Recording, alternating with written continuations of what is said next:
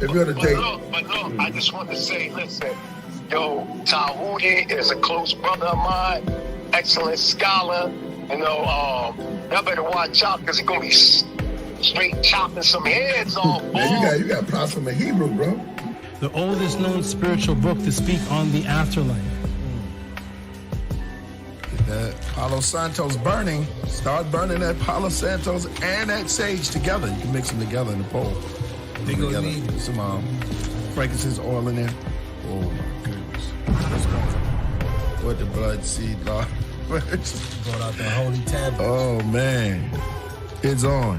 The Per M. Haru.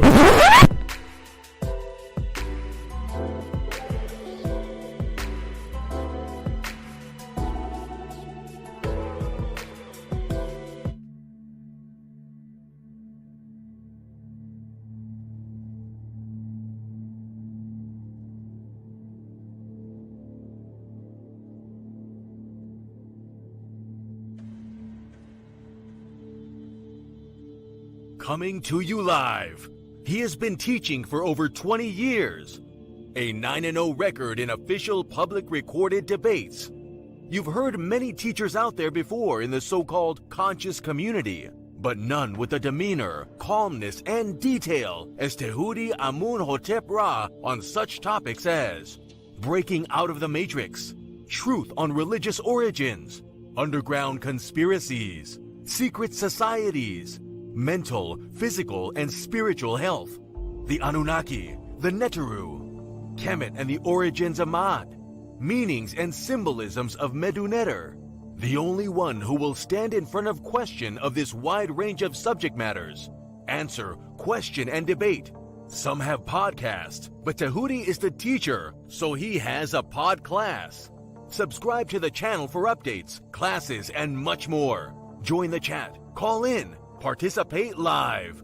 Get your notepads ready. Welcome to the Tehuti Podclass. Open your mind.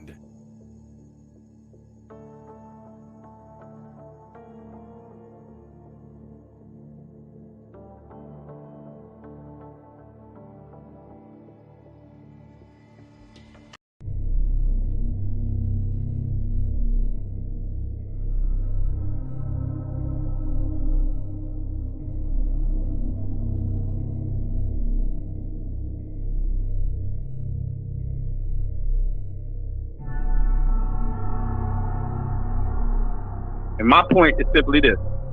So we're going to give like this. Respect to Tehuti. Tehuti didn't want the topic.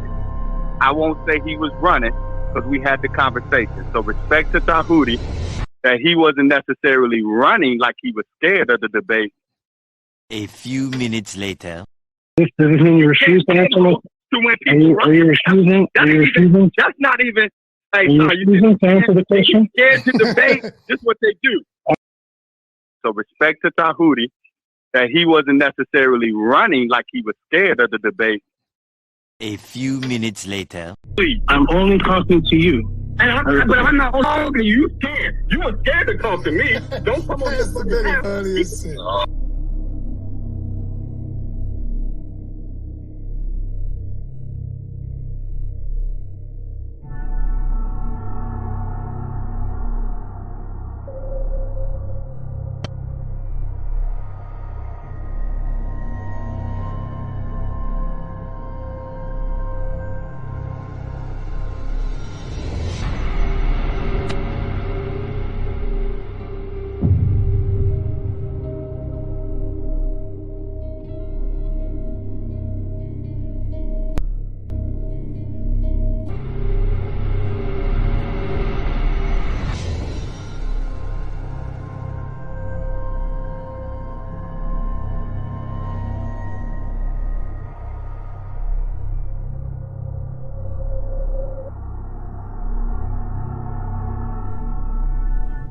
So he is God, the most high God. And when he repented, he Me and changed Tahuti shook his our heads mind. the same time. This is Tehuti crazy. believes on writings on the wall that he don't know who wrote it. He don't know who wrote them writings, whether it was the Greeks or whether it was the Kemites. I think I need to clarify that with you. I think I need to clarify. You should let me clarify. Because I wasn't talking to you when I was talking about the writings on the wall. There's no name given to authorship, and there's no date given whereby we know when those writings on the wall were done. That's all I said. I didn't mention anything about you.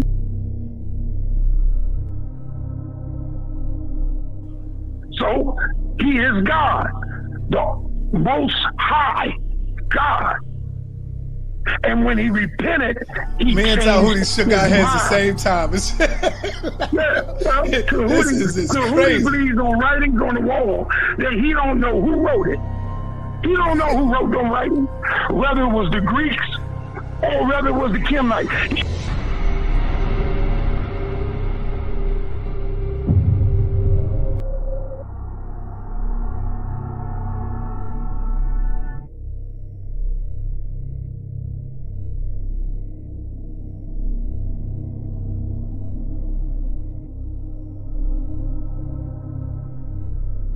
Hold on.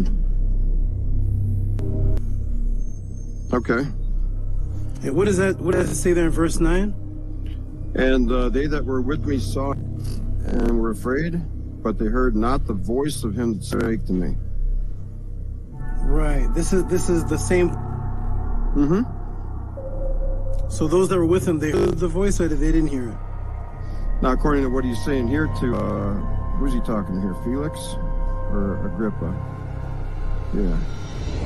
According to this, he says they heard the voice of him that spake to me. That's what the other one. Where's the other one in Acts 9? No, I just want to establish one thing. It's those who were with him, they did not, according to Paul, not hear the voice that was with him. Yeah, you're right. I remember reading this recently, and I was like caught on that. I was thinking like, that's something that I don't understand because I don't see what, it's like, it sounds like a contradiction. Isn't it easy to understand? No, it's not. Wait. Have you ever heard of a liar? It sounds like a contradiction in Acts, doesn't it? Right. It sounds like a lie, doesn't it? No. When something is said and something is said the opposite, both things be true at the same time? If something is said the opposite of something, can they both at the same time? Yeah, can I be 6'4" and at the same time be 5'11" at the exact same time? You to pick which one is the truth. You can try to make me look like a dummy, and maybe I am. That attitude. I just wanted to know which one. I still honor God above man, and I don't put my trust in man. Okay, I just wanted to know which one was the truth. I want to tell my son which one is the truth. I mean, that's fine. I've been up against the wall before. I know what it feels like. It's all right. It feels strange, right? Swimming up, no, it just makes you stronger. Do you feel stronger right now?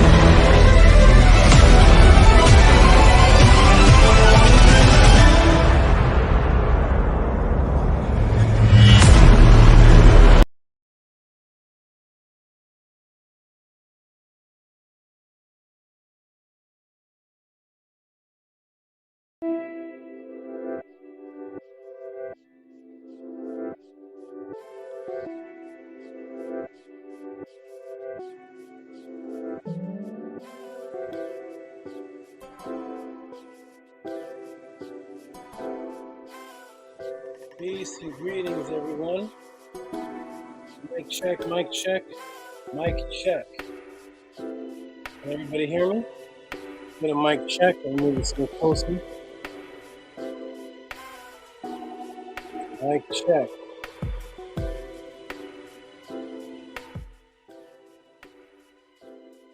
Check out the room.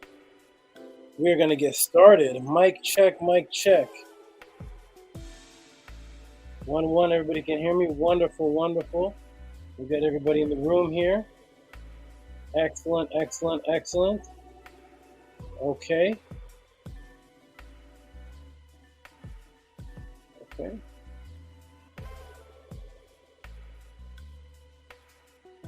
Mic check, mic check. Welcome everybody to the Tehuti Podclass. It is wonderful seeing everybody. We're going to get right into it today. I may have to shift the internet to see. There's a little bit of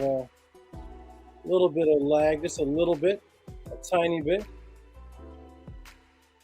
little bit here. I'm gonna do a little internet. It looks good. My mouth is moving to the thing. Okay, wonderful. Welcome to the Tehuti Podclass. Greetings, everyone. We're gonna give a shout out. And we're gonna get right started because this is gonna be a. Oh my goodness! I already received questions in. Woo! Let's get started, everybody. We're gonna get started right now. We're gonna give a shout out to everybody. Shout out to Asiatic Soldier. Shout out to, let me go up, scroll up and see everybody from the beginning who's here. Okay, we got everybody here. Shout out to Jimmy B. Shout out to Super AJ Magul. Shout out to Unky Maya, one of the moderators in the house. Shout out to Rigo, one of the greatest supporters, consistent supporters. Shout out to, I see everybody here. Shout out to, who is this? Courtesy Zero Deuce. Let's go. Shout out to Arcade Infinite, who says peace and love to the chat. Is this peace and love to the chat? This ain't the right one. For the moderators will let us know. He's still talking from the other room. Okay, shout out to you, Arcade Infinite. Shout out to everybody in the room. Shout out to one of the moderators, Ahati Ma'at. Shout out to Jody. She is no longer shadow banned. Shout out to you. Shout out to Jody. She is here in the room. Shout out to Dark Matter. That's an interesting name. Kemet and Canaan worship the same God. Shout out to Dark Matter. Shout out to, Raphael Gary. Who has a question already sent in. This question is already sent in. It's coming up. I'm already bombarded with questions. I see. Shout out to Six Fingers 11 or XI. Shannon South Ard dedicated, the loyal Shannon South Ard, sister who's always here. Shout out to everybody. Asiatic Soldier, Debo, keep up your workout, keep up your diet plan. Keep it up. Be disciplined. We have Dark Matter again. White dude honoring God. That's a good thing. Not sure what that is, but white dude honoring God. Shout out to you. Oh, Outlier. Okay, shout out to Outlier. We got Ozar. Shout out to you. Everybody's in the room today. We got everybody. I miss my brother, Netter the Greatest. I don't see Netter the Greatest. And the other brother, tell me if I'm saying his name right. You guys tell me if you've seen him lately. DHNJ. Remember him? He used to come to every Sonetter. He used to come to every Killer Priest and every Tehuti podcast. DHNJ. If anybody's seen him, tell him, ask him if he's in here under another name, but he used to be dedicated, loyal in all aspects. Shout out to you, and shout out to my oldest student in the room. Not old as in her age, but old as in she has been learning from me for over 28 years, or at least 28 years is when she got her start into the knowledge. When me and her met. Shout out to Wasret Wadet Atun Ray. Shout out to you. All right, shout out to Demish is another dedicated one who's always in here. Demish. Interesting name. I like that name. Damich. All right. Glad you didn't miss anything. You didn't miss anything. We're going to get started. We're going to get right on started. Where is E-Manifesto? E-Manifesto. If anybody's seen him, tag him in here. He sent in a question, but I didn't want to answer his question without him in the room. And he didn't come last week.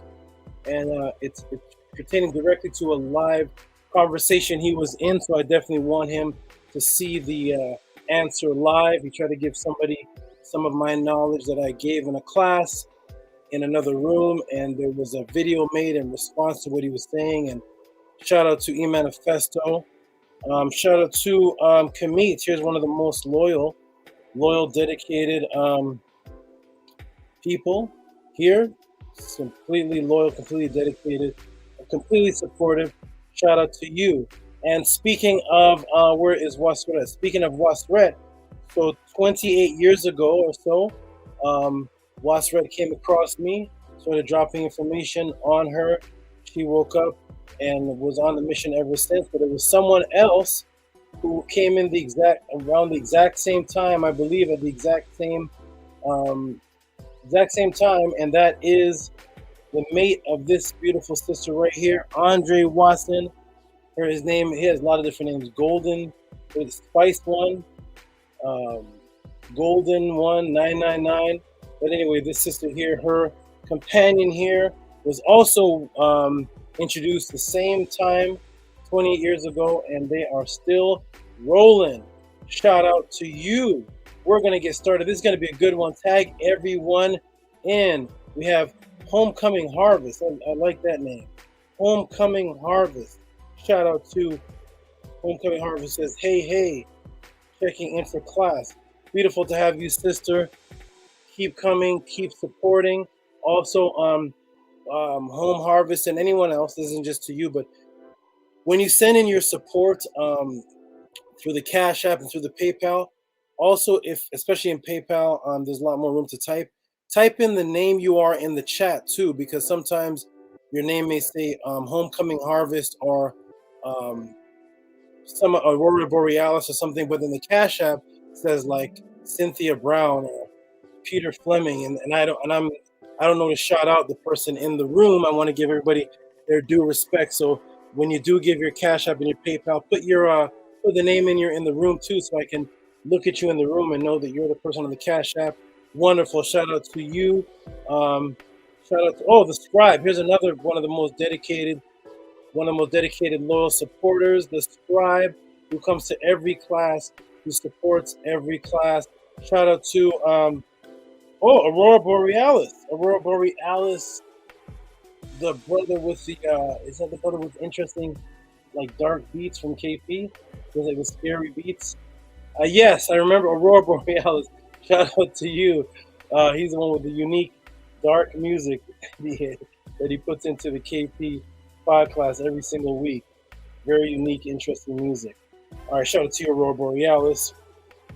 All right, we're going to get started. We have a lot to go through. This is going to be, tag everybody into this one. This is going to be, oh my goodness, this is going to be a great one tonight. I already got questions in.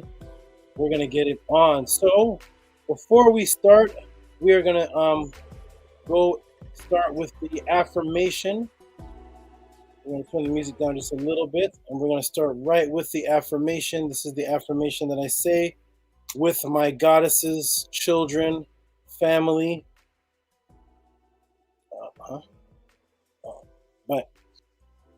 I see. Haha, it's funny.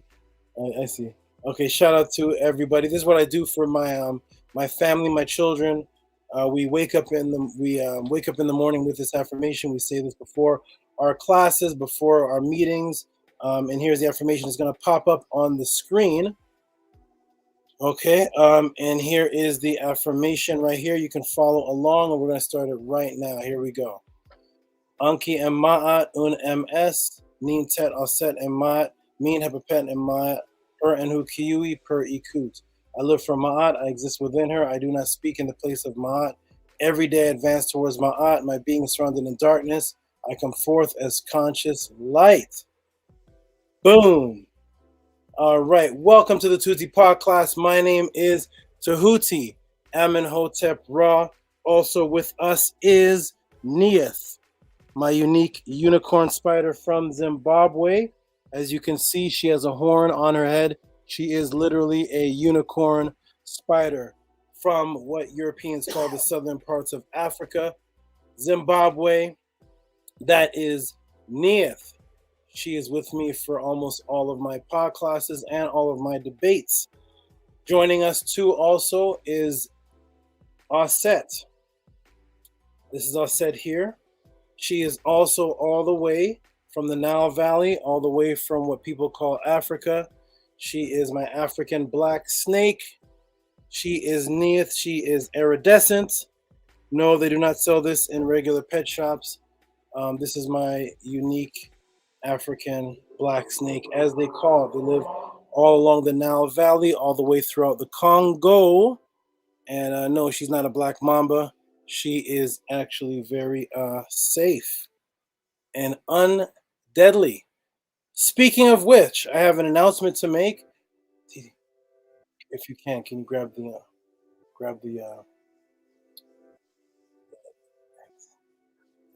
I have an announcement to make. We have some new members possibly joining into my family, and I want to tell the podcast about them before we get started. New members that are possibly joining in to the family, and they're oh, wonderful, awesome, huh? They are new members, and no, I'm not having new children, and no, not from me, but actually from Osset. Osset is having babies, eggs. Yes, Osset is having eggs. These are eggs in here in a little humidity jar. I actually got to fix this jar and make it more humid. But a couple days ago, Osset laid some eggs. Asar got her pregnant, and she laid some eggs, and these are the eggs here in the vermiculite, ready to go. So we're gonna have some new members. I need the plug. It's about to die. Okay, got it right here. Okay, wonderfully plugged it in.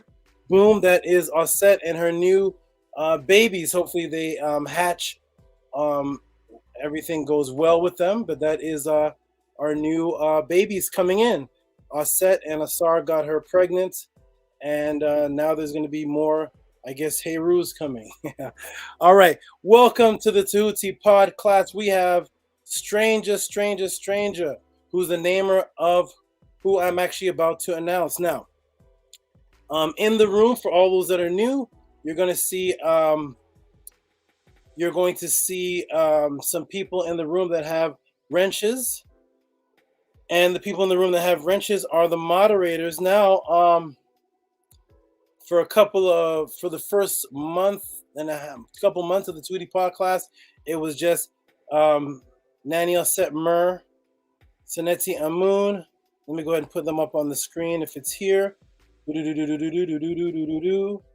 I'm going to show you the evolution. Today's class is going to be amazing. We are about to get started. I think I may have already took the old one down. Let me see. Supporting. Oh no, here's the old one. So here's how it showed on the screen. Moderators were Anki Ma'at, Nani Osset Mur, and Seneti Amun. These are the moderators that help the room go smooth. This name was given by the one and only. Let's see if he's in the room. This man right here, Stranger. Stranger is the one that gave the name, and those are the moderators. That's how it was for the first few months. We had an unofficial moderator who I could not give a wrench to, and he was for whatever reason. We actually don't know the reason, but couldn't give a wrench to him. And his name is Ahati Ma'at, and now he has become a moderator. So if you see the screen there, all the graphics and everything, how it's showing up, yes, that's me that did that. I'm not only the teacher here, the Saba, but I'm also the engineer, the video engineer, and the graphics man doing that on the screen, creating that. Well, we updated it, and when we updated it to this. Let me go ahead and close that out. Me? Okay, we updated it. And let me go ahead and do this. We did this. Oh, 1 second, everybody, hold on. Hold on, let me shrink this down. Am I blurry? Can everybody see me okay? I'm checking on something. Can everyone see me okay? We need clarity for this one because this is going to be, a powerful class today. I hope we get everything in. I'm looking for the moderator's screen.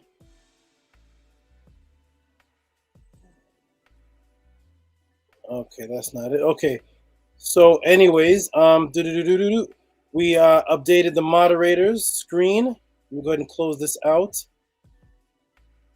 How's everybody? Can everybody see me clear? Am I showing clear? Let me look at the chat room. Am I showing clear? I want to make sure. Am I showing clear? Press the 1 if you can see me clear. We got everybody in the room. Crystal clear. What's up, Vapes? Big Vapes is here. I thought I saw okay, I thought I saw the Moore brother. I don't see that name anymore. Anyway, shout out to the Moore. There he is. More Wisdom. More Wisdom. I love that name. More Wisdom. Nice play on words there. Shout out to More Wisdom. And E-Manifesto. So now, where's E-Manifesto? I saw him just pop up. Shout out to Soul Tribe. E-Manifesto. You weren't here last week. You had a question. I may get you to pop on the screen because that question, it's going to be a deep one today. Deep one today, everybody. E-Manifesto says, feel free to answer the question that you've prepared for. Yes, it's going to be, it's going to be a big one today. Yo, that spider is dead. Why don't it move? Well, it doesn't move because it has to stay on the hat for the class. If it moved around, then it wouldn't be in the camera. So she has to stay right there, just like this is one of the fastest snakes ever also. And you'll see that she's staying right there, moving her head around, but she will stay right there. My animals stay right there. She could jump out of my hand in a quick flash. This is one of the fastest spiders in the whole world, by the way. This is fast enough to catch a mouse. But Neith will stay right there with me for the class. And Aset will stay right here. Right, Aset? You're not going to go anywhere because we're doing class. They are well behaved. Okay. Wonderful, wonderful. That's right. Shannon says, they're well behaved. That's what I said. She moves when she wants to. That's right.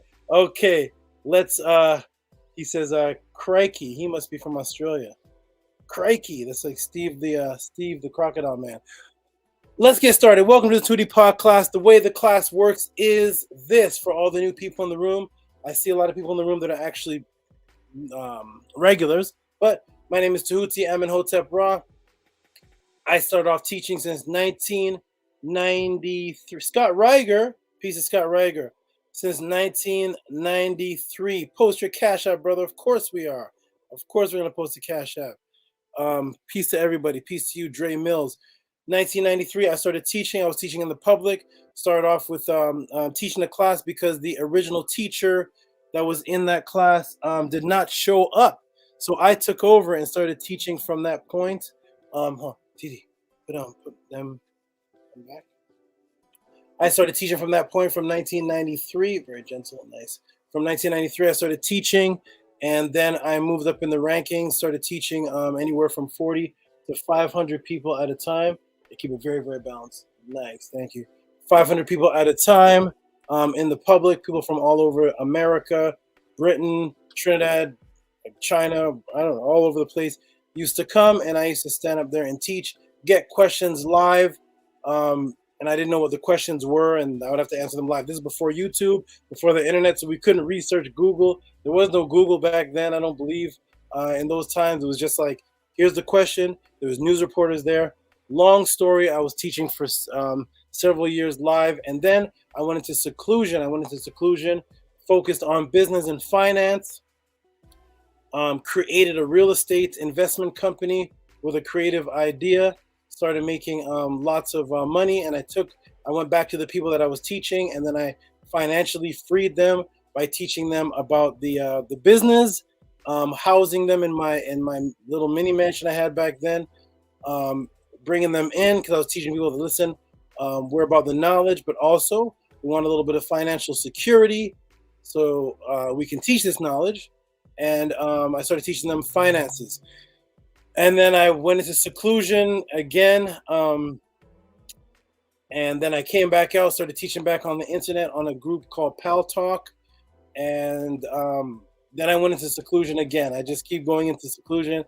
And I started teaching on the streets, just one individual at a time, people coming into my house, but nothing on the internet anymore. And then I taught a brother named Ahati Ma'at. He was down and out in the time, raised him up.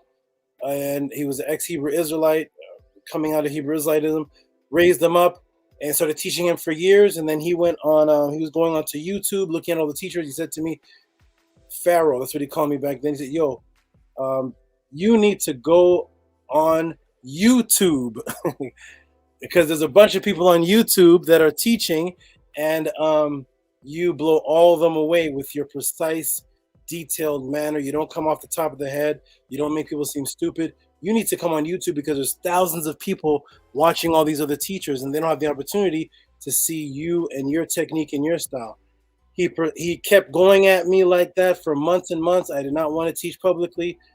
And then one day I decided, let me come on. I came onto YouTube and went on to an interview on this debate league. The champion challenged me to a debate in an interview. It was very strange. I ended up having a championship match as an interviewee, beat him, beat everybody that they sent to me, kept sending me different people. I'm not familiar with the internet, so I don't know all the clout, like all the, I secluded myself and I was just living out in the woods, studying, separating myself from society. And then I came back. I have a long story behind me, but I don't know anything about the clout and the getting the views and who's popular. So they said, yo, there's these guys. There's a brother named Taharka. There's a brother named Jabari Ozaze.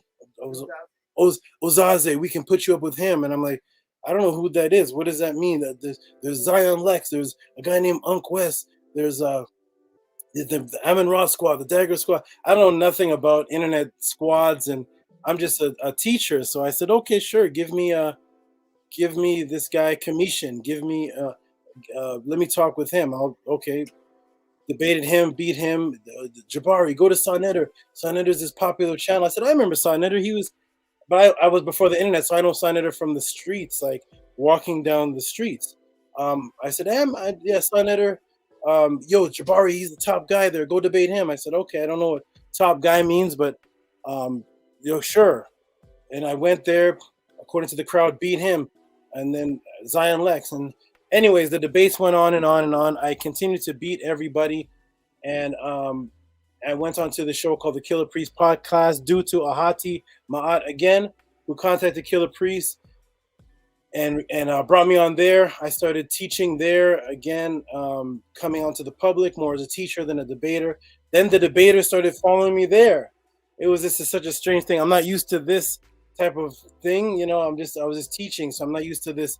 Everybody rah, and I'm gonna cut your head off, and Tehuti, you're mine. I'm gonna spank your butt, and all these weird things. I secluded myself in the woods, studied, lived my life, and was teaching people. So I don't know anything about all of that life, but anyways, I one-on-one went to debate Unc West, beat him, and anyways, I said, okay, I'm finished with this.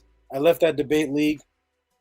I announced on Killer Priest Podcast that so many people wanted a one-on-one classes with me. I was getting paid per hour for one-on-one classes, but there was too many people that wanted that. It was taking too much of my time doing that because it was just hours and hours. I said, okay, listen, I announced on Killer Priest Podcast, I am going to do an open pod class for everybody where you can all come in and ask me questions, and we're going to do this in a reciprocal manner. What is a reciprocal manner? Meaning that I'm going to have a super chat. You all send in your super chats, just like you did on Killer Priest. Boom. It pops up on the screen. I read it, and right there live, I answer the question. That's one of the things that Killer Priest and others liked about me, is that I was able to answer live questions on the spot with detailed diagrams. And Killer Priest once asked me, he said, did you pre-plan? How are you doing this? How are you able to answer questions with screens already with your name at the bottom? And these people just ask you questions for the first time. I said, I don't know. I just, I've been doing this for years before there was the internet. So a lot of these questions I've already heard before. So anyways, YouTube took down my super chat. They demonetized me, said that my content wasn't original, whatever. They sent me a letter. So I said, I'm going to do it a different way. I'm going to do it where you all send in cash apps and PayPals. There it is at the bottom of the screen. And this is reciprocity, because literally for some of these questions, it takes me hours and hours and hours and hours to come up with the answer, sometimes years before you all even ask me the question. I know that sounds very strange, but I've proven it to people. I've answered people's questions that they specifically asked me. It looked like it was designed for them. And then I opened the file and it says 2006. And it took me hours and hours because I collect information and then save it and wait for the person to ask me on it. And I may have it saved from 2005, 2004, 2016, and it's just there because this is just what I do. So I save this information, and then somebody asked me a question, then I said, oh, I remember I put this together, yes. And so it takes me hours and hours to do that. So as reciprocity, because I know that we've all spent money on Doritos, smoking, going to the club, meeting the girl, buying the bottles of beer, buying the Moet bottles, the shot bottles for her, smoking $200 worth of weed a month. All of that stuff that we've been doing has not been informationally upraising our consciousness. So just like you go to school or college and you have this big tuition fee and you owe $50,000 and all of that for their education, I said, I'm going to open up a podcast where all of you can send in your donations, your support, and your questions, and it pops up in the room as such. I believe this is the first time this is being done on the internet, but it pops up in the room. If you sent a PayPal, boom, it pops up like that on the screen. I give you a shout out, just like a super chat, and then I proceed to answer the question. If it's a Cash App, it pops up on the screen like that. That's Owen Hythe, who actually has the biggest donation ever at $143 the first day I met him. We have say Kamit, who is the biggest donator. Whatever you feel it's worth. It doesn't have to be $75 and all this. It can be whatever you feel. Those are the big boys, big guys that donate that type of money. But whatever you feel that my work is worth, and whatever you feel your question is worth, or just to support, because I will literally answer your question precisely. And if it gets to the end of the class, I will answer it next week precisely with information. You will not be insulted for your question. One moment. You will not be insulted for your questions. There was no name calling here.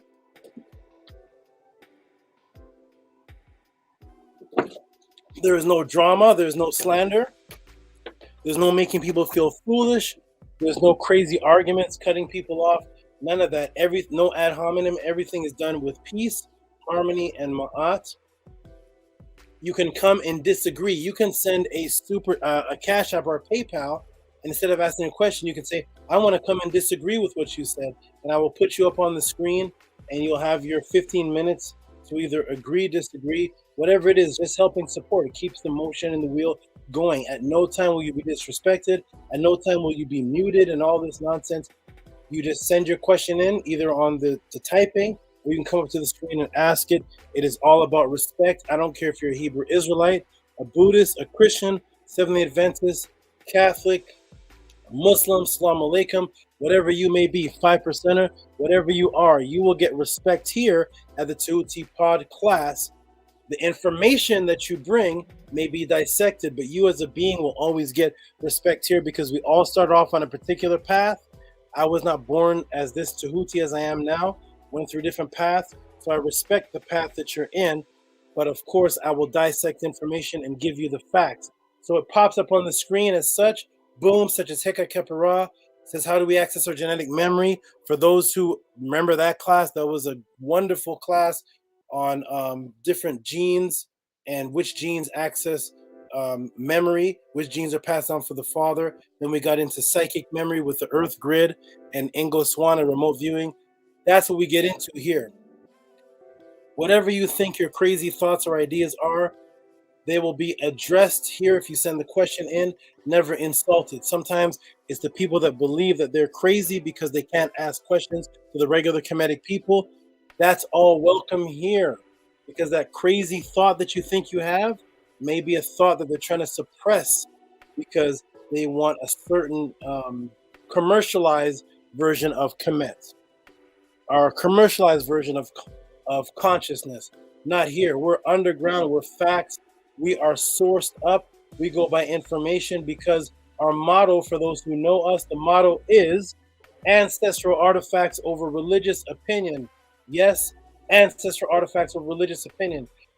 With that being said, we're going to give a shout out to the people that set up the room. Like I said here, the moderators right there, but we have an updated moderating board that I created to show everyone. Here is the updated moderators.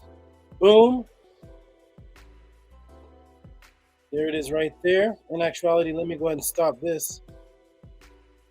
I'm going to show the better one. Is this right here? There it is. Boom. Animated. There it is. These are the moderators. Look animated. Can you see it moving?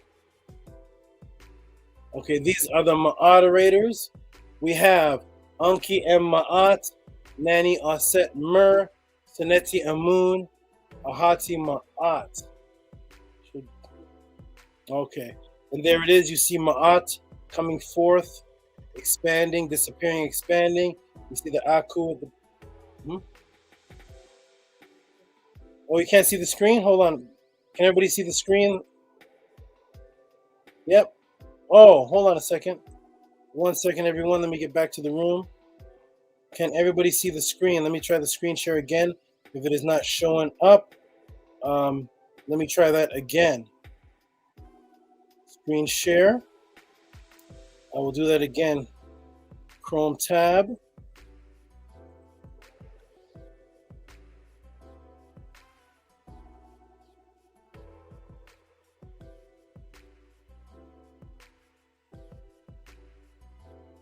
Always some type of difficulty happening. That's okay. We're going to do this manually then. Can you all see that screen? Can you see the screen yet? Okay, there it is. Okay.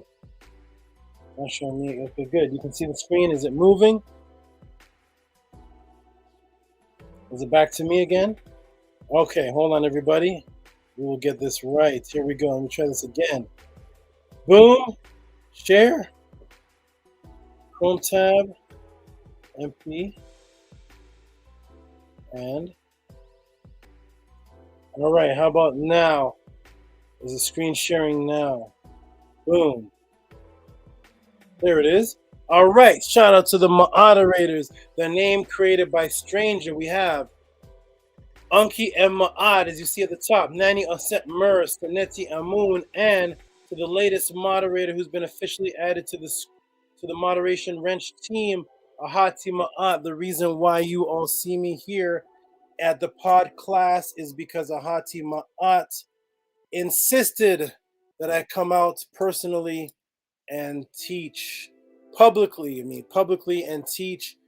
If it wasn't for him, I probably wouldn't come out for the next few years. I would just teach him and a couple of others. I personally teach. Let me go ahead and stop this. Shout out to Ahati Ma'at, who is the reason why I'm teaching publicly, because he insisted on it. And here I am. Let me see if I can move this a little bit. Hold on.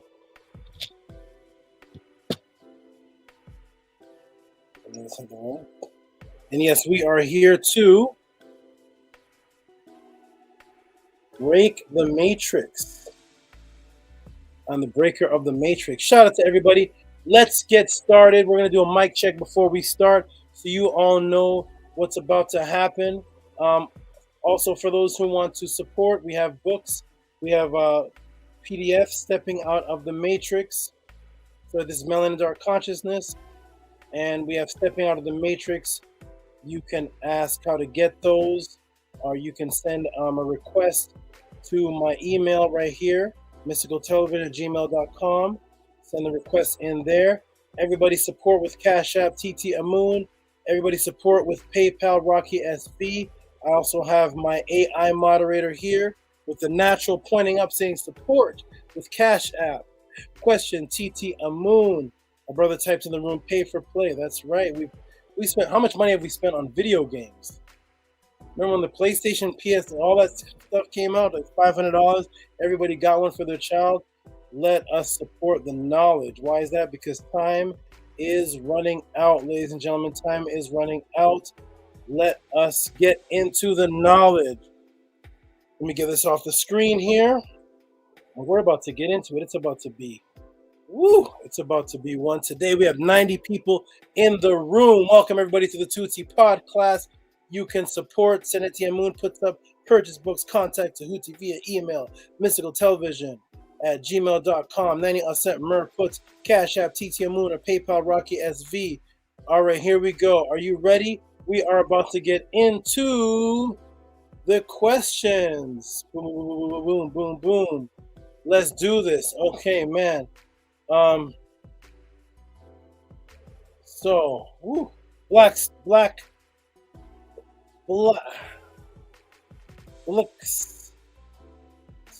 the netter. Looks the netter, interesting name. Shout out to you. Mine is an open house. Let's get started, everybody. Is it Black Star? Okay, good. I see the vowels are taken out. Black Star Netter. Okay, no vowels. Shout out to you, Black Star Netter. Let us get into it, ladies and gentlemen. Woo! It's about to go down. Let's go. Boom, boom, boom, boom, boom. Okay, let me do something here. It's about to go down. Oh, we got Ashley Too Crafty, the lady whose name rhymes. Ashley Too Crafty. Shout out to you. I like that name because it rhymes. She says, what's going on? Or how accurate is the eyes of the Sphinx being closed? Shout out to you, Ashley Too Crafty. You know how to do it. Send in that question to the Cash App or the PayPal, and we will get into it. Peace and love. Everybody who just came in the room, send your questions in to @Rocky SV, Cash App, TT Amun. Please support with questions. Speaking of questions, let's get into it. We're going to get into the first one of last week. And then after that, and I got to get into E-Manifestos too. I had his ready for last week. As a matter of fact, let me do this, everybody. Whoops.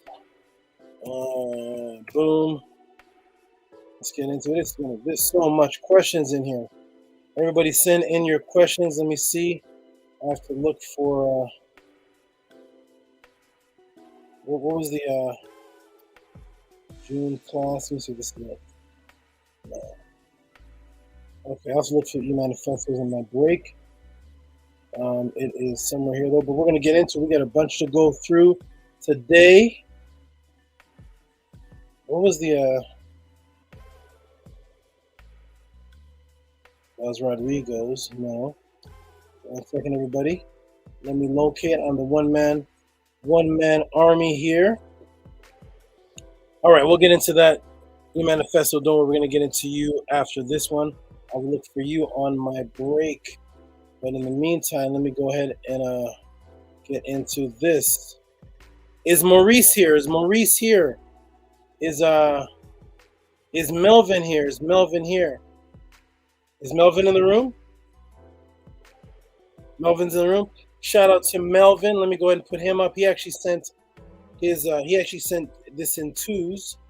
So Melvin sent in a $5 and a $15 Cash App. He had a question and he clarified his question to me. Let me go ahead and put that up in here. Let me go ahead and refresh this because He's driving, no problem. Okay, let me go ahead and I see the Cash App's building up. Here is let me go ahead and put this in the room here. Come here, TD. Put her in the container. I need my hands free. Okay, all set. You're gonna take a little ride because I need my hands free.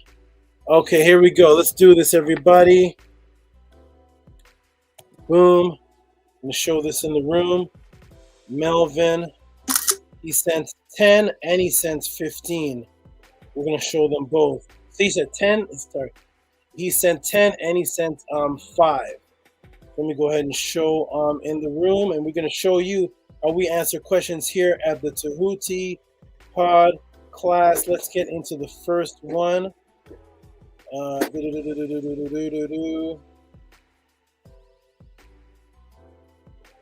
Where is Melvin?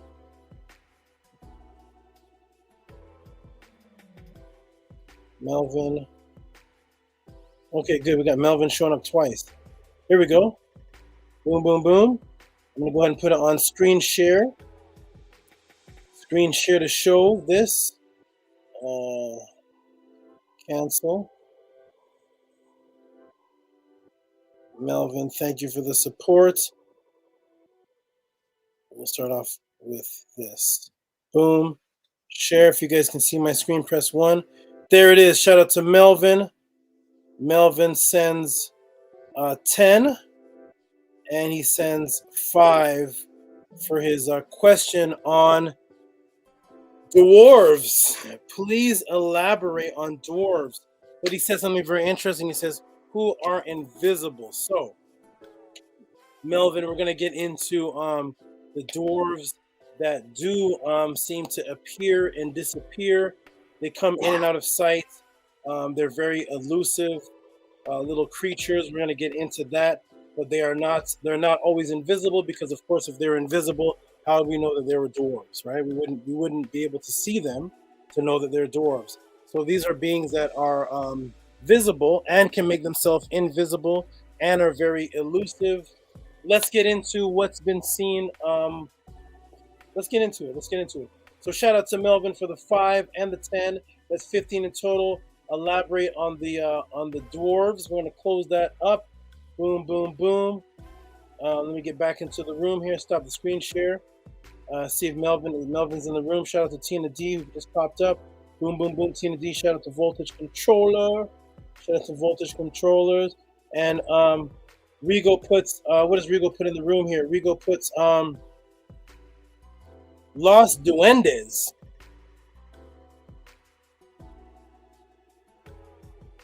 Yes. Los Duendes. Darius McNear is here. Everybody's popping up. We got Voltage Controller. We got the counterpart, Volta. We got Volta and we got Voltage. We got the Volts in the house. A lot of Volts energy in here. Volta and everybody's in here. I have no time to go through everybody. Shout out to everybody. Let's go ahead and get into what did the brother put? He put Spanish for troll. So we have Rigo saying Los Duendes. Okay, Los Duendes. Let's get into it, everybody. We got Ya Ampe, best caught podcast on YouTube. Thank you. Let's get into it, everybody. No more time to waste. Let's get right into it, everybody. This class is about to get crazy. Okay, so let's get into it. All right, so one second, everybody. Hold on a second, everyone. Stop the screen share. One moment. I'm going to turn the music down a little bit. We're going to get right into this here. Here we go. Let's get into this.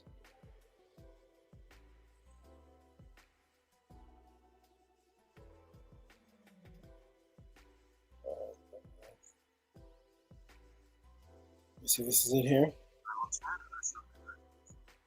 Okay, so Duende, Rigo added Duende, so let's get into it because that is actually a title that someone I know personally who's actually in this room right now, who has seen, is very familiar with these creatures here.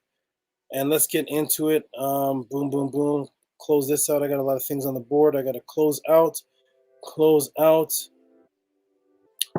and here we go. It's gonna go here, and I'm gonna put this on the screen here. Let's get into what people have seen across the world, usually in South America. These beings are very popular in South America. We're going to go ahead and show them. Rigo said Duende, so let's go ahead and do that. Let's go ahead and do this here. Share. Stop sharing. One second, everybody. I'm trying to get a screen share video so we can get in the room here. Hopefully it can show. Boom. I'm going to go to, see what shows up here.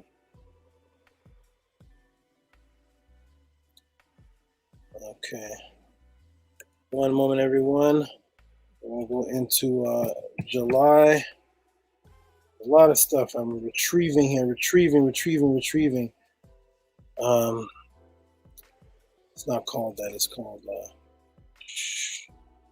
second again, everybody. Bear with me. I'm trying to get this best quality here. Oh, I see. Okay, here, let's try this again. Trying to get this best quality for you all here. We're going to show something that was caught on a security camera. Here, share screen. Okay, share video file. I see what happened. Here we go. And we're going to go to Lacey. And we're going to go to, I see it was misspelled. It's misspelled. So there it is. Here it is, everybody. I'm going to go ahead and show this. Las 10:30 de la noche, 22:40, ahí estoy yo. Ahí clarito se ve una formita y que ella está caminando. Aparece de allá abajito. Esto está grabado por mis cámaras de videoseguridad que dan hacia la calle. Fíjense cómo camina y yo estoy ahí, ¿no? Yo estoy ahí viendo, lo estoy hablando por teléfono, lo estoy viendo y estoy quedándome queriendo grabarlo, pero no puedo. Y se mete a la casa. Lleva como un poncho. Lleva un chulo.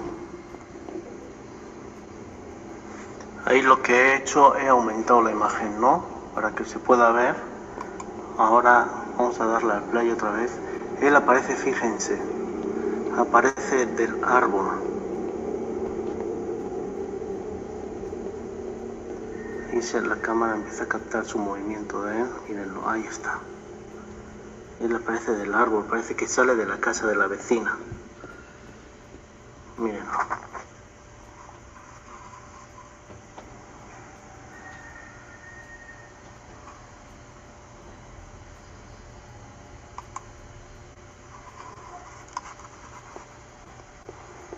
A ver si se les puede mostrar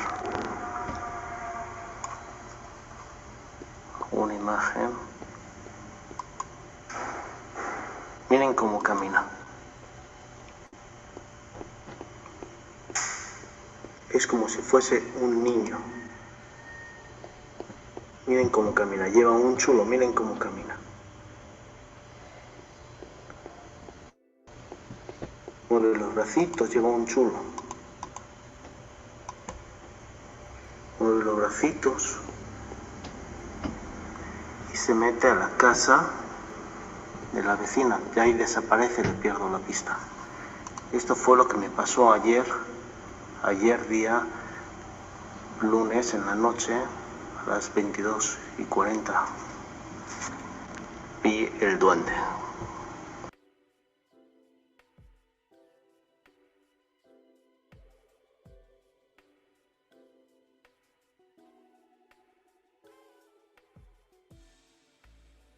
Okay, everybody. So that was Bolivia. I'm going to go ahead and put myself back on the screen, see how I look here, and get this off. All right, so we have that. These are interesting creatures that are seen all throughout South America by many people. We're going to go ahead and play something else. So I want everybody to know that here at the Tehuti Podclass, like I said, nothing is insulted. You bring up some information, you ask a question. We're going to get into what people have seen, what has been researched, what has been found, and then comment on such. We're not going to say, oh, you're crazy, you've seen a little leprechaun, a little thing. That is westernized thinking. We don't do that here. So let's get into, and we're going to break down. I thought somebody put an Atacama, man. This is a great chat room. You guys are awesome. You guys are awesome. Let's go ahead and go to the next one here.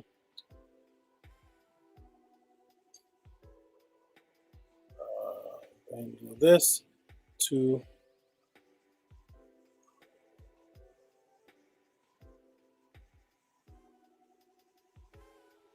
oops, looks like the file doesn't have a video track. 1 second, everybody. We have a little error going on.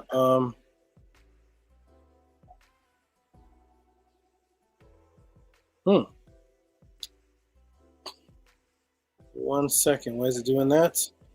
Let's try this again. It says the file doesn't have a video track.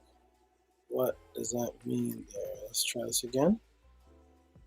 Whoops, looks like your video file doesn't have a video track. Okay, I will try it a different way. Here we go. Nothing will stop us here at the Tehuti Podclass. We are ready for all things here. Let's go ahead and just do the regular share. And there we are. It should be regular sharing. And then I'll go ahead and just go like this. Oh, that's just same one there.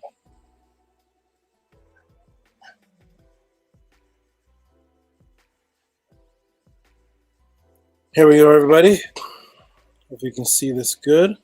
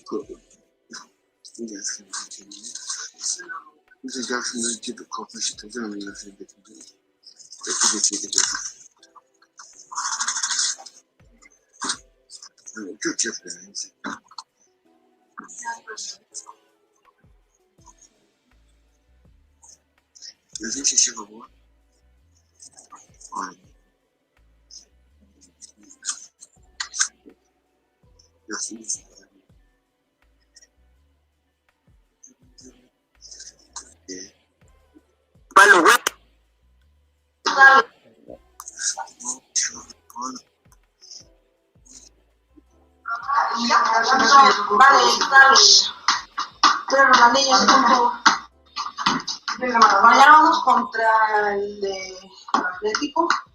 Atlético de Madrid. ¿Qué me preguntas?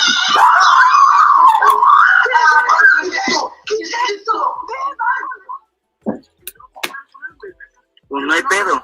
Oye, loco, ¿qué es lo que se ve ahí atrás del palo, güey? ¡Eso, güey!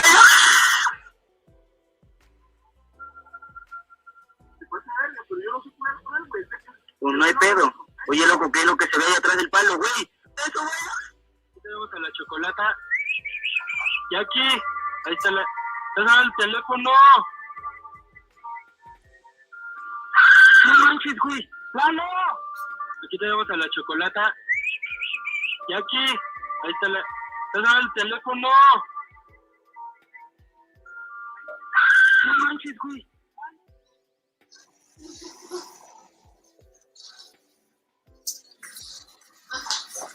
1, 2, 3, 4, 5, 6, 7.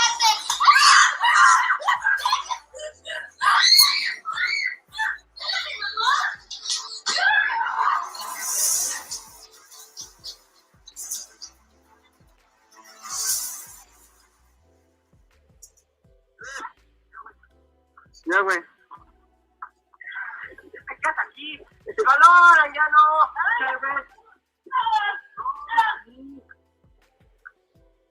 Voy por eso.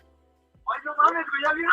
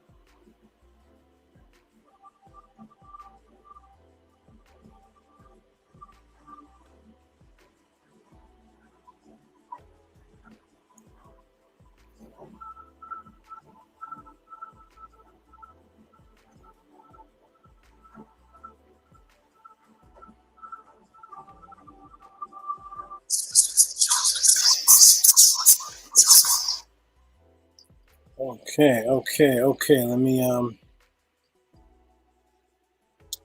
get back into the room real quick. Stop this.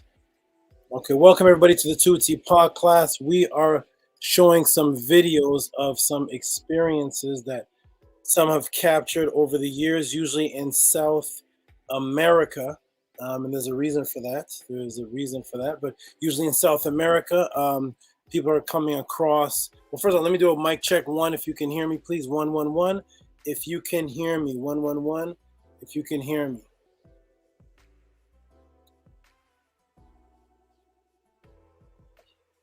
One, 1, 1. If you can hear me. Press a mic check. 1, 1, 1. If you can hear me. Wonderful. Welcome everybody to the Tehuti Podclass, and nice to have everybody in. We see some new people. Buck the President came in. Robert Reyes. These are some regulars here, very loyal, dedicated regulars. Welcome to the Tehuti Podclass. I just saw somebody I haven't seen in a long time. Little break here. Hold on, wait. Nat Turner, peace out to you. I thought I just saw Tamika Wright in here somewhere. Shout out to Tamika Wright. If I saw you in here, that is sister I haven't seen in a while. Here she is. Shout out to Tamika Wright, who says, peace to all, battling Granny's dementia, but I am in the cut like peroxide.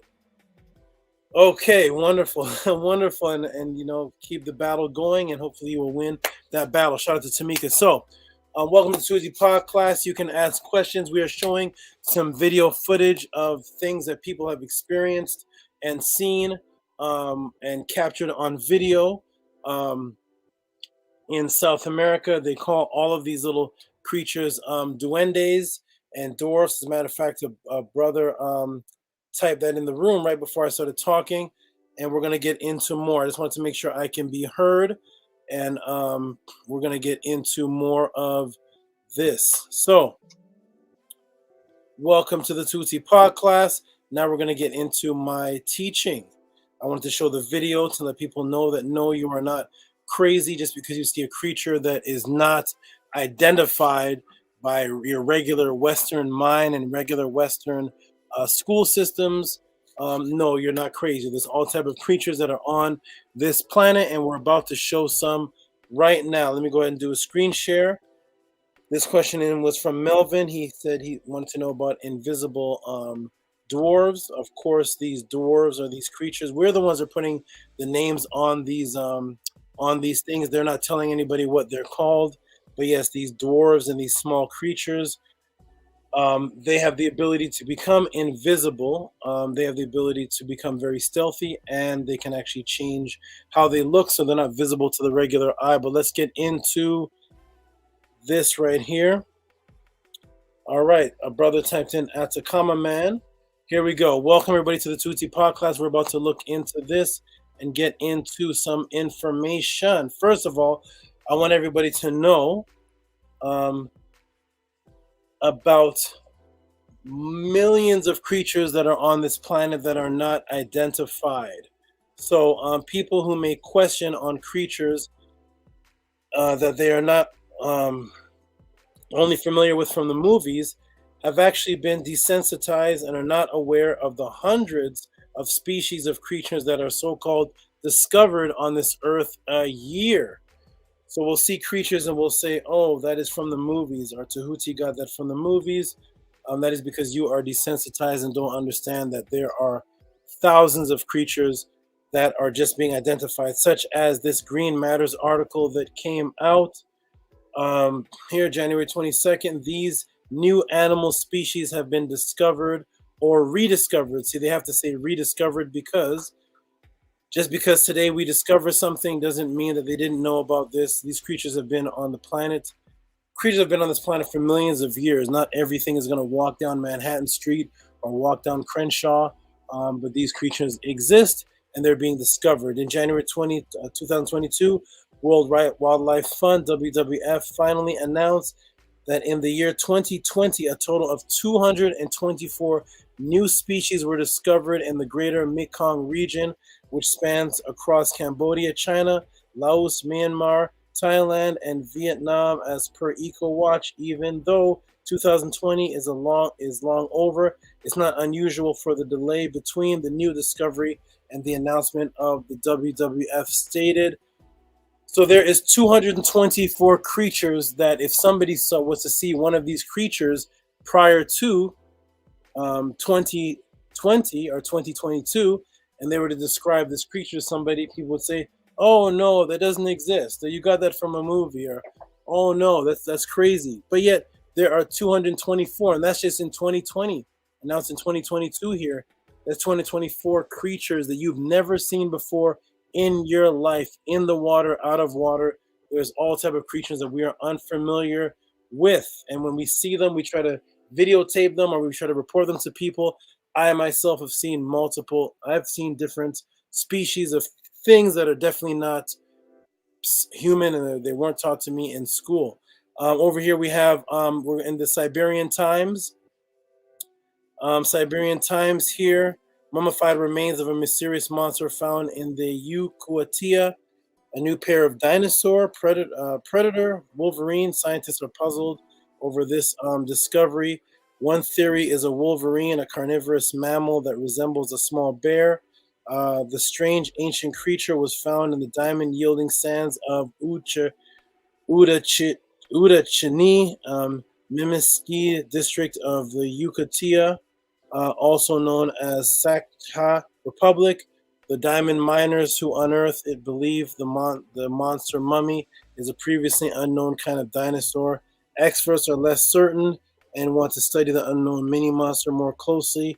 One theory is a wolverine, a carnivorous mammal that resembles a small bear, or it could be a sable or a marten. For now, no one is sure. It is expected that the creature will be taken to Udichani, literally meaning lucky, the regional capital of Yakutsk in 1689 kilometers to the south. The animal was found in the diamond sands of the town. Date from the Mesozoic era, from about 252 to 6. That's cut off million years ago. So there's all type of creatures that are being found, and new skeletons, dinosaurs, fossils, all type of creatures that are being found. So if you're out there in the woods or even in your home and you see something that is not known to you, don't think that you're crazy. There's all type of, this earth is vast. As a matter of fact, human beings only live on 11% of the planet Earth. Only 11% of the planet Earth is livable to humans. There is over 80% of the planet Earth that has creatures on it that people have never even seen because it is literally unlivable, and sometimes those creatures are discovered in modern times. Speaking of which, let's go on to this thing right here that somebody announced in the room. They said the Atacama Man. They said, so there is skeleton bones that were found again in South America. A tiny mummy in the Atacama, an alien? No, but the real story is almost as strange. So here we have some bones found that look like this, right, in the New York Times. So here's this thing here, a mummified skeleton from the Atacama Desert in Chile. See, we're back to Chile again, South America. Again, has been described as an alien, but genetic analysis shows that she was a human and may have had previously unknown bone disorder. Okay, unknown bone disorder. So here we are. Nearly 2 decades ago, the rumors began in the Atacama Desert, northern Chile. Someone had discovered a tiny mummified alien. An amateur collector explored a ghost town, was said to have had come across a white cloth in a leather pouch. Unwrapping it, he found a 6-inch long skeleton. Despite its size, the skeleton was remarkably complete. It even had hardened teeth. And yet, there were striking anomalies. It had 10 ribs instead of 12, giant eye sockets, and a long skull that ended in a point. Atta, as the remains came to be known, ended up in a private collection, but the rumors continued, fueled in part by UFO documentary in 2013 that featured the skeleton. On Thursday, a team of scientists presented a very different explanation for the Atta, one without aliens, but intriguing in its own way. Atta's bones contained the DNA that not only showed she was human, but that she belonged to the local population. What's more, the researchers identified in her DNA a group of mutations in genes related to a bone development. Some of these mutations might be responsible for skeleton's bizarre form, causing a hereditary disorder never documented in humans. Okay, never documented in humans. In other words, they don't know what is going on here. They don't know what this is. It's not been documented yet. Okay, so as you, and here, let me show the creature again. Let me show this, what they're calling human again. Boom. Here it is. Boom. And there it is in the New York Times. It actually became very, very popular in several news articles and scientific journals. As you can see, this looks nothing like a fetus that we've ever seen before. And no, there is no disorder known to humans that gives them 10 ribs. and simultaneously enormous eye sockets with extremely long neck. Look at the neck of this. See if I can go. Look at that. See the neck of this? 10 ribs. Okay, let me go ahead and move this out the way. This thing's in the way. Here we go. 10 ribs, enormous eye sockets. They say it's some type of bone disorder. What is this bone disorder? Nobody knows. What bone disorder? Nurses out there, doctors out there, can you guys get back to me? Feel free to email me. Feel free to bring it up in the chat room. Can you give me the name of the bone disorder that makes your eye sockets humongous, that gives you a long neck and gives you 10 ribs? Doctors out there, nurses out there, clinic, people that work at clinics, scientists, can you give me the name of that bone disorder? Because I want to know how many people have their children born with this bone disorder, where they're born with 10 ribs, huge eye sockets, a pointy head, and a long neck as a bone disorder. Awesome. Wonderful bone disorder. Does the bone disorder kill every baby that's born with that bone disorder? Does the baby get born with the bone disorder? Are there people walking around right now with 10 ribs, a long neck, huge eye sockets, and they're walking around the streets with a pointy head? I just have a bone disorder. Could you please bring me those people, please? And they're about 6 inches tall. Nice. Okay, so-called bone disorder with they have to say something, right? They have to desensitize us with something. Even scientists themselves say never before documented in humans. So if it's never before documented in humans, then how do they know that it's a bone disorder? It's never been documented in humans. It's not like there's some type of long history of this bone disorder and it's named, it's been clinically tested, documented. Oh, here's the name of it. Millions of people have this bone disorder. Yes. No, they said it's never been documented. So they're just calling it a bone disorder. But scientists out there, please give me the name. I want to see these people walking around with this bone disorder. People may think by them saying it's not alien, it's human, means everything has been debunked. No, everything is back to normal, they think.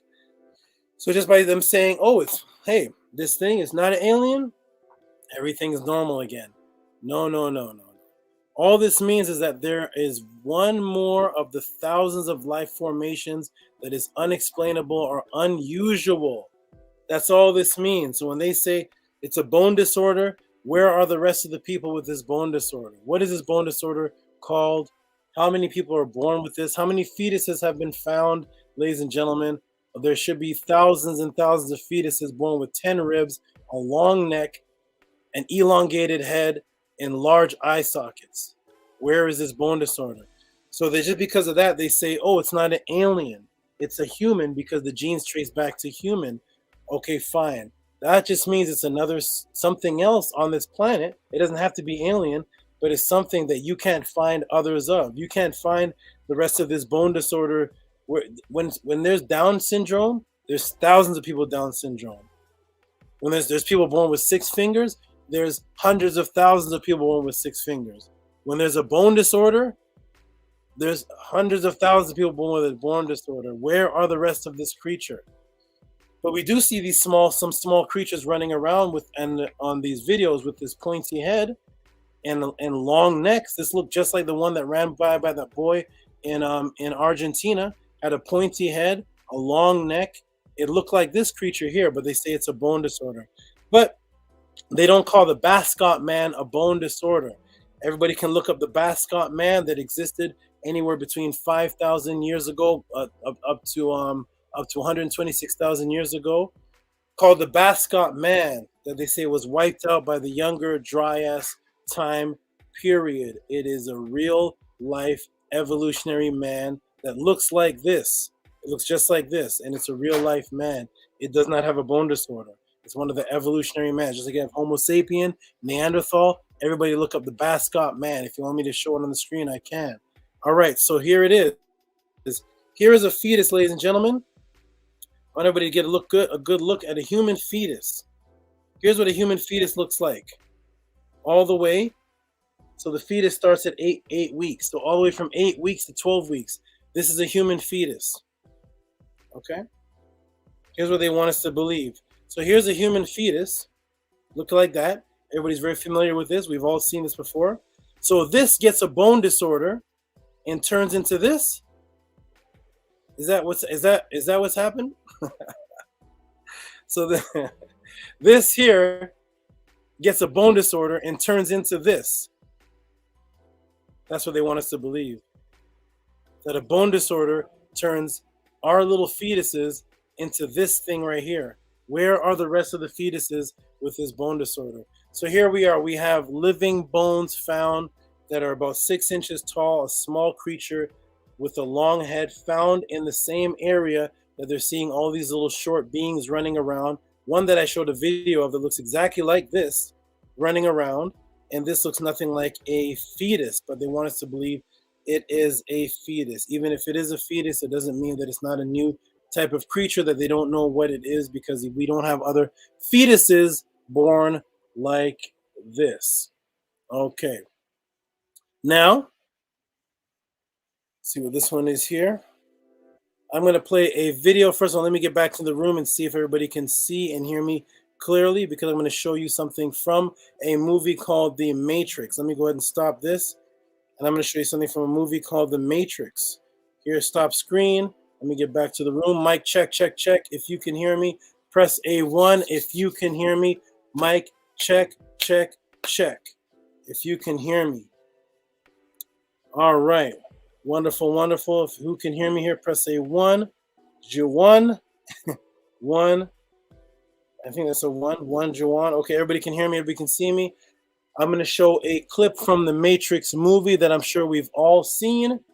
And then you go ahead and tell me if this creature that we're familiar with from the Matrix movie, if this is a real creature.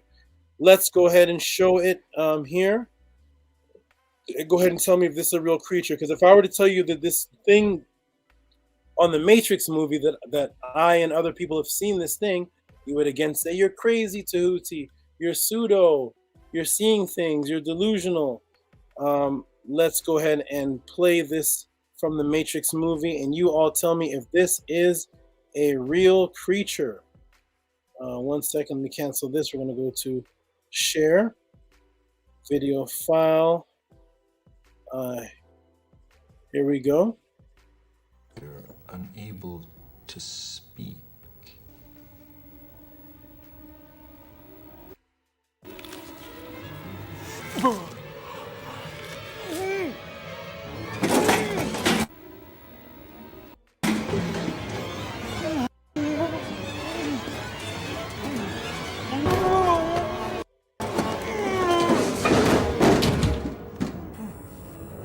You're going to help us, Mr. Anderson, or not, whether you want to.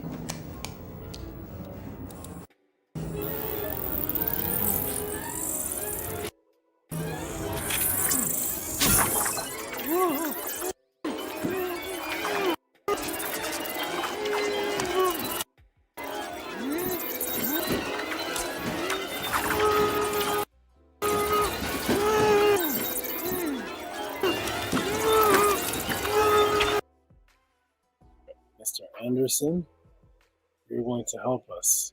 All right, ladies and gentlemen, is that a real creature? Anything look like that on this planet?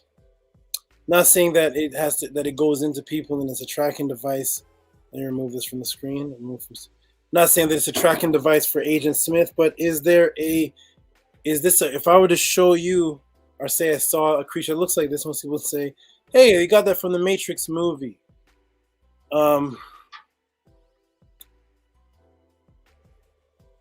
One moment, everybody. Let me go ahead and show you something here to show you a species of creatures that I am sure most of you in the room have never seen. But if you were to run across this creature and you were to say, and you were to draw it and say you saw it to somebody, they would say, you're crazy. You're seeing things. Da-da-da-da. All this, and belittle you when this is a real creature that I'm about to show you. Just to let you all know that the earth is vast and there's multiple species that you have never seen before in your life. Let me go ahead and show this. Boom. Here we go. Let's take a look. Where does that come out of? It came out of here.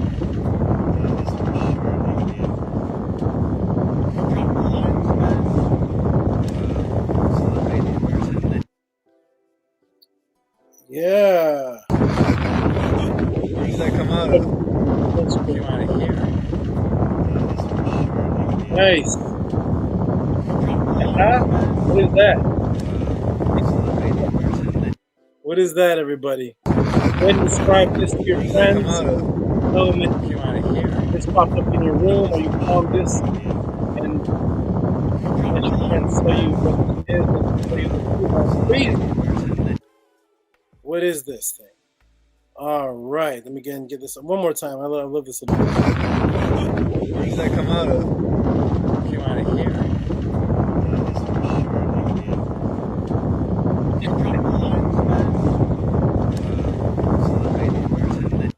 Nice. All right, what is that little guy, everybody? What is that? Huh? Is that an alien? Is that a creature from a figment of your imagination? What is that thing? But that just goes to show you that there are creatures. It looks ill. There are creatures that if you were to see them and try to describe them to your friends, they would say you're crazy. That thing is from the Matrix movie. That little thing, it's silverish. It's from you got that from a movie. The Atacama Man, you got that from a movie. Ladies and gentlemen, these creatures are real. There's many species on this planet, Earth, that if you were to see them, you wouldn't be able to explain them to your friends. You wouldn't know what they are. So to the brother who asked the question, thank you for that. These, yes, they are real. There's all type of short type creatures. I don't know which specific one you saw. I'm not sure which one you saw, but there are many small creatures running around. Sedenaria is the name of that thing that I just showed you. That is the Sedenaria. That is a real life creature, everybody. A Sedenaria. Go look them up. That is a real life creature called a Sedenaria that people confuse for a shrimp. It's actually a type of a parasite. Anyways, shout out to everybody in the Tehuti Podclass. Thank you all. We're going to get into the next question. But yes, those creatures exist. And yes, the little dwarf things exist called the Duende. That's what we're calling. That's what people in South America call them because they're popular out there. I know somebody personally who has seen them. There it is right there. E-Manifesto, that's right. Sedenaria, he's screaming. Sedenaria. So watch out for that. It's one of the many creatures out there. Thank you for that question there. Let's get on to the next. We got a lot to break down. Welcome to the Tehuti Podclass, where you all can send in your support and your questions. As you see in the banner, Cash App, TT and Muon. You can send in the questions through the Cash App. There's 121 people in the room. I should see 121 likes on the YouTube, and there should at least be 50 questions sent in. If 121 people are watching, support. Send your Cash App and your PayPal in, and your questions will be answered. Or you can just support what I am doing because I created this system, a brand new unique system where you can send in questions on the go as we're here live, and I'm going to break them down and answer them for you. You can also send in support and come on the screen and ask the question, or you can it's open. You send it. I have, as a teacher, as the Saba here, I have no idea what the topic is. All these are surprise questions for me. I just click on the my Cash App, click on the email. I see the Cash App or the PayPal, and boom, the question is written there.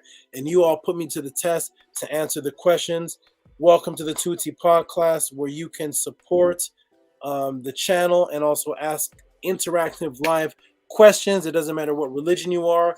You can ask everything from CIA government conspiracies to dwarfs, leprechauns, UFOs, ancient cuneiform tablets, Kemetic papyruses, Hebrew Israelites, Septuagint, all type of questions that can be asked here. This is what I'm here for. I'm creating this open channel for all of you to feel comfortable. And it takes me hours and hours and hours to do this, so I appreciate the support, everybody. Now, let's get on to the next one. What is the next one sent in here? That is 2. Okay.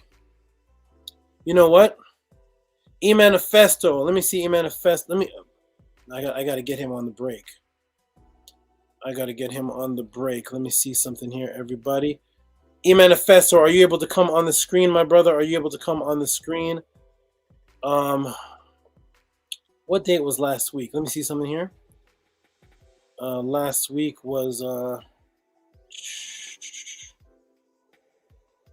gotta go backwards in my calendar. Last week was it the 24th? Last Friday was the 24th. All right. Let me go back and hunt something down here. Boom. We're gonna go to June, and we're gonna go down to JJJ for June, and E-Manifesto. Where are you, my brother? June 24th. I got it. Is this it? I got it. Wonderful, wonderful, wonderful. Okay, boom. That's up on the screen. Let me go back to the room to see if E-Manifesto is here in the chat. E-Manifesto, are you here in the chat, my good brother? My screen has shrunk, so I can't see. There it is. I'm here. Okay, E-Manifesto. Somebody says, shout out to Native. Shout out to Native. Native Selena. That must be Danny. Native Selena's with the bow and arrow says, nah, Lord Tehuti is a legend already. Peace to the gods. Peace to you. Okay, E-Manifesto, I'm going to send you I'm going to put the link in the room. I want you to pop up because I got to take a 45 to 1 minute break. I want you to come into the room. The room is large, 125 in the chat. You're going to come into the room and give us a little story quickly of the question that you sent me, and then I'm going to go ahead and break it down. I see something here about Clyde Winters. We're going to find that little clip. So E-Manifesto, there is the link right there in the room. Jump on the screen. I'm going to take a 1 or 2 minute break. We're going to get back and we're going to break down E-Manifesto's question. Go ahead and hop on there. Senetia Moon says, please thumb up the video. That's right, thumb up the video. Thumb up the video. E-Manifesto says he's here. So go ahead and jump on that link, E-Manifesto. And what I'm going to do is I'm going to find the little video there. I'm going to put in E-Manifesto's question here. There's so many questions, you all. This is so awesome here. Let me go ahead and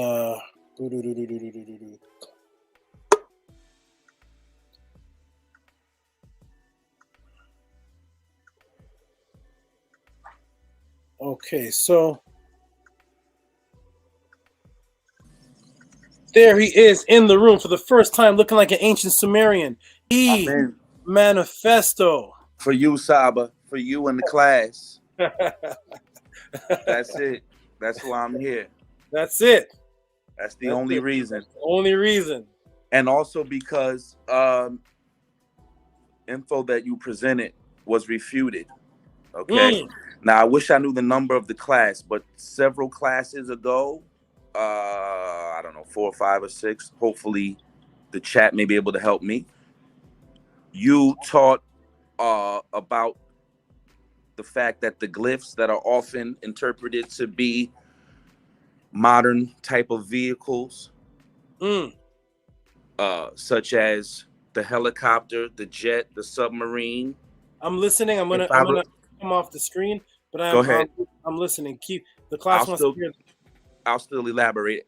Yes, please. You know, feel free to take your break. So anyway, he asserted in the class that those glyphs were actually damaged glyphs that appeared to seem to be those objects to us looking from the modern view. Now, on the show presented by Dr. Clyde Winters and Reverend Shock Matthews, they stated that those glyphs were exactly what they appear to be, modern military type vehicles. Now, if I recall the class correctly, Saba actually showed the complete glyph next to the damaged glyph. if I remember correctly. And he stated that these glyphs, according to the info, were not these vehicles. So basically it was asserted that me in the chat, perhaps I believe that Africans could not have created such things in the past. And that is not in any way what I was asserting. So they came with another show presenting the Ramayana, which is an East Indian tale, which Dr. Clyde Winters stated is actually referring to ancient Kemet, specifically to the time of Insubiti Ramses, and his rule and military campaigns, and that the Vimana jets were actually these type of vehicles that appear in these glyphs. All right. Hopefully you're with me. The class is following. Now, even though he presented this info, I don't necessarily refute that, but it still doesn't necessarily prove that those glyphs were these same type of vehicles presented in this ancient text. So with that said, I hope it makes sense, and I hope Tehuti is going to come back with some enlightening info for us all. And I'm glad to contribute to the class and the chat. Hopefully you can hear me. And hold on, here we go. So, yeah, that's that. We're in the show. Oh, I also found my book, Kemet, or was it Kemet? Somebody mentioned something last week about African origin of civilization, myth or reality, Sheikh Ante Diop. And I found that book. I thought somebody got me for it. But actually, Saba did a class on that, on Sumer and whatnot.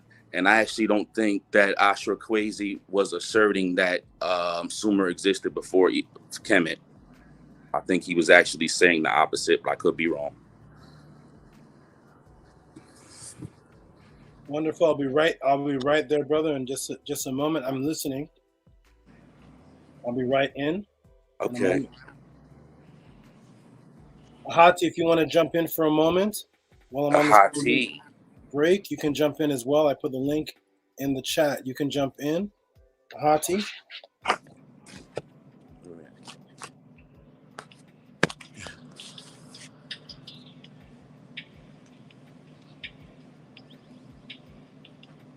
Manifesto. Yes. Let me ask you something while I'm on this little break here. Okay. I'm assuming you've been to other platforms.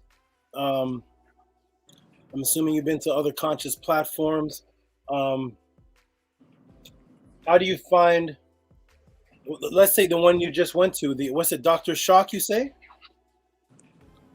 Yes, Reverend Shock Matthews. Okay. Are you Shock, able? Go ahead. Are you able to go in there on those platforms and ask questions like this and be treated fairly? No, no. Usually those platforms already have a set talking point and a set format when the show is being presented. So you can participate in the chat, but rarely, if ever, will you get a direct response. And let me just say this. I like platforms that you don't have to pay necessarily all the time or back up what the person who is hosting is saying at all times in order to get some type of response. And I find that you are not, you are the opposite of that. you will respond, to any and everyone in due time, no matter what the question or what the topic. Thank you, my brother. Yes. I'm actually right now looking for, I'm going to put up let me see. We had a conversation where you sent me the long video and you told me to watch a clip of it. Right. So go ahead. It seemed as though this video was in response. I won't claim all responsibility for it, but it directly was in response to the assertion that those glyphs were not necessarily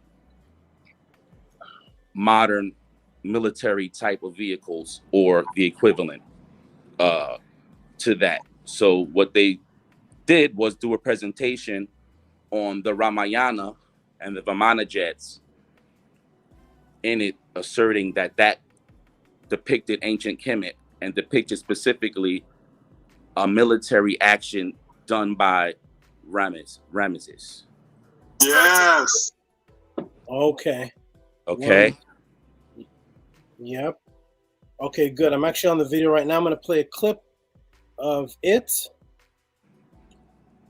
And now that may actually very well may be so. I'm not even refuting that, but don't know how it necessarily proves that those glyphs are or were a helicopter, a jet, and a submarine. You're breaking up a little bit. You know what I'm saying? I don't see necessarily how that presentation defends that argument, but it was presented, those glyphs were presented, and not only was that presented, that information, but also the craft found on the moon with the Mona Lisa body in the craft. Okay. The woman on the moon presented as evidence that in ancient Kemet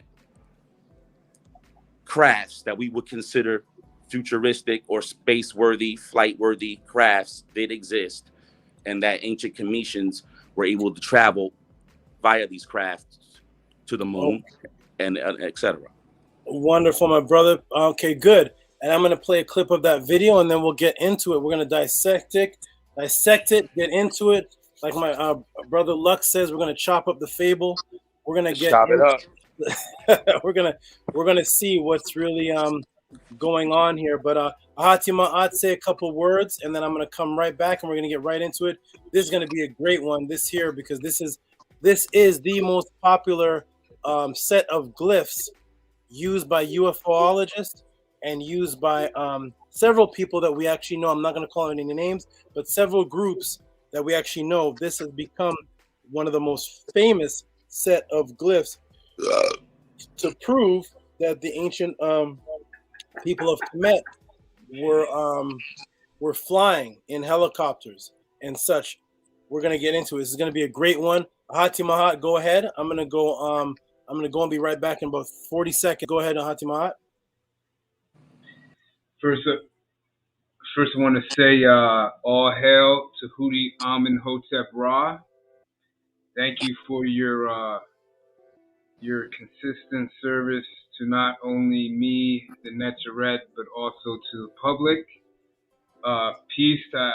I am Manifesto. Good to see you, brother. I kind of pictured you different. I pictured you totally different than who you actually are. But I actually like the real version of you than the one I had pictured in my mind. Thanks for that. Appreciate I'm glad you're, brother, you are becoming a true, in Kemet, they would call them the Aha, the warriors. Because I see you leaving comments and messages, and then you'll say here in the chat too that you go to other programs and other channels, and you're actually defending Tehuti. That is excellent, brother. Keep up the great work. That is great energy right there. And then real quickly, I'm just going to say that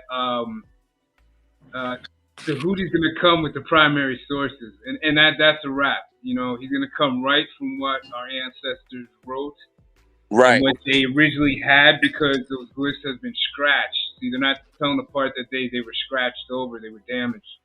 But Right. But there is stories in like Legends of the Gods. There are stories of our ancestors, and then the Tiru fighting and having their own crafts. But that's a whole nother story. Mm-hmm.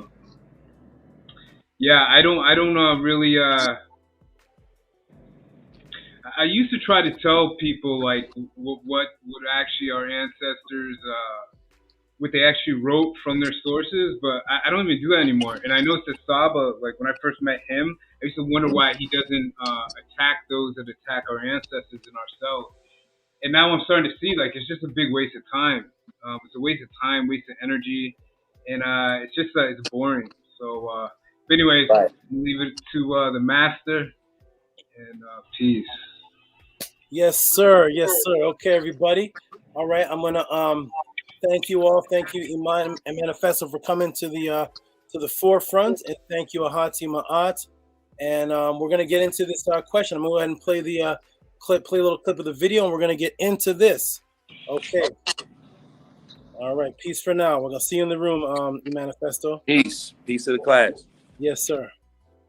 All right. Welcome to the Tehuti Podclass, everyone. We're gonna get into this. So this is the video that the brother sent me, and I'm gonna go ahead and play. Where is it here?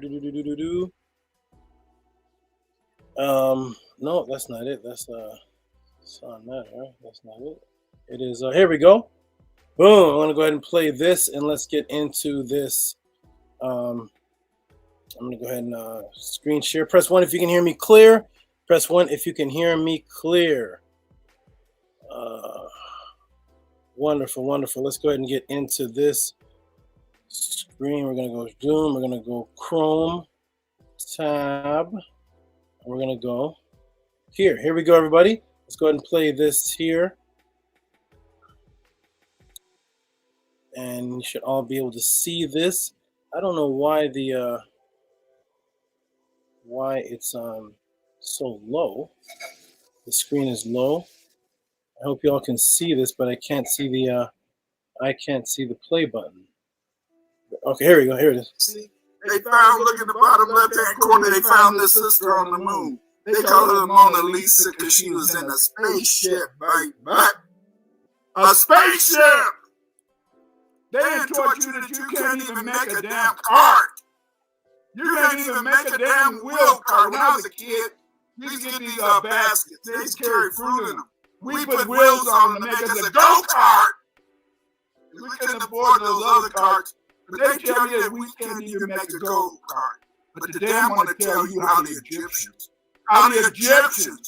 made every technological aeronautical thing we see today. We made it first. Okay, again, you go to my Patreon to see the slides. So I want to go back here. Glyph.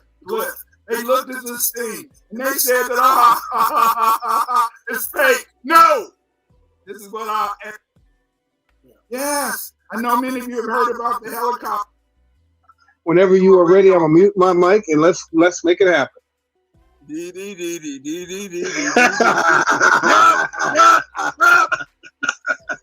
I'm taking you on a voyage. I'm taking you on a voyage that our people have done. I'm going to talk about Egyptian aircraft and their voyage to the moon. Yes, I know many of you have heard about the helicopter glyph in the middle of this, up at the top. That's called a helicopter glyph. They looked at this thing and they said that it's fake. No, this is what our ancestors did. You see? They found, look in the bottom left-hand corner, they found... Okay, we're going to stop that right there. So we see there's a large section of this video. Let me go ahead and get back to my screen, see if you all can see me. Okay, so there's a large, if you all could see that, what I just played, press a 1. The video continues to get on into Ramesses being Rama and such. So that is what E-Manifesto was talking about. He made a comment in the chat about what I taught, that the glyphs are damaged glyphs. And then it looks like in response, the Clyde Winters brother and the Reverend Shock, their video was on the exact same topic, saying, "Look at the glyphs, look at the glyphs." And if that's his style of teaching, all power to him. But we're gonna get into the facts here, the absolute facts here. There's one more little section here. I'm gonna see if I can get into this right here. Here it is. Okay. I'm going to go ahead and this is the other section that the brother was asking about. Let me go ahead and get into this. This is going to be action-packed podcast today. We're going to get into this. Share screen. Boom. Chrome tab. Back to this. And here we go. Here's the other section here on the Ramesses and Ramayana. But as the Green Sahara became a desert, places in West Africa opened up, and people could move in there without fear of disease. So, what is the Ramayana? What is the Ramayana? Ramayana, what is it? That's a good question. I don't know. That's what I'm asking. Well, the greatest text in India is the Ramayana. Yes. Because it mentions Vimanas. Vimanas were flying vehicles. The Ramayana can be interpreted as the March of Rama. The March of Rama is the Ramayana. Wow. Much of the study of the text is in Lower Egypt during the 19th dynasty of King Ramesses I. He was also called Paramesses. But when you're reading the Ramayana, this is the black. This is the Jim they know now. All right, so I'll pause it right there and stop the screen share. Get back to our room. All right, so there is what the brother was asking me about. Let's go into the breakdown of this and let's get into the truth. Rigo says, this is really embarrassing. So I know Clyde Winters to be very, very calm. I don't know what sparked him to be like that, but he definitely sounded like a little bit inebriated or something was off. I'm not sure. Maybe that's his new teachings technique, but we're not here to slander anybody's personal. We're just dealing with the information. Welcome to the Tehuti Podclass. We are here to, one second, I'm going to fix this here. Let's get into the knowledge. There's going to be a lot of information broken down today. Move out the way. There. Okay, there it is. Fix this here. It can be clear. All right. Breaker of the matrix. We're here to break the matrix, everybody. Let's go ahead and break this matrix down. Fix that. Okay. One moment, everybody. Doom.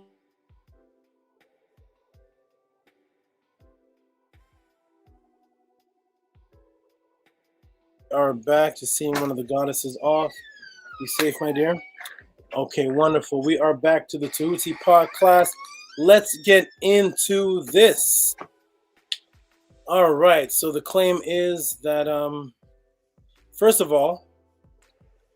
off, let me give the shout out to E Manifesto.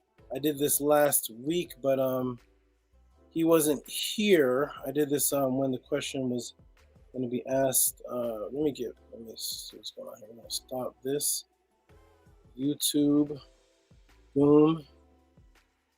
Boom. This is going to be a good one, ladies and gentlemen. Let's get into this. Tehuti Podclass. Let me pull this up closer to me. There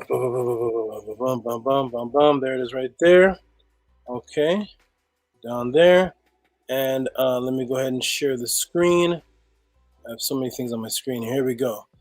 Okay, so he gets excited. I think it's a new attempt to be fiery when speaking for excitement value. Yeah, that's that is it. I guess people think the louder you raise your voices, the more your point is made. Shout out to Ren. Boom. Shout out to Master K. let's get into this, ladies and gentlemen. This is gonna be a good podcast. We got a couple hours left. We're gonna break it down like it's supposed to be. Okay, boom. Do a screen share. Screen share, boom. Boom. And we are shared. Here we go. So first of all, let's get E-Manifesto's where is it, everybody? There it is. E-Manifesto. Let me go ahead and blow this up here. Boom. Question from the God E-Manifesto with the huge donation 4444. And there is this question actually typed on the side where he sent me the video that I just played of Reverend Shock and Dr. Winters, where he says, I inserted in the chat info you presented. The glyph images looking like modern military vehicles are actually damaged glyphs. This show is in response. They asserted that these are crafts depicted in the, he put Rag Vita, but it is Ravayana. We'll get into it anyway. So here it is. I'm sending 444 via Cash App for the question of the glyphs that look like modern air-sea vehicles related to the Vimana jets. What is the relationship between Ramesses and Rigvita? Shout out to the brother for that wonderful donation there and support. Shout out to my good brother. He is wonderful with that. And of course, E-Manifesto, you get a round of applause because that support is awesome and we appreciate you. E-Manifesto, thank you for that support. We are about to get into the answer. Welcome to the Tehuti Podclass, where you can send in your questions and they will be answered thoroughly with primary sources, simply because we deal with one thing and one thing over, or as I should say, one thing over another. And that one thing over the other is, as everybody knows, our banner is ancestral artifacts over religious opinion. Ancestral artifacts over religious opinion. Thank you, E-Manifesto. Let's get into it, everybody. Ancestral artifacts over religious opinion. Let's break it down. Back to the screen share. Let's have fun with knowledge and facts. That's what we're here for, right? So first of all, we're going to very quickly erase the Ramesses Ramayana foolishness, and then we'll get into the meat of the conversation. So here, everybody, I want to put on the screen. Okay, so here is the claim, as you see on the screen. The claim is that the Indian Ramayana has anything to do with Ramesses time periods.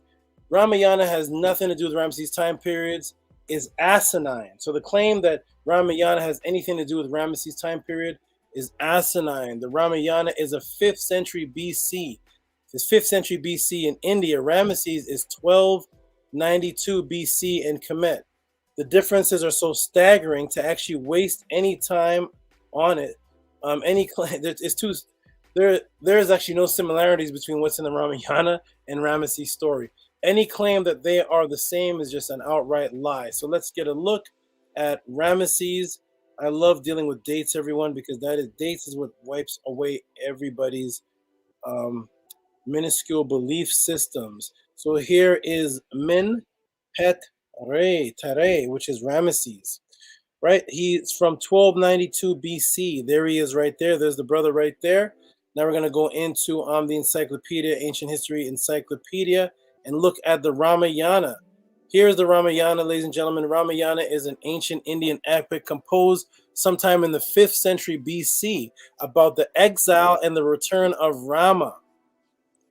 This is funny because this actually was used in a debate that I had with a brother named Kamishin, who tried to use this exact same Ramayana. It's funny, we're back to it. Prince Ayodhya. It was composed in Sanskrit by the sage Valmiki, who was taught it to Rama's sons, the twins, Lava and Kush. About 24,000 verses. It is a rather long poem by tradition and is known as the Adi Kavya Adi, original first Kavya poem. while the basic story is about palace politics, battles with demon tribes, narratives, and interspersed with philosophy, ethics, and notes on duty. While in that other Indian epic, the Mahabharata, the characters are presented with all their human follies and failings. The Ramayana leans towards an ideal state of things. Rama is the ideal son of the king, Sita, the ideal wife, Hanuman, the ideal devotee. So what we have to do always is, whenever you talk about an ancient person's culture or ancient culture, you have to go by what they say it is themselves. So when you look up Ramayana, we find Rama, right? The ideal son of Sita. This is what they say. This is their story, the Adi Kavya. This has absolutely nothing to do with Ramesses. Just because we hear the word, people always do this. Because you hear the word Ramesses, we say, oh, Ramesses, Ramayana. Well, the Ram is the same. So, hey, look, the Indians took Ramesses and they made no. The Indians have their own complete, distinct culture. The Cometians have their own distinct, complete culture. The Aztecs, the Mayans have their own distinct, complete culture. They are not talking about each other. The Ramayana has absolutely nothing to do. The dates are off by hundreds of years. This has nothing to do. Go ask the East Indian about Ramesses. Ask him if the Ramayana is talking about Pharaoh Ramesses. Absolutely not. So we just debunk that. Just get rid of that foolishness. That's just, there's not much to talk about there. It's completely different stories, different people. There's actually no similarities between the Ramayana stories and Ramesses. So we're just going to scratch that out. That is gone. And let's now get into the meat of the matter. Let's get into the nice meat of the matter right here, ladies and gentlemen. Okay, so here's where it all begins.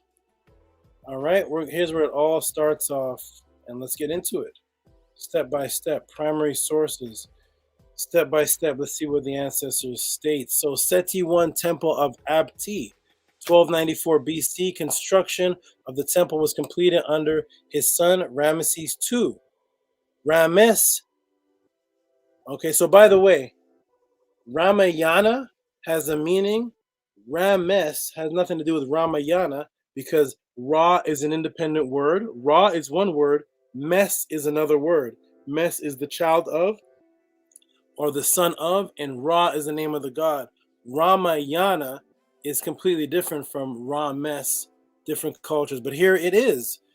Okay, under the sun Rames II, Rames carved out many of his father's names to insert his own. Let's get a look at it. Let's get a look at it, everybody. Okay. So here is the image that everybody, that the topic is based on. The hypostyle, we're in up here on the wall.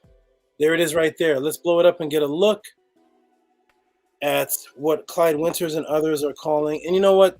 I like the intention. The intention is good. As a matter of fact, if I spoke to Clyde or any Nuwabian or any person who claims this, we would actually come to an understanding and an agreement that this isn't what they mean to talk about. This is the wrong thing to talk about. If they want to talk about the high technology of ancient Kemet, I have many primary sources for that. This is not one of them, though, but let's take a good look. This looks really good to our eyes, doesn't it? This looks awesome. This looks really good. I would love this to be true, actually. Get a look at this. Look at the helicopter. Look at that. That looks nice, right? Helicopter here, as they say. Look at the this is like a hovercraft. This looks like a submarine. This looks really nice. And this looks, they call this the stealth bomber or some type of stealth craft. So we got the helicopter, as they call it. The hovercraft, as they call it. The submarine and the stealth flying plane. That's what Clyde Winters is claiming, and there is the primary source of where they got it from. Now, I want you guys all to know something very important which pertains to this story here. Pertains to this, and that is that each part EE, So part EE is the real name for what they call Pharaoh. Each part EE had 5 names. The one we will go over is called the Nebti name. The 2 ladies dedicated to Nekbet and Uwajit. So there were different sets of 2 ladies in Kemet, the original Nekbet and Uwajit, and of course the most popular Aset and Nebhet. But the 2 ladies, Nekbet and Uwajit. So they would have 5 names, and one of them, they would have a Heru name, the Shemsuhor Heru name, and they would also have the Nekbet Uwajit. There was 5 different types. So here it is again. We're going to blow this up and take a look at what people are saying is a helicopter,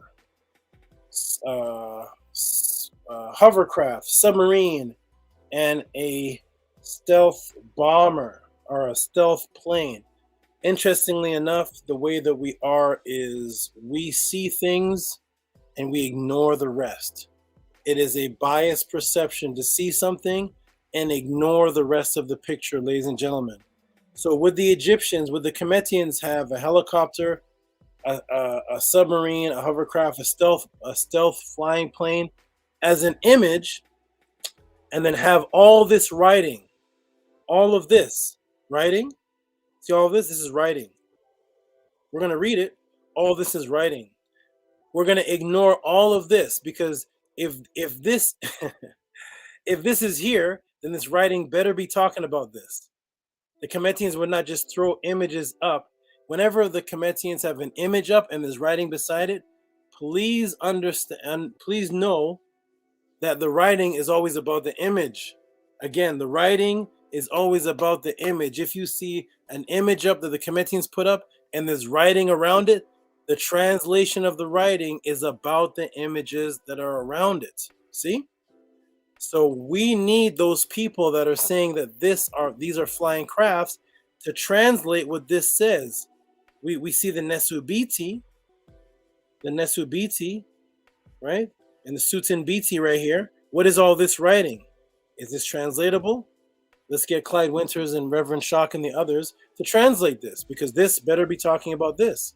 But they will ignore this. That's what you do when you're a biased teacher and you're just about your personal agenda. You ignore everything around it, everything around what you're talking about, and just get the people to focus on one thing. Cognitive dissonance. Ignore what you see and just focus on what you see, on what you want to believe, just like Christianity. So here it is, ladies and gentlemen. Here is the source. Here is where it comes from.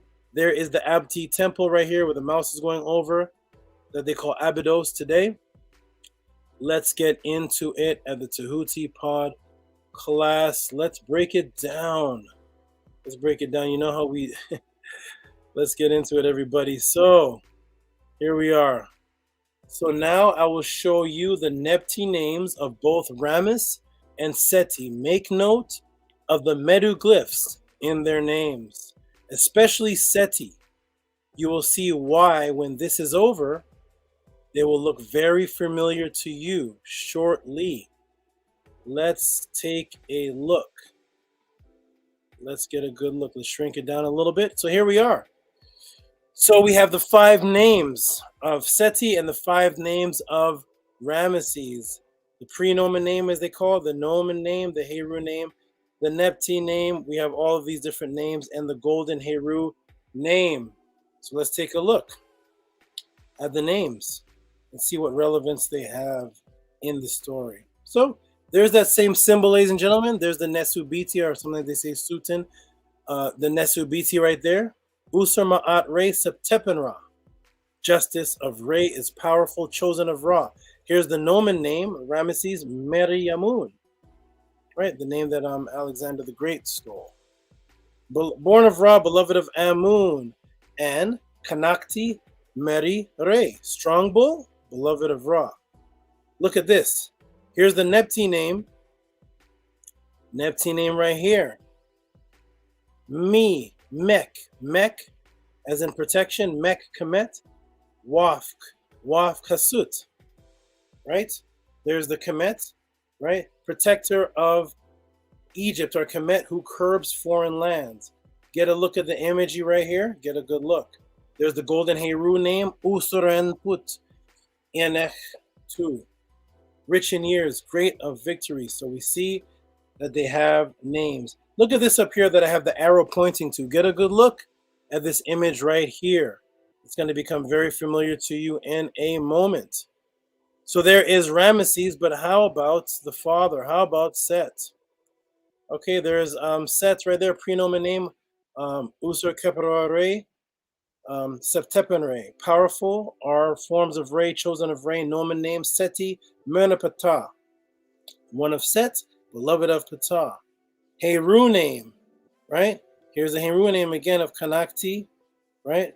War, Pt, strong, bull, great of might. Now get a good look. Here's a Heru name down here, right? Aner, Aneru Tau, Nabu. He whose victories are great in all lands. Look at the Neptune name, ladies and gentlemen. Look at the Neptune name. Let's take a look at it really close. And please lock these images in your brain because you're going to see them again. And then it's going to all become very obvious to you what has happened. So, here is the Necht Kepesh Dur Perjut. Strong-armed one who has repelled the 9 bows. Get a good look at this image, everybody. You're going to see this image in a moment. Welcome to the Tehuti Podclass, where we break things down thoroughly. You can support by sending in your donations for questions or just support for the time it takes for me to put all this together for you, sometimes on site, and sometimes the questions are sent right before the podcast begins. Boom, there we go. Everybody remember those images. Remember those images. They will become very important in a moment because those are the names. Okay, we're going to look at them again. Those are the names.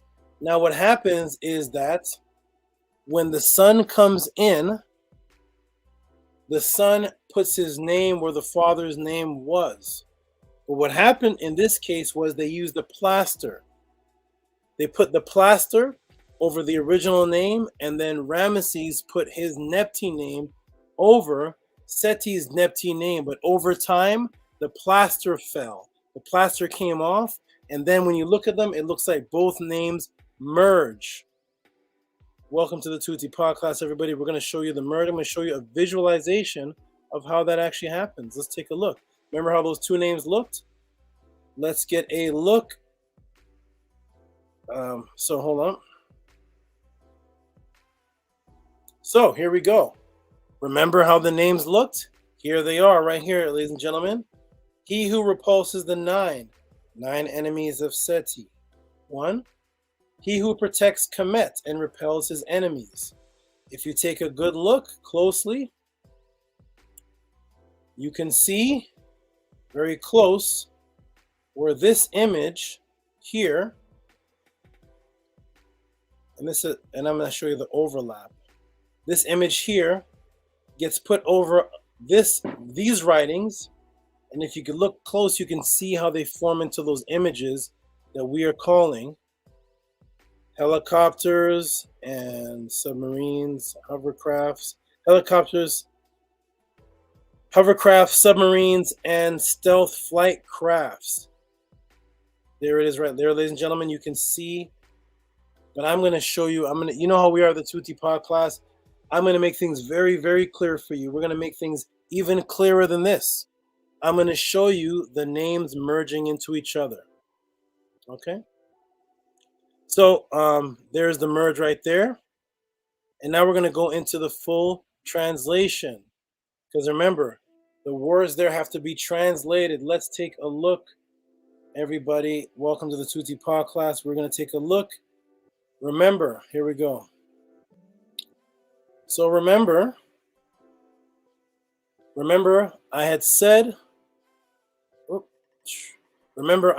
remember the glyphs in Ramesses and Seti's name, that they will look very familiar to you soon. Remember I said that? Get a good look, everybody. There's the name. There's the Neptune name there. We'll blow it up. Get a good look at that image. Get a good look at that image. See that? Okay. Now I'm going to show you the merge here. I'm going to blow it up. And here it is, ladies and gentlemen. There is the translation. Foreign lands bend. See? Huasut. Waf mek kemet. There's the kemet. You see that? So it's one set of writings over top of another set. See how they slowly forming and merging? When you look at it at the most highlighted, you see the bird, you see the writing, you see the foreign lands. But when you look in the background and put them together, you see the submarine, because that's actually a hand. See the other hand right here? Here's the neb symbol. Here's the kemet, kha, kem, t, kemet. There it is right there. You see? There is the mek. I'm going to blow it up a little bit here. So this symbol right here, this is the ma'a symbol right here. That's the letter M. That's the stool that the Netzer stand on, that the pharaohs stand on, representing stabilization, and that you have a standard and your foundation is ma'at, anki ma'at. Here is the hand. So ma, the hand makes a ma. And here is the K symbol right here. Ka. So there's mak. And there is the K, kem. And there's t. So there's mak, kem. I'm showing you this step by step. Please ask Clyde Winters and Reverend Shock to do this. Please ask them all to do this for you, please. Just to be fair. It takes time to do this, but see if they took the time. And here it is. Look at that. Do these symbols look familiar? You see? Pedet, the bow, dur, subdue. See the hand right there? You see that? See the ra? See the R right there? See the bow? That's an obvious bow, like a bow and arrow. When you're going to pull it back, see it, everybody? See it? There's the ped, there's the T, the det, and there's the dor. That hand makes a D sound, d, or the door, subduing. And there's a subdue. This is what they're calling the stealth. It's a hand holding, meaning to subdue. You see the fist? Door, that's the word, door. And there is the determinative of a hand holding something, subduing something. That is the name, the Nepti name. Okay, that's a Nepti name right there. Boom. So, as you can see, these are their Nepti names. Now I will show you the full translations. These are not helicopters nor hovercrafts, although there are stories of high technology in Kemet. This is not one of them.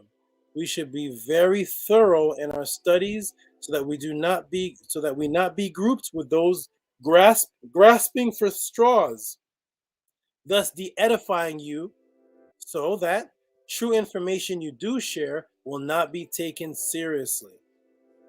So you can share false information over and over again, and then you're debunked, and then you could come up with something that's true. You can find something true, and people won't believe the truth, like the boy who cried wolf. They won't believe the truth because you came with unstudied information so many times that now you're de-edified. Nobody wants to hear you anymore. So to cut all that out, do thorough research first. You know, at the Tehuti Podclass, I'm not going to stop here.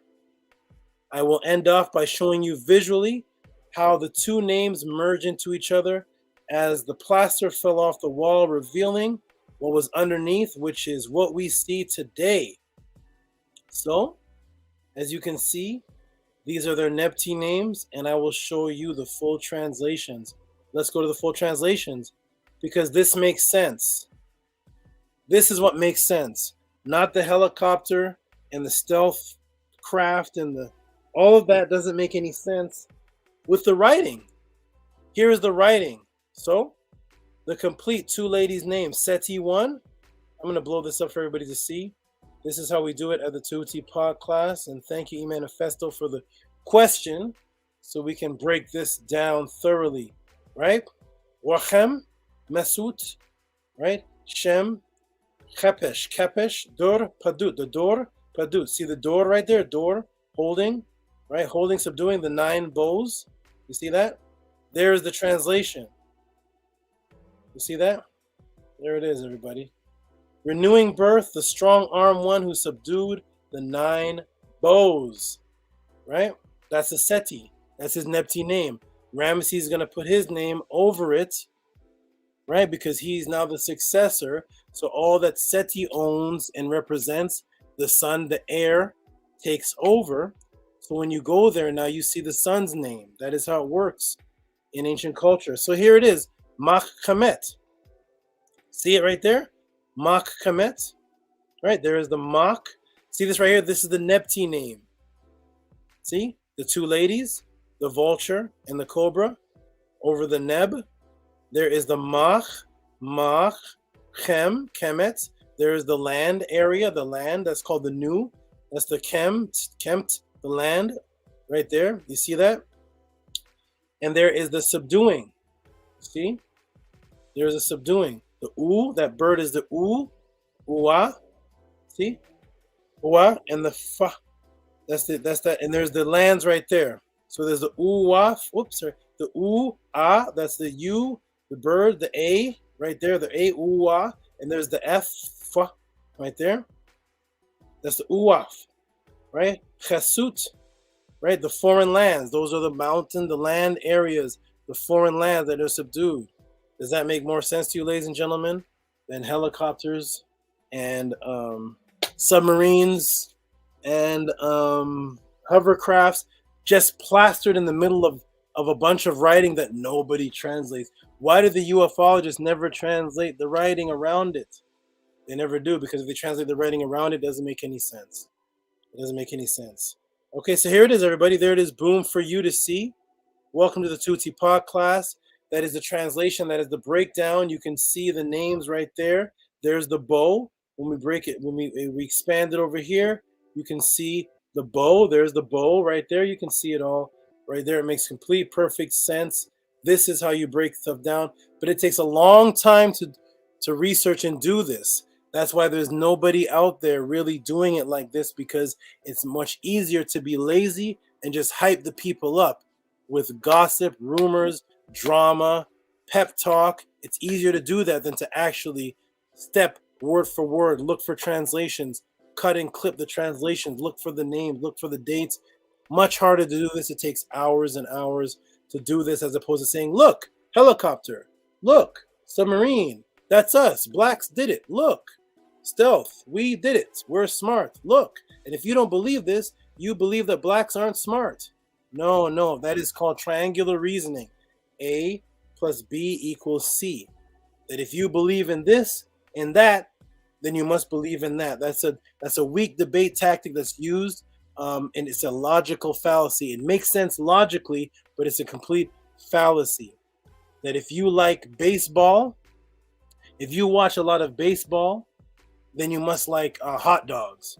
Because that's what you eat at the baseball diamond. You eat hot dogs. No, it doesn't work like that. You can watch baseball and hate hot dogs. You can this plus this doesn't equal that. That is the illogical fallacy. Now we're going to take it a step further, because you know how we do at the Tehuti Podclass.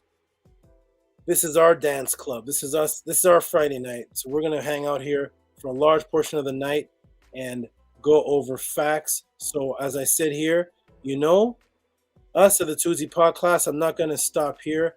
I will end off by showing you visually how the two names merge into each other as the plaster fell off the wall, revealing what was underneath, which is what we see today. You all want to see it? Let's take a look. Here it is. I'm going to show you it merging right in front of you. Here's what it looks like. Boom. There it is. There's your helicopter, supposedly. Right, there they are. You merge them together, and boom. There you go. See? That's how it starts off, like that. Let's go ahead and do that one more time. I like that. We're going to do that one more time to show you all how it happens. Boom.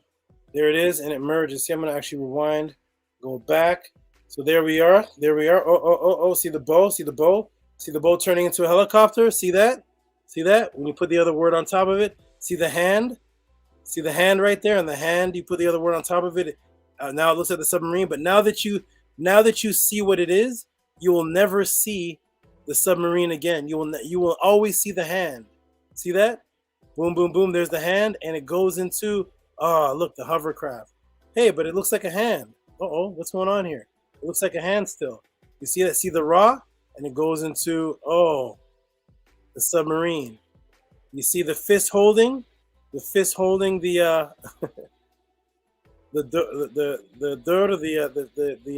subduing, and now it turns into a stealth craft. See that? And that is how it happens, ladies and gentlemen. And there it is right there, and they merge into each other, and boom. Thank you for that question, E-Manifesto. That is my answer. Let me take it off of there. Boom. I'm going to take it off of the screen share. E-Manifesto, that is the breakdown from the Tehuti Podclass of how we actually get into factual information. That is how we break it down. Let me go ahead and check the chat room. I'm going to grab some agua, water, to see how many people registered the answer, the appreciation for the answer, and if I answered it correctly. Is Clyde Winters in shock right? Let me get some water. Okay, let me check into the room and see what everybody says and see. Let's see. Where is the manifesto? E-Manifesto says, what is this here? Saba destroyed Rev. AJ Varma, who is on the same channel too, Ahati Ma'at. Yeah, E-Manifesto, did you know that AJ Varma used to be my teaching partner? Me and AJ Varma used to teach side by side years and years ago. We have that history until one day him and another brother came to my living quarters with a burning torch, telling me that I had to burn every book that was not written by Malachi Z. York. I said, what in the world? Yes, but that used to be my, he used to teach my teaching. We used to be a part of the same teaching group. But of course, we all grow. Yes, let's check and see. Jesus Marquez says, thank you, Saba. Jesus Marquez says, teacher and student, that's the goal. And feel good reasoning. Okay, let's see. Logical fallacies, let's see.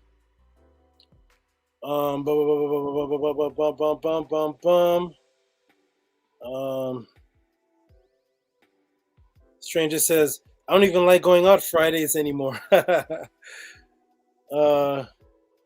Yes, let's see if E-Manifesto got the answer and what he thinks of it. I've seen the hand before. Yes, you've seen the hand before. Wonderful. I like going through the comments to see. Okay. It's jumping through. Wait a minute. Okay, Raphael Gary says, great breakdown. Thank you, Raphael Gary. Glad you appreciate it. Stranger says, great question. Fantastic breakdown. Andromeda Miserable says, one groundbreaking breakdown after another. Hydrate. Thank you, my brother. Rigo says, once again, and puts bombs. Okay, everybody appreciated the answer. Everybody got it. And Senetia Moon says, please support Tehuti with donations. Thank you. Yes. Please support. And then E-Manifesto says, I thought Varma was compelling until you showed his facts were fallacious. Yes. I'm sorry to do it to everybody. This is, I just feel that I'm inner guided with the truth. I can see a matrix and just remove all the nonsense from it. And that's why I answer questions like that. And that's why I intimidate a lot of people, because I'm not going to get into the group, because we're a group. We all have to agree. And I'm going to defend this guy. I'm not about that. I'm about the truth and facts and information, because I'm not about all those other strange things. Like I said, I was raised up away from people. So I don't know. I isolated myself and became what you see today after years and years and years. Okay, so so E-Manifesto, he got the answer. Glad you appreciated. Robert Williams, peace. Robert Williams, are you the brother that sent the question about your brother talking about Jesus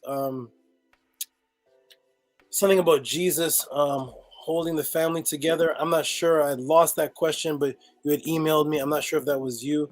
I get so much, but if so, we can go over that a little later. Okay, so Sedenaria Moon says 122 in the chat. Amazing. That is right. That is right. And Black Sun, awesome name, Black Sun. Black Sun says, Tehuti, your hard work is appreciated. And yes, Black Sun, your name is 100% correct because the sun is actually black. The Kemetans actually drew the sun as black. We can get into that if somebody sends a question on that, but the sun is actually black, and the Kemetans drew it as it actually is. Boom. Nice name. Okay, so let's go. Let's get to the next one. The next question. Let's see what it is, everybody. Ooh. Okay, E-Manifesto. Welcome to the Tehuti Podclass. All those who are just getting familiar with us. The way that we work is you send in Cash App or PayPal questions or just support.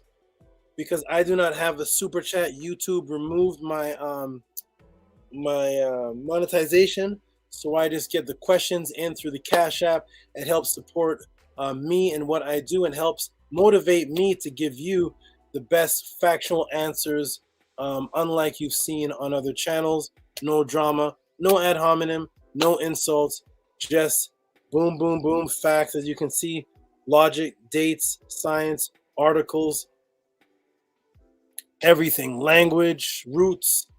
That is what we do here. So you can support by Cash App TT Amun or PayPal Rocky SV. Cash App TT Amun, PayPal Rocky SV. Here at the Tehuti Podclass, we deal with ancestral artifacts over religious opinions. Okay, that is my AI moderator who says support with Cash App. Questions to TT Amun. Speaking of which, let me get her off the screen. Boom, boom, boom. Let me get the branding off the screen. Speaking of which, we have the awesome moderators who are actually helping the room, keeping it under control, and they are, boom, these are the moderators named by stranger for the Tehuti Podclass, starting with Unki M. Ma'at. Number 1, Duality, Nani Aset Mur, the Trinity, Seneti Amun, and number 4, Equality, the circle, the square, the 4 corners, Ahati Ma'at. These are the moderators that keep everything in check. You can ask them questions. You can ask them questions, but not questions on knowledge. That is for me. These questions that you ask them is just how to navigate through the room, maybe where my debates are, where my classes are, times of shows. Speaking of which, everybody, let me get this off the screen. You can ask them these questions about emails, about how to support, how to get books, things like such. That's what you ask them. Let me remove this from the screen. And let me remove this from the screen. Hold on, everybody. One momento. Boom. Was that on the screen? Hold on, everybody. Was the moderators on the screen? Did you all see that on the screen? Press 1 if you all saw the moderators with the ma'at moving on the screen while hearing me talking. Press 1 if you saw the ma'at, the moderators on the screen with me and hearing me talking at the same time. Press 1. Okay, wonderful, wonderful, wonderful. And E-Manifesto, he's in here somewhere. I'm sure he got the answer. I'm sure he appreciated he's in here somewhere. Okay, good, good, good. All right, everybody hearing me? 1, 1, 1. Oh, Kinetic Energy. Shout out to the brother, another good supporter who supports. He supports a lot. He actually at one time was the biggest one-time donator for the Tehuti Podclass. Kinetic Energy held that title, donated $100. That was awesome. Thank you, my brother. He's always supporting. I'm sure I'm going to go to my emails and see his support. He's always in there somewhere. Oh, here we go. Boss Feed.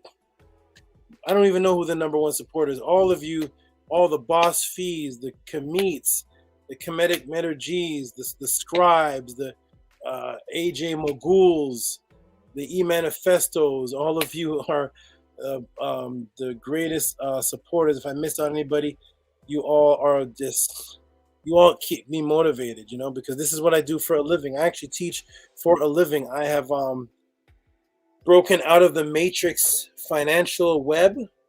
I have never worked. I don't know. You know, you get taxes. Anyways, the way that I grew up, I didn't work jobs. I broke myself out of the grid a long time ago. I've never had a tax deduction, social numbers, all those weird things where you have medical aid. I don't know. When I was a child, maybe, but in my adult life, never gone to a doctor. Last time I got really, really sick, I went to the hospital. They asked me for my name, my social, and my Medi-Cal and all that. I went in there. They did everything to me. And when it was done, they just released me.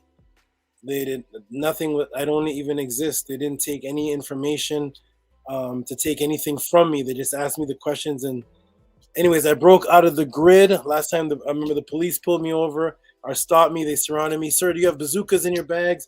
Guns? Let me take your information. They took my name. They looked at they said, you don't exist in our system. I said, I know. So I broke out of the grid long time ago, and that's why my neurons and brains changed. Literally, my brain and my whole being morphed and evolved to survive off of knowledge, survive off of magic, survive off of... I survive off of no job or nothing like that. This is my living when I'm not here and COVID is gone. I'm on the streets performing magic. I do healings for people. This is all I do. I never had a boss, or I know nothing about that. You all help that. Thank you so much for all of your support. So thank you. And what does it say here? People are taking notice of Tehuti and now are trying to hijack Tehuti's flow with energy. Let them hijack. I'm glad I am an influence. I'm glad I'm influence for everybody. Okay, wonderful. Okay, everybody, let's go to the next question here. Next question sent in. Wow, this is going to be a long one tonight. I think we're going to go till 12 o'clock tonight. This is going to be a long one, everybody. Let's go to it. Next question. So we're actually going to X this out because that's from last week. What's the next one here? Sent in by... who is this?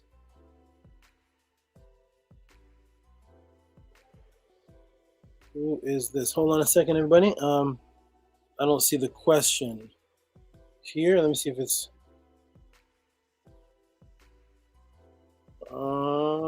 is it?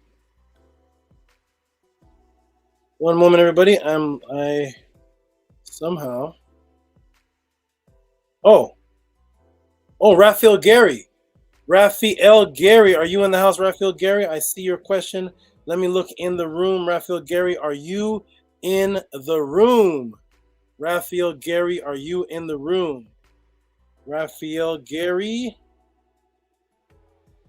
are you here?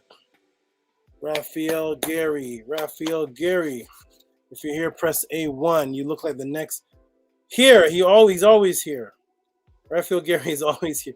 Raphael Gary is one of the biggest supporters. I remember last week he gave a 20 for a question that couldn't be answered. Another one, and then somebody sent in the very last question. I was about to close the room, then boom, he sent in another one, and he is a monster supporter. Thank you, Raphael Gary. Let me go ahead. Speaking of you and your support, let me go ahead and throw this in the room here. Raphael Gary. Let me go ahead and where are you, Raphael Gary? Here it is right here. All right. And let me go ahead and do a screen share to show you Raphael Gary with the question. It's actually a question that merged in with another person's question here. We're going to blow this up in the room. Boom. Thank you, Raphael Gary. Who built the structures on Easter Island, in your opinion? So Raphael Gary sent me a series of questions that kept saying at the end, in your opinion. So I told him that I can't answer questions in my opinion. Either I have the resourced data or I don't, but I will actually never give my opinion. I will just trace it back to what was left in archaeology, and then the archaeological facts mixed in with the indigenous people will speak for themselves. And from there, we can opinionate on the facts. But thank you, Raphael Gary, for this awesome question. This also leads into another question. Forgot the names. He asked a question about South American and Rapa Nui. It's in here somewhere. It's Rapa Nui and Kemet. And anyways, two people asked a question dealing with Easter Island. Let's get into it.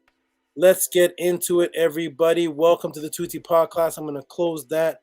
I'm going to stop sharing. Let me check the room to make sure everybody can hear me. Press 1 if you can hear me, because we're about to get into it. Okay, into it. Shout out to Ruben Phillips. Welcome to the room. Ruben Phillips, press a 1 if you. Vinny Black Lodge. Vinny Black Lodge, who I know from the Killer Priest podcast, Podcraft. Let me say it right. Right, Vinny? Podcraft. Right? The what's it called? He had the Rocketeers and the Spacemen, something like that. Anyways, he had his. I know him from there. He's the one that actually invites and brings people, except for me. He didn't bring me on, but he invites people as guests on the Killer Priest show, and he does a pretty good job. He invites some interesting people. He invites some people that let's just say he invites interesting people, and it sparks interesting thoughts. Shout out to Vinny Black Lodge, who is always a the craftsman and the Rocketeers. Yeah, shout out to you, Vinny, for keeping that show alive. I used to be on there as a regular. People miss me and want to see me back on there. They keep asking me, why are you not on the Killer Priest podcast? How come we keep seeing Mighty Hebrew and Zion Lex and all these Hebrews on there? Why don't we see you on there? And that is a question to ask Killer Priest, to ask the people that run the show, because I told Killer Priest, whenever it's organized, contact me. Let's organize it, and let's set it up, and we'll go from there. But shout out to Killer Priest and everybody from the Craftsmen and the Rocketeers and everybody. So we're gonna get it in. Oh, he says he doesn't do that. You don't do that anymore? Well, he doesn't do that. I don't actually do that, but yeah, I got folks to. Yeah, okay. Shout out to you, Vinny. But we all let the Podcraft know about Fridays here. Nice. Thank you, Vinny. Thank you. Let them know. And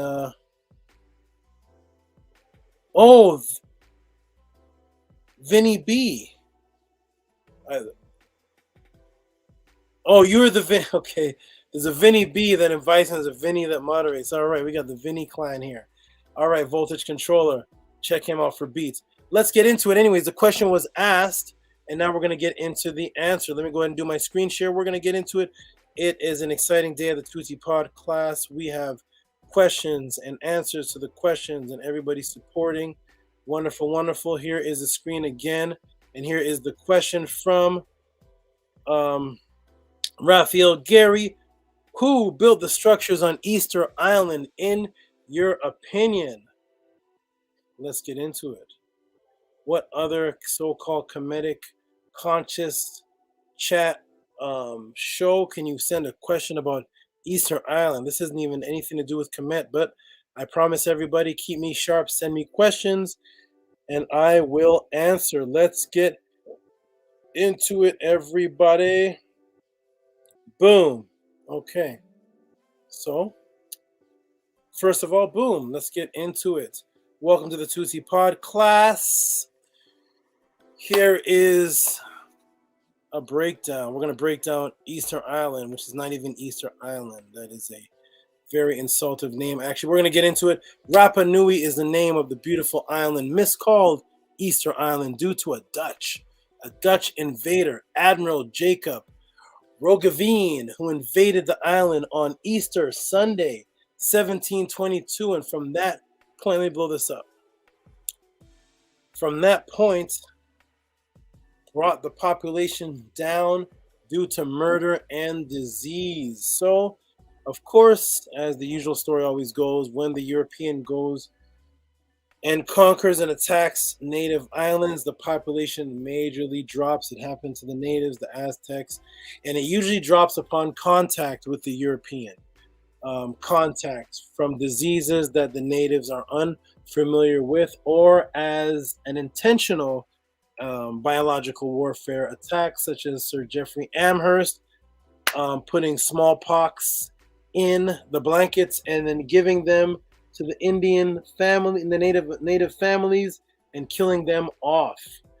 So the population started dropping off majorly, and then they changed the name to a Christian name. The European has the nerve and always does this because what the invaders do is they always have to superimpose their consciousness over native consciousness. They have to do that in order to keep the matrix flowing. So there's a consciousness that exists that comes from words that are the manifestation of the frequency of your people. Then there are invaders that superimpose their frequency names so that the original sound is not said anymore, and your mind ties into their stories. So every time you hear the word Easter Island, your mind obviously thinks of what holiday? Easter. What in the world does Easter have to do with these large stones and the people of Rapa Nui? Absolutely nothing, but the European thinks he has the right to actually name a whole island after a false Jesus crucifixion resurrection story, ignoring what the people called it themselves. So anyways, the place is called Rapa Nui. It's a territory of Chile, although it's very far from Chile, situated in the southern Pacific Ocean. And here is Chile down here. And then we see about 2,300 miles we travel, and then we end up on a small island where they do rituals based on being on that island. But these are the heads. They're 900 or more. Some count 884, some count 900, some count 1,000, because when you're counting the heads of Rapa Nui, it depends if you're counting the damaged heads, because there's heads that are damaged, there's heads that are full, then there's full body structures. So it depends which one you decide to count. If you count all of them, including the damaged ones, you're going to get 1,000 or more. So he brought the world to the attention of the island. They brought the world to the attention of the island. Some weighing in at 80 tons. Here's where the mystery begins. Because we hear of these large stones weighing in at 80 tons, then it becomes a question: who did this? Who built this? Is this the same mystery similar to the pyramids, to the Akus? Because who could move 80 tons? So then the mystery begins, and then the brain imagination starts, and then all type of stories come about, ignoring the indigenous people that are there. So we're going to get into it. Here it is. Here are the heads. Most people know this island because of the heads, but we're going to take a step further and see that they are not just heads. Welcome to the Tehuti Podclass, where you can send in questions. This one is from Raphael Gary, sent in a question, and this is my breakdown of it. Now, when unearthed full bodies were found with carvings on the back, let's take a look, everybody, because this helps us understand who made these and what this is about. We have to go by the indigenous people's stories, their carvings, their drawings, what they say. But in this racist society, we're taught to ignore what natives say about themselves, and we move into our modern day new age philosophy. So we'll find that, let me go ahead and shrink this down again. Boom, expand, and go like that. Here we are. Here we are. So, below we see a long-beaked bird with an egg on the left. But look to the right, we see a similar bird with a circle. But that one is 10,238 miles away. Yes, this one is in Göbekli Tepe, what we just spoke about last week and 2 weeks before that, or the week before that. You see, let's look closely at the back of the Rapa Nui images, and we see a bird with a very unique looking beak, and then we see this circle, and we see the hands out, and then we see a bird with a circle and the hands out, but this one is in Göbekli Tepe, and we see birds images all throughout the world. Now, here's where it becomes very interesting, because here's one of the heads that here's one of the statues that most people don't count, because it was actually not finished. This one had to reach 70 feet in height, and it weighed 297 US tons. You can see it's in mid-creation here.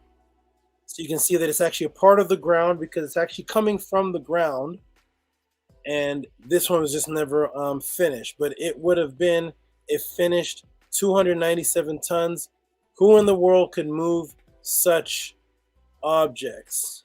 Was it aliens? Was it who was it? Who did it? Let's take a look and dig deep into this, and we're going to figure it out. Thank you for the question, my brother. We're going to get into this.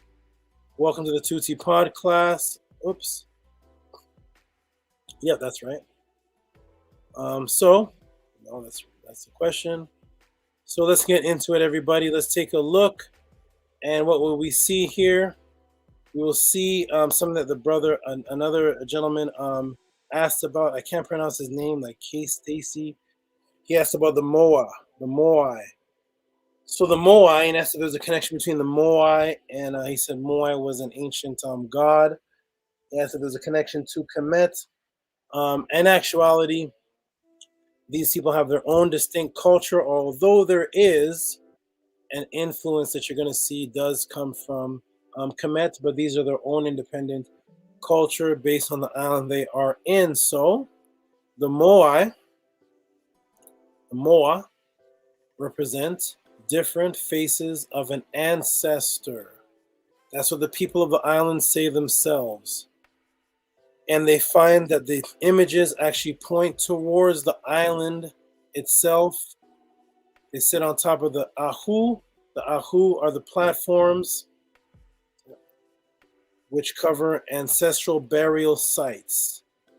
So these are similar to a tombstone ancestral image, very similar to what you see all over the world, where you see an ancestor buried. You'll either see a tombstone, or in Kemet, you'll see a statue of the god or the ancestor or the pharaoh or the scribe.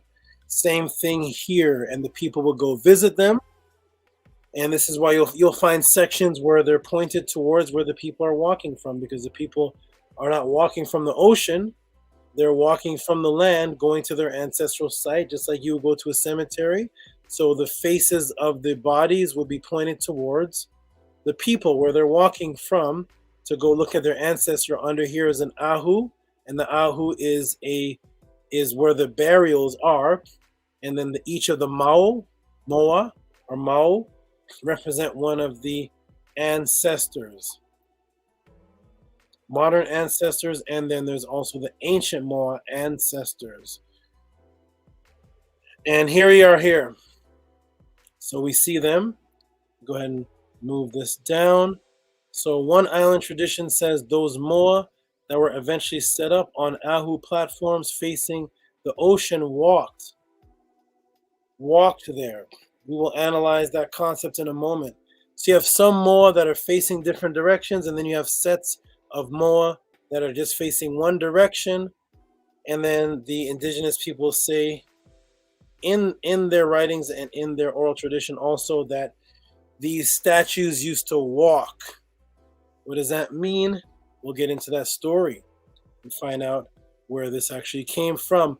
Welcome to the Tehuti Podclass, where you can send in questions, get them thoroughly answered, even if they're not about Kemet. I am here for the truth and information, and feel free to send in your questions, and I will thoroughly break them down, detailed and designed for you, if possible. So here we are. Here's one, these facing this direction, and here's some facing into the island with the Ahua. And in their culture, they say these things walked. Okay. Okay, so we're going to get into what that actually means here. So how are these structures actually moved? So there was a team of scientists that actually imitated the way that the ancient people would have been able to move these structures. And when they were moving them in that way, it looked like they were actually walking. Here, we'll take a look.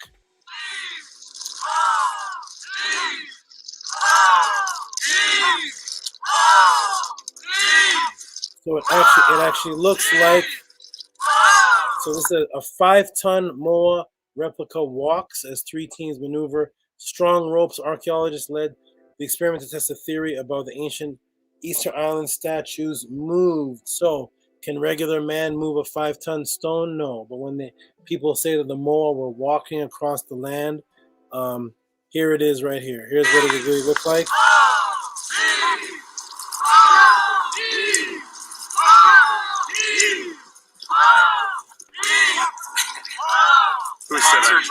Who said I couldn't walk?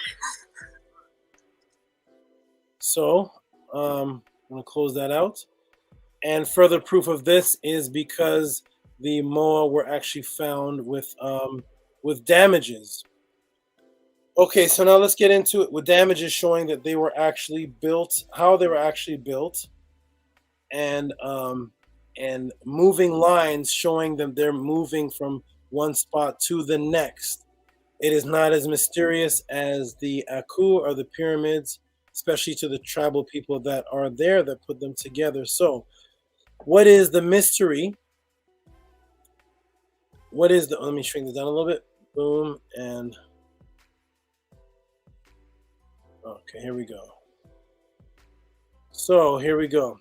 What is the mystery as to how they cut these massive stones? The building, the carving of the Moai is not to be compared to the feet or carving megaliths used in Kemet. In actuality, the so-called stone, see, because when we hear these words, we say, oh, the stones, like the stones in ancient Egypt. These were not actually stones that these statues are made out of. The stone, quote unquote, used was not stone at all. It was called tuff. Tuff is a volcanic rock consisting of consolidated volcanic ash. It is a product of explosive volcanic eruptions. It can be considered to be volcanic analog of sandstone. What is sandstone, ladies and gentlemen? What is tuff? It's this material that is very actually porous. So it is not to be compared to the solid granite rock of Kemet, that if you were to use a tool to it, it would actually break the tool. This is actually very cuttable stone, which is even more cuttable when the volcanic eruption is fresh, when it's more fresh, and it actually withers away in time. It is not going to be compared to the stones of Kemet. So this is actually very cuttable. So that eliminates the mystery of how were these moved and how were these cut. It's very cuttable, and the walking is done by rope technique, which the natives themselves say that these statues used to actually walk. And as you're moving them in that technique, it does actually look like they are walking. They found the trails. They found the damage on the back of the movement. So it's not any form of levitation. It was not any form of extraterrestrials.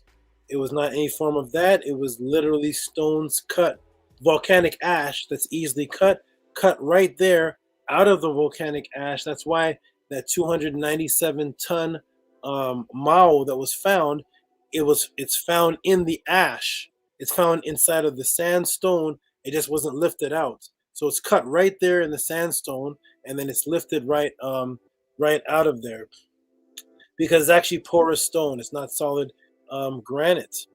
Okay, so if you look closely, you will see it's porous and thus relatively easy to cut and carve. Let's blow this up a little bit. So here they are, right here. So they're made out of sandstone. Okay, so the Ranuraraku is a volcanic crater formed out of consolidated volcanic ash, or lapelli tuft, and located on the lower slopes of the Terivaca in the Rapa Nui National Park of Easter Island in Chile. Ranuraraku was a quarry for about 500 years until the early 18th century, and supplied the stone from which about 95 of the island's known monolithic sculptures Maui were carved. Ranuraraku is a visual record of the Maui design vocabulary and the technological innovation, where 397 Maui remain. Ranuraraku is the World Heritage Site of Rapa Nui National Park and gives its name to one of the 7 sections of the park. It is one of its main archaeological locations. So there it is right there. We're breaking down the mystery. This is human diligence and dedication to do this. It is a difficult task, but it is humanly possible. It is no longer it's not one of the 7 wonders of the world. And the reason why they moved the stone in a walking way was to imitate their cultural tradition. There's a cultural tradition that deals with spirits in their walking, and they were imitating that in their cultural tradition. We're going to get to it. Welcome to the Tehuti Podclass. Here we go. I'm going to show this here. And let's go ahead and show this. Many statues never made it to their destination. This statue was on its way out of the quarry, and you see how badly broken it is. Probably a couple of years of work, completely ruined and gone. All right, a couple years of work completely ruined and gone because some of the statues never made it, or they try to travel with it, or some of them just were not completed there. Okay, and here's the next one. Here, I'll show this. Okay, there we go with that. Wonderful. Let us continue. Let's get to the origin of it. Here we are, ladies and gentlemen. This is the part of the Easter Island story that I don't see anybody going over because it doesn't fit into the agenda of what a lot of people want it to be. So they don't actually go to the story of the Maui themselves. They just see these huge statues, and then they create alien stories, or their imagination runs wild, and the New Agers run wild with this, just like they ran wild with the Seti and Ramesses II imagery, making it helicopters.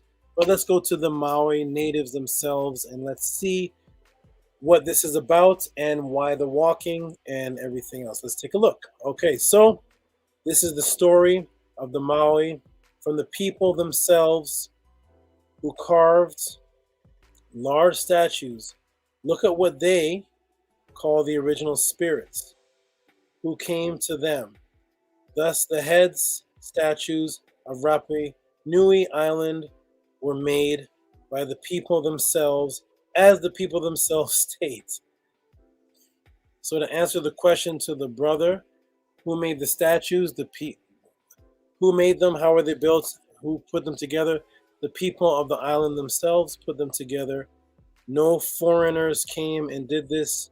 No outside extra life forms did this. But let's go into it. So here's a story. Tu u ku ihu. And Ariki, one of the first immigrants, was a clever man, right? Tangata Maore. He had 2 houses one of Ahu Tipi in the west side, and one at Hanga, Hahevi on the south coast. So the natives describe that there were people that came to the island because, of course, the original people that came to the island, because, of course, no ancient bones evolved on this island off of Chile. People had to come there because it is a remote island. We actually travel there. So they're talking about the original people who came to the island and the original stories. West side of this area, the foundation of both shown. One night when he was sleeping at the latter dwelling. Now, here's what's interesting. What do they call the spirits? Aku Aku.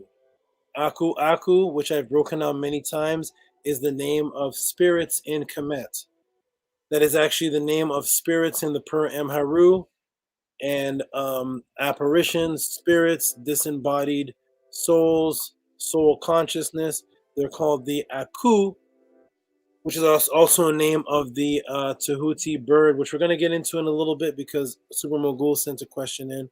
But they're called the Aku Aku. So here is the similarities we find in Kemet. The spirits that come to people and the spirits that come out of your body are one of your spiritual body's aspects is called the Aku. And in this area here, the spirits that appeared to start the story were called the Aku Aku, appeared to him by the name of Papa Ahiro and Papa Akirani. When he awoke, he took the wood called Toromiru and carved two figures with faces, arms, and legs, just as he had seen the Aku Aku. Okay, so here he is carving the manifestations that came to him. When he had finished his work, he went over to Hanga Roa to fish. He slept there and returned at daybreak, going back by the quarry of the stone hats. Two male Aku Aku by the name of Ku Hitiru Ra'u and Ku Nukuti Mangua were sleeping by the way, but were aroused by his approach. By two more Aku Aku, whose names are given, who told them that there was a man coming who had noticed that their ribs were exceedingly bad. The two sleepers awoke, saw Tu'ukau Ihu, and asked him, "Have you seen anything?" He discreetly replied, "No, nothing." They disappeared. See? They again met him on the road and put the same question, to which he gave the same answer. When he got to his house, he made two statues with ribs to represent apparitions. After dark, they prowled round the house, listened with their heads up to their ears, hear of the gossiped about what he had seen, intended if he did not so to kill him. The Akiri, however, held his tongue. Later, he went to his other home. There he took wooden Maui, there's that word, Maui, both male and female, and made them walk. The house bears the lengthy name of the House of the Walking Maui, Tu'uka Ihu.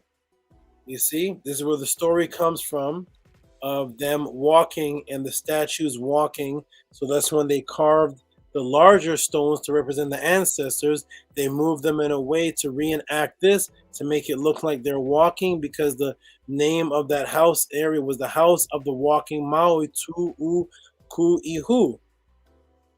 And the large one whose measurements were given, Tu'uiaku, once lent a Mau Meri to a man whose house took fire while it was in his possession. The Arikiri, on hearing of the disaster, told the image to fly away, which it promptly did, and was subsequently found in the neighborhood unharmed.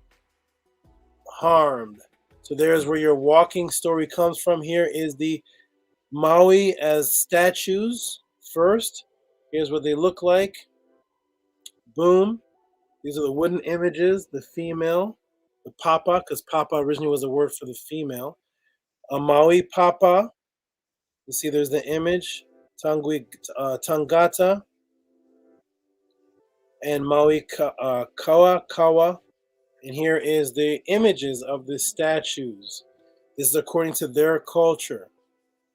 Okay, this is what the natives say themselves. The carvers also explain that the Maui were erected on an ahui platform, which is where their ancient ancestors buried their ariki, or high chiefs. Today, we interpret these Maui as sculptures of particular ariki who were buried in this ahu. In the Rapa Nui culture, when the high chief passed away, the family would make a Maui representing the person buried in the ahu. Finally, the four carvers said, although this ahu is partially replica of the ahu Nui Nui in the Rapa Nui, we have chosen to give the name Aui to Ko Ihu. Tu U Kuihu was an ancient Arikari from the Rapa Nui who initiated the art of carving the Maui, the Mao. So here is their culture. Here's what the natives on the island say themselves. Here is what the natives look like. Here is who built the heads and the statues. And here is the natives right here. This is in the Smithsonian Museum on the online connection from 1886. This is 500 years. This is 500 years of mixing. 500 years of mixing. Then they look like this. Look at these melanated people after 500 years, because remember, it goes back to 1200 and this is 1886. And here's what they look like. Here is the people of Rapa Nui that the Europeans call Easter Island, and there's other people that built their wooden statues and then imitated the wooden statues with the larger, tough statues to imitate the exact same thing as the wooden ones, except for these ones were large enough to put over ahu, burial sites. So here are the people, and here is their culture, and that is what they say. Okay, a little bit more. Okay, boom. Now here's the remnant of the people of Rapa Nui. This is 1916, who built the statues of the Moai after 300 years of Christian indoctrination. So if you want to see what the people look like of Easter Island, this is what they look like after 300 years of rape, hundreds of years of raping, mixing. Then they look like this. Okay, after Christianization and after hundreds of years of most of them forgetting their culture, because of course, just like any indigenous culture, those who are caught practicing it out in the open by the European invaders were killed, lynched, and threatened, and then the fear was placed inside the children. But here are the people and the indigenous natives of Rapa Nui, hundreds and hundreds of years after Christianization, and this is what they look like. These are the builders of their own culture. Okay, so what is this name Rapa Nui? What is this? What is this? What is this? What is the Rapa? So here is the Rapa. The Rapa actually deals back with one of their ceremonial paddles. Okay, so that is Rapa, and the Nui is the great. So here it is. Welcome to the Tehuti Podclass, where you can ask these type of questions and get thorough breakdown. So here is the ceremonial dancing paddle called the Rapa. Here it is right here. This is the Rapa right now, found in the British Museum and the Ua Club, and this is the Rapa.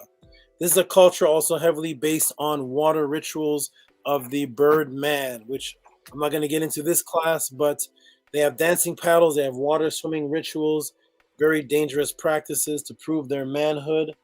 We'll get into that another class, but this is the Rapa. So here's a Rapa right there. Rapa is actually a paddle that they use in their dancing rituals. So thus, when we look, the dance paddle and the ao, because remember, all ancient cultures go back to sexual imagery, because ancient cultures had no problems at all representing sexuality. In ancient Kemet, the paddle was the body of the naked woman, but we'll get into that another time. So here is the back of the statue, and you can look and see the paddle on the back, the Rapa. When you color it in and see it in more detail, Then you see the baby bird, the male bird, the female bird. This deals with reproduction and sexuality. And there is the egg right there, which is a part of the ritual that the Rapa have to perform as men to do egg hunting, interestingly enough. So thus that empowers the indoctrination of the Easter concept and egg hunting in Easter. There was an actual egg hunting, but it was an egg hunting of birds. Bird egg. So here is the paddles, here is the vulva symbols of reproduction, and there is the two birds reproducing the baby bird, which was found, of course, inside of the egg. Sexual symbols of reproduction, because reproduction is the key to every ancient culture. Biological imperative and reproduction and proving your manhood and your womanhood. There are the people of the Rapa. And if you want to see the people of the Rapa in color, here is the Rapa Nui people right here, ladies and gentlemen. So here we go. These are the builders. These are the Rapa Nui people. The question is, who built the Maui statues of Rapa Nui? These people, the indigenous people of the island themselves. We have to remember, ladies and gentlemen, that when the foreign invaders came to Hawaii, came to Chile, Vietnam, especially when they went to Vietnam, they called the indigenous people Negretto. So they were going around seeing a bunch of people, calling everybody Negro at the time. So when people get into conversations and arguments over who's a Negro, these are the stupidest, silliest arguments. They are distraction arguments that take place of racial division, because you'll have somebody saying, he's Hawaiian, he's not Negro.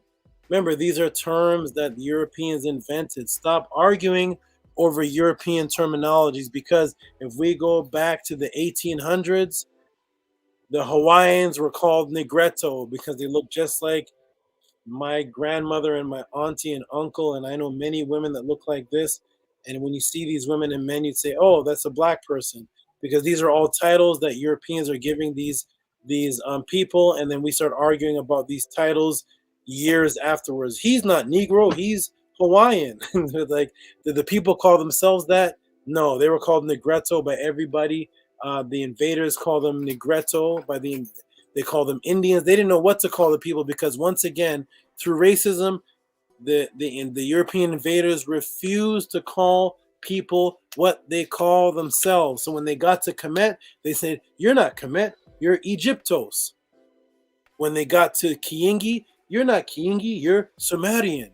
When they got over here, you're not the native, you're not whatever you called yourself, you're Native American Indian, you're Aboriginal. These are the names that invaders give people. But here are the beautiful melanated people of Rapa Nui that you still find on the island today.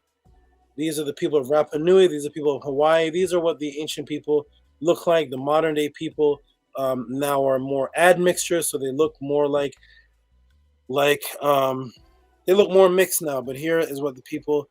A series of devastating events. Now, what happened to the people? Because when you go to the island, now you only see a handful of people. But what happened? A series of devastating events killed almost the entire population of Eastern Island in 1860s. December 1862, Peruvian slave traders struck Easter Island. Violent abductions continued for several months, eventually capturing or killing around 1,500 men and women, about half of the island's population. International protests erupted, escalated by who? Of course, Bishop Florentine Etienne Jaus. See, always goes back to Christianity and invaders destroying all indigenous people. The slaves were finally freed in autumn 1863, but by then most of them had already died off from tuberculosis, smallpox, and dysentery. Finally, a dozen islanders managed to return from the horrors of Peru, but brought with them smallpox and started an epidemic which reduced the island's population to the point where some of the dead were not even buried. Contributing to the chaos were violent clan wars, with the remaining people fighting over newly available lands of the deceased, bringing further famine and death among the dwindling population. Then the missionaries came. The missionaries come with first Christian missionaries, Eugene Iraud, arriving in January 1864 and spent most of that year on the island. But mass conversion of the Rapa Nui only came after his return in 1866 with Father Hippolyte Roussel, and shortly after, two others arrived with Captain Jean-Baptiste Dutro Bonnier.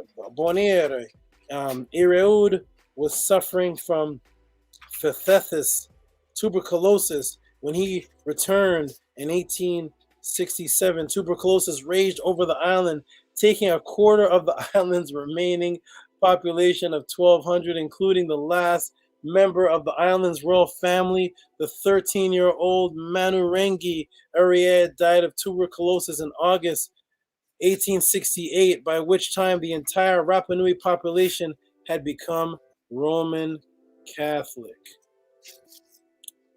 Oh boy. Seems like this story echoes in every single indigenous culture. But anyways, to answer the question, thank you, Raphael Gary, for that awesome question. This is how we answer it at the Tehuti Podclass. We walk you through and show you these were built by the indigenous people of Rapa Nui, dedicated to their ancestors of Rapa Nui, built actually much easier than the stone of the granite of Kemet, because it was built by tuft, which is very carvable, and moved in a walking pattern to imitate the original story of the Aku Aku and the Maui wooden statues of the original people that came there to the island that were taught to have walked. So they walk the large statues to imitate. It's a large ritual indigenous to the island itself, built by these people and these people only. That is your answer. Thank you, my brother, for asking the question. Let me get back to the room here. Welcome everybody to the Tehuti Podclass, where you can send your questions in and answered in a specific, thorough fashion, without any insults, without any ad hominems. Let me go in the room. Oh, this is the other gentleman that asked the question on Rapa Nui also, and the Kemetic influence. But yes, the ancestors were called Aku Aku, spirit forms, and in Kemet they were called Aku Aku Aku. And we'll get into more maybe in another class. But Rapa Nui is a distinct culture of its own, even if there are Kemetic word influences.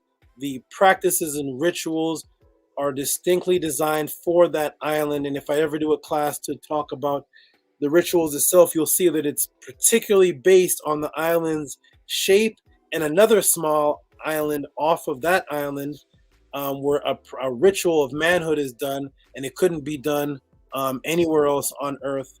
It's designed. That's the beautiful thing about ancient cultures, is that the culture is designed based on where you live. I was just telling one of my goddesses this. That is the only importance of where you live. So, okay, let me go in the room and just see if everybody heard, digested, and appreciated the answer. And let's see. Raphael Gary, the person who asked the question himself, he says, "Great breakdown. Thank you for your appreciation." Nani Setmer says, "Click like icon if you haven't already." And Nani Setmer says, "Mind-blowing answers again and again." That's what she always says. Boom.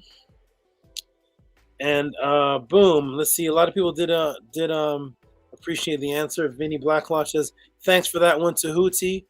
Wonderful." And Jody says, great info. And the other gentleman who asked about the Rapa Nui also says, always a great breakdown. So I'm glad you all, and look, they're following the mind-blowing answers. Desmond FPV, mind-blowing answers. The Schlacken puts fire. Desmond puts fire. There's somebody named Indigenoid. I guess that's the two names, the two name mix, the indigenous and the Negroid. Indigenoid says Tehuti breaks on down. Shout out to you, Indigenoid. I haven't seen you before, but shout out to you. Comedic Energy says early. And smallpox is crazy, right? That's the story with all the natives and the Europeans coming in, invading. Disease comes in and the cultures break down.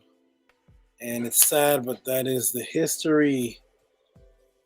Infotastic. We have a new word invented by E-Manifesto. We're going to use that word, infotastic. There's a new word for the Tehuti Podclass. Infotastic. Thank you for that question, which stimulates the answers that I give. Everybody, please support. Let me do a little commercial again. Support with Cash App TT Amun.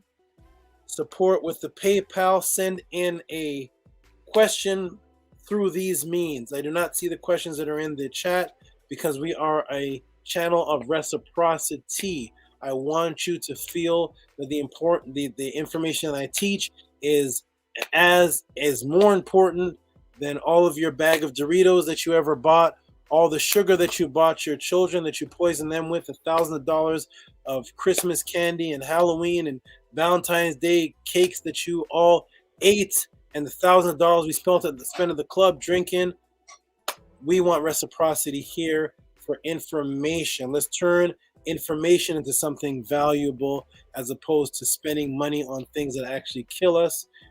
Let's support that which keeps us alive, which is the more conscious you are, the broader your perspective is in life, and the more you can make decisions.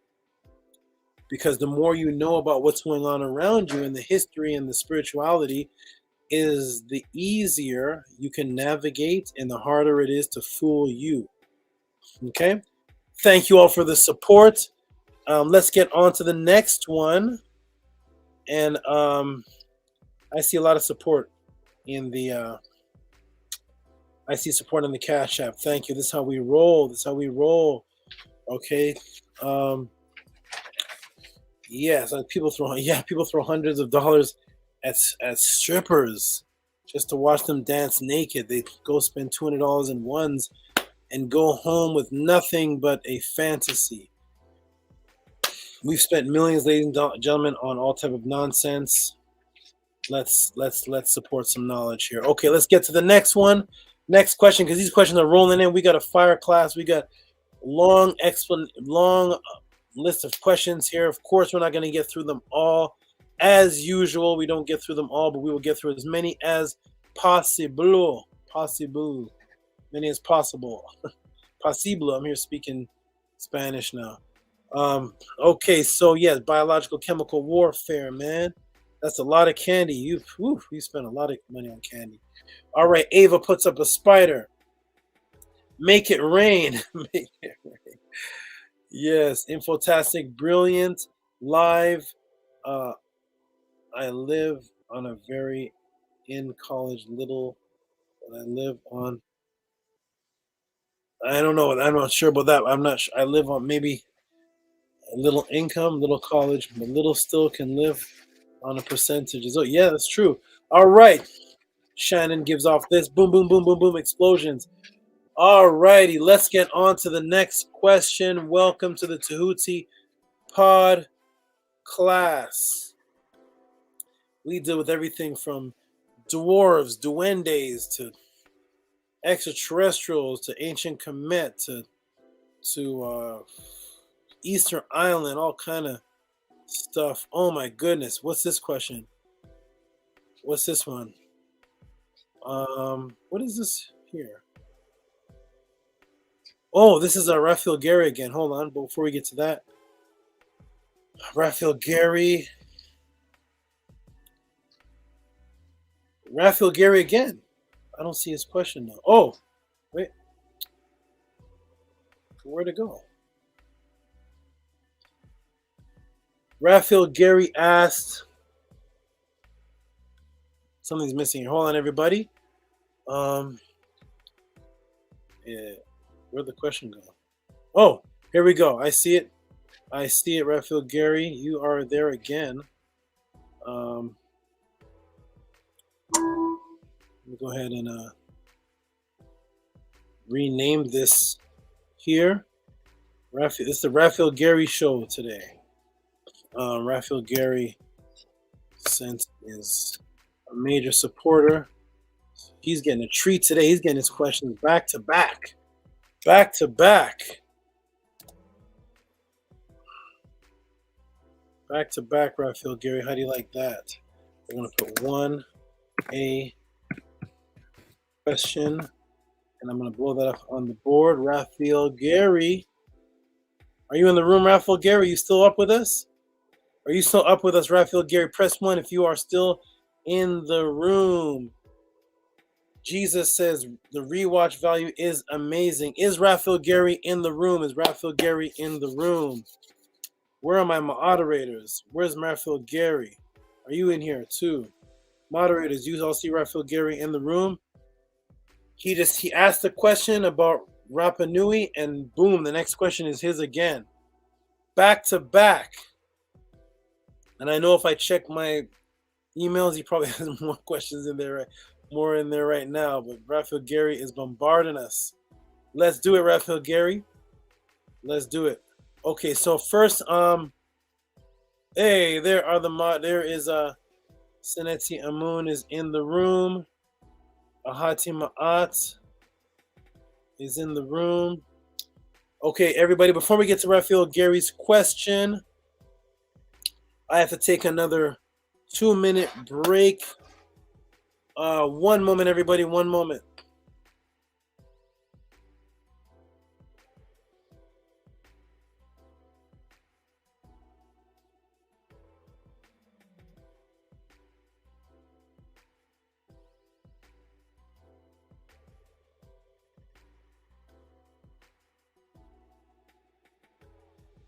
Okay, I am back, everybody. I'm going to take a little 1-minute break. 1-minute break here. Ahati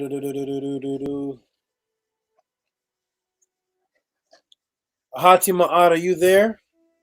Is Ahati Ma'at in the room? Hey, Raphael Gary, would you like to jump on the screen for a moment? Give a shout out. Tell us what you feel about the Tehuti Podclass. I got to take a 2-minute break, and I like interacting, putting people up on the front while I take my break, so we can get to know each other, see each other's face, and we can express things with each other. I'm going to take a little break. I'm going to put the StreamYard link in the room again, and then I'm going to take another little break here. If Ahati Ma'at is in the room, if Raphael Gary, if you're in the room, Raphael Gary, if you're in here, jump on. Jump on. If you're in the room. And Ahati Ma'at, are you in the room? Ahati Ma'at, if not, I'm going to put on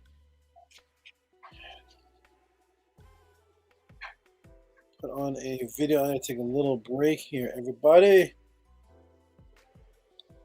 A little break here, just to refresh my brain and recover my brain to answer this one. This is a good one here. Raphael Gary has asked a great one. Raphael, are you in here? Ahati, jump on the line. Raphael Gary, jump on. Introduce yourself. I'm going to take a couple-minute break and go refresh myself and come back fresh and strong again. Go ahead and jump on, my brother. Go ahead and jump on. The link is right there in the room. The link is in the room. There it is on the screen too. Boom. I put the link in the room. Don't be shy. Raphael Gary, jump on. Ahati Ma'at, jump on. Or I'm going to have to put on a video. Okay, hold on. Let me you all always be ready to jump on, everybody, because I'm here to share your faces and experiences with the room. There's a Hati Ma'at. He always jumps on. There he is. Hati Ma'at, ready to go. Jumping in the room. All right, Hati Ma'at, I'm going to take a little break. Go ahead and talk to the people. Is Raphael Gary coming on? I don't know. Raphael Gary, I don't see him anymore. Or is AJ or any of those other brothers in the room? I don't know, man. People may be shy. I don't know, but I'm gonna hop off. I'm gonna hop off for a quick second. Go ahead and keep the momentum in the room. Rigo, you want to jump on? Keep them 110 people in the room. When I step away, I know the numbers are gonna drop, but keep the numbers up. Ahati, keep them on. Talk to the people. I'll be back with a great question from Raphael Gary, which says, "Has anything new gonna discovered in the pyramid?" What about Jesus? Jesus is a good young brother. He can jump on as well. I'm gonna take a little break. I shall be back like Arnold Schwarzenegger. Okay, what's up to the best chat room on YouTube? I wanted to say the JTube, but we'll just go with YouTube. I see Jesus is in the room. A lot of good questions tonight. A lot of good questions. A lot of questions that form different topics that a lot of people would have a hard time, in my opinion, answering. And that's why I dig Tehuti Amenhotep Ra, because you can basically ask him about anything, and if he doesn't know, he will tell you. Oh, I did want to say one thing. If I could find the book here, I wonder if I could share. Let's see if I can share here. Share screen.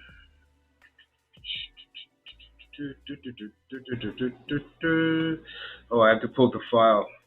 Let me see if I can find the book here.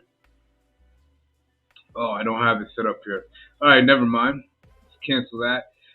There's a book that's out, and it talks about the genocide of the indigenous people from the Americas.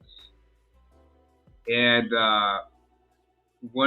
these stories where they talk about diseases, where the Europeans talk about, like we heard tonight, about the indigenous died from diseases. A lot of that is just BS. What really happened was they were slaughtered. They were viciously murdered. And this topic transcends even into 2022 because of what went down in 2020. And a lot of people came out, authors, a lot of medical people came out, and they were doing investigations into these diseases like smallpox. And a lot of these diseases, quote unquote, are just made up as a cover. So I really, man, I have to mince my words here because I don't know what the algorithm will pick up. But yeah, with history, a lot of it is more covered than you would believe. A lot of people, like I saw posted today, we were calling Jesuits and all this. No, it's the Jays, man. I say this all the time. Anybody that's ever visited my BitChute channel, I go raw on there, like ODB used to say, give them to them raw. I go raw, man. I just give you the straight up truth, and it's the Jays. They're always constantly spinning the Matrix narrative. They're the Wizard of Oz. And they put all these different labels out there so that somebody will say, well, no, it's not the Jays, it's the Jesuits. No, it's not the Jays, it's the Catholics. No, it's not the Jays, it's this person. Because you'll notice something, if you say anything about the Jays and you have any type of status, let's say if I was Jay-Z and I just went in on the Jays like I do here, I wouldn't have a career anymore. or if I was LeBron James and I called out the Jays on a specific topic, I wouldn't have a fan base anymore. Because this is part of what Tehuti always talks about, which is the hypnosis. There's something called NLP. It's called Neuro-Linguistic Programming. And let me make a caveat, okay? When I say the Jays, I'm not saying the Jays because I hate all the Jays. I hate the mindset. It's always a mindset for me. So there are many Jays that I actually like. Like there's a brother called Ill Bill. He used to rhyme with, I don't know if he still does, he used to rhyme with Vinny Paz, the great Jedi Mind Tricks group, one of my favorite all-time groups. My favorite rapper from there was actually Just the Law. But Ill Bill came out with his own albums too, and I admire Ill Bill, and he's a J. There's a guy called Norman Finkelstein who talks about the Jays and during World War II, and he says that it's just a financial money-making business. I admire him, and he's a J. So you see what I mean? It's not the Jays specifically just because they're Jays. It's the mindset. And this goes to your brothers, too. I don't like brothers and sisters just because they're brothers and sisters. I have to see what your mind is going to say to me first. So back onto the topic that was discussed tonight about Easter Island. The erroneous word named Easter Island. And the beautiful people of that island. The lies have to be spun. Excuse me for a second, I see a question in the chat. It says, Hati, do you know who the ex-slave named Onesimus was? I do not. I do not know who the ex-slave Onesimus is. But a lot of these narratives are spin like the narrative where the indigenous got blankets that were filled with diseases. Like when I was a child growing up, they would tell us that story all the time, that the indigenous got blankets. See, if I tell you that I gave a disease-filled blankets to a certain group of people, that doesn't sound as bad as if I took your women of a specific group of people and I strung them up from a tree and I opened up their midsection and I ripped out their child that's inside of their belly and I cooked their intestines on a campfire and I played baseball with the child's skull. See, that sounds brutal. That doesn't sound like something that most people want to hear, even though it's the truth. So they spin it's always a softer, it's not that bad narrative, as I call it. It's not that bad, you know. And it's funny because I just had, I'm in contact with, on BitChute, it's mostly Tomahawks, because I don't know why our people don't gravitate over there, but it's mostly Tomahawks, and it's mostly the nationalists, the Tomahawk nationalists, and so when they start talking to me, man, they try to call me all types of ad hominems and monkey and all this stuff. And I learn from the best. So I don't get rattled. I just keep repeating the question over and over again, and they end up blocking me. So the truth will always speak for itself. As Brother Jesus told me earlier today on a comment, the truth should always speak for itself. Just go to bitchute.com or just go to one of my YouTube videos and you'll see the info there, the links, and it'll make it easier. You could just go there. On BitChute, so far, they're not censoring you. You can say whatever you want. You can put any type of videos on there. It's like YouTube. When YouTube first came out in early, in like 2008, 2009 era, where you could just download information like the Matrix into your mind, and it had everything. They had everybody on there. Just saying from all different topics. There's no censorship. It's just like that. For now. Because the plan is to basically censor all the information. And the select group will be able to distribute to you what they want exactly for you to know. And anybody else that doesn't say what they want you to know, there'll be severe consequences. Like one of my favorite subjects, as Saba knows, is World War II. And there's people in Germany they just sentenced a 93-year-old grandmother for saying that she argues against what the Jays say about what happened to them. Like she wants to look at it from a different angle. They just gave her 2 more years. She just did 5 years. She's 93. They just gave her 2 more years. And there's a lot of people they arrest just for your thoughts. That's a thought crime. So it's only a group of people that can have you arrested for just thinking differently.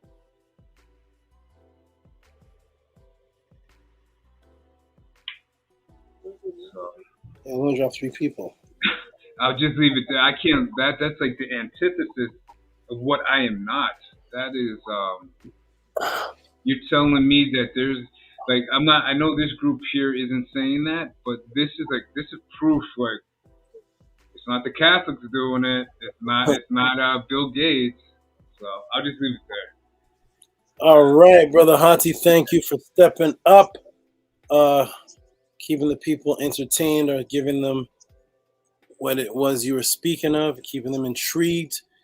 Hati Ma'at, shout out to the good brother, best of the students that I have in person, best brother protector, Hati Ma'at, who also developed the tribute that I played last week. May play it as a closing again this week.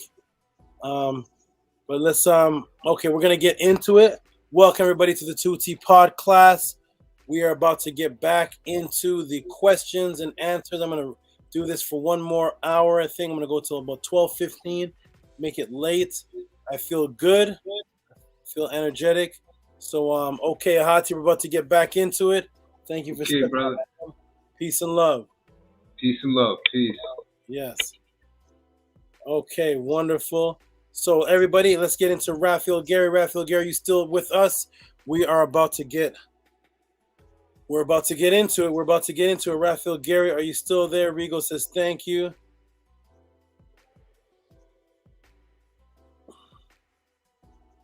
Okay, boom. Senetia Moon says peace. Vinny says peace, thanks. Seneti says peace. Raphael Gary is here. Raphael Gary is in the house. That's what I was waiting for. Let's get into it. Ladies and gentlemen, we're going to do the screen share and get into Raphael Gary's question on. All right, let's go. Raphael Gary's question is, again, just for those who didn't see. All right. Boom, boom, boom, boom. It's loading. That's very strange. There it is. Raphael Gary. Going to blow it up, put it on the screen. Raphael Gary with the 20 says, and anything left inside the Great Pyramid to discover? I like that question. Is there anything left inside the Great Pyramid to discover? So that's a 2-part kind of question, because is there anything left inside the Great Pyramid? Yes. To discover? Yes. And has been discovered that is going to lead to something else to be discovered. I like this question. This is a very good question. Let's get into it. Welcome everybody to the Tehuti Podclass, where we thoroughly break things down for all of you. Let's get into it, everybody. So we're going to get into muography. What in the world is that? Hey, this is Corn. Corn is here. I can't even. Corn is there in the house. There you are, Corn. Peace to you. So let's get into it, everybody. Welcome to the Tehuti Podclass. Look at this. What are we looking at here? What are we looking at, Raphael Gary?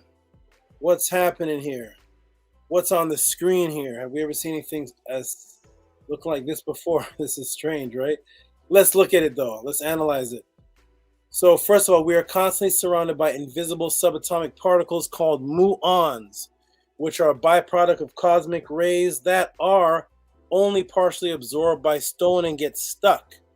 A penetrating radiography technique called muography was used on the Aku to detect the difference between densities to create an internal image. What is all of that? What just happened right there? Let me read it again. Okay, so anything discovered inside the pyramids? Let's see. So first of all, we're constantly surrounded by muons, invisible subatomic particles called muons, which are a byproduct of cosmic rays that are only partially absorbed by stone and get stuck. They get stuck. A penetrating radiography technique called muography was used on the Aku to detect the differences in densities to create an internal image similar to an X-ray. The Aku is the real name of the pyramid. Let's see what this muon exchange is. So muons are subatomic particles. They move all around us, but they only partially go through stone. So because they partially go through stone, then they can get trapped in stone, and they become more physically visible than the rest of the density levels around them. So thus, the stone will look different on a particular X-ray than the rest of its surroundings. Let's get into it. Welcome to the Tehuti Podclass. Let's get into it. Here are the great Akus of the pyramids. The European calls the pyramids. They're called the Akus. Okay, so what happened? 3 muography tests were done independently of each other, which all comported with computer simulations. What does that mean? What does that mean? What's happening here? So, they did an independent study of a Muon independent study, and when they did the computer simulation of what it should look like, it matched the study and the experiment. Okay, let me blow this up a little bit right here. Okay, boom, and go down here so we can look inside. Inside of the Aku are the Great Pyramid, and then when you look inside, something looks a little bit different over here in the white area over here. We're going to get into it, everybody. Let's take a look at what was discovered by this radiography. So here is a muon mapping. Let me go ahead and blow this up so we can look at muon mapping. Here's the muon mapping. Naturally occurring particles called muons can reveal innards and structures such as pyramids and containers of nuclear waste. Transmission muography, stones and other dense materials absorb more from muons than do hollow features such as chambers inside of a pyramid. All right, so then we have deviation muography. Muons that collide with dense elements such as uranium are deflected from other original paths. So we have one that absorbs it, and then one element, uranium, that deflects it. This is muography, so you can do muon mapping by looking at the muons and how dense they are and how they are repelled or absorbed in physical matter to give you an imagery. So that is muography, a form of radiology that they're using on the Great Aku. What has been discovered? What has been discovered?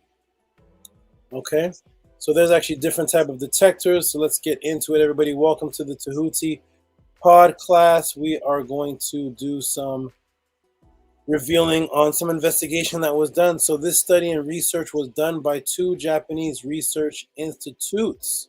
So here we are. We have Keck. We have Keck here, a high energy accelerator research organization. Okay, that is Keck.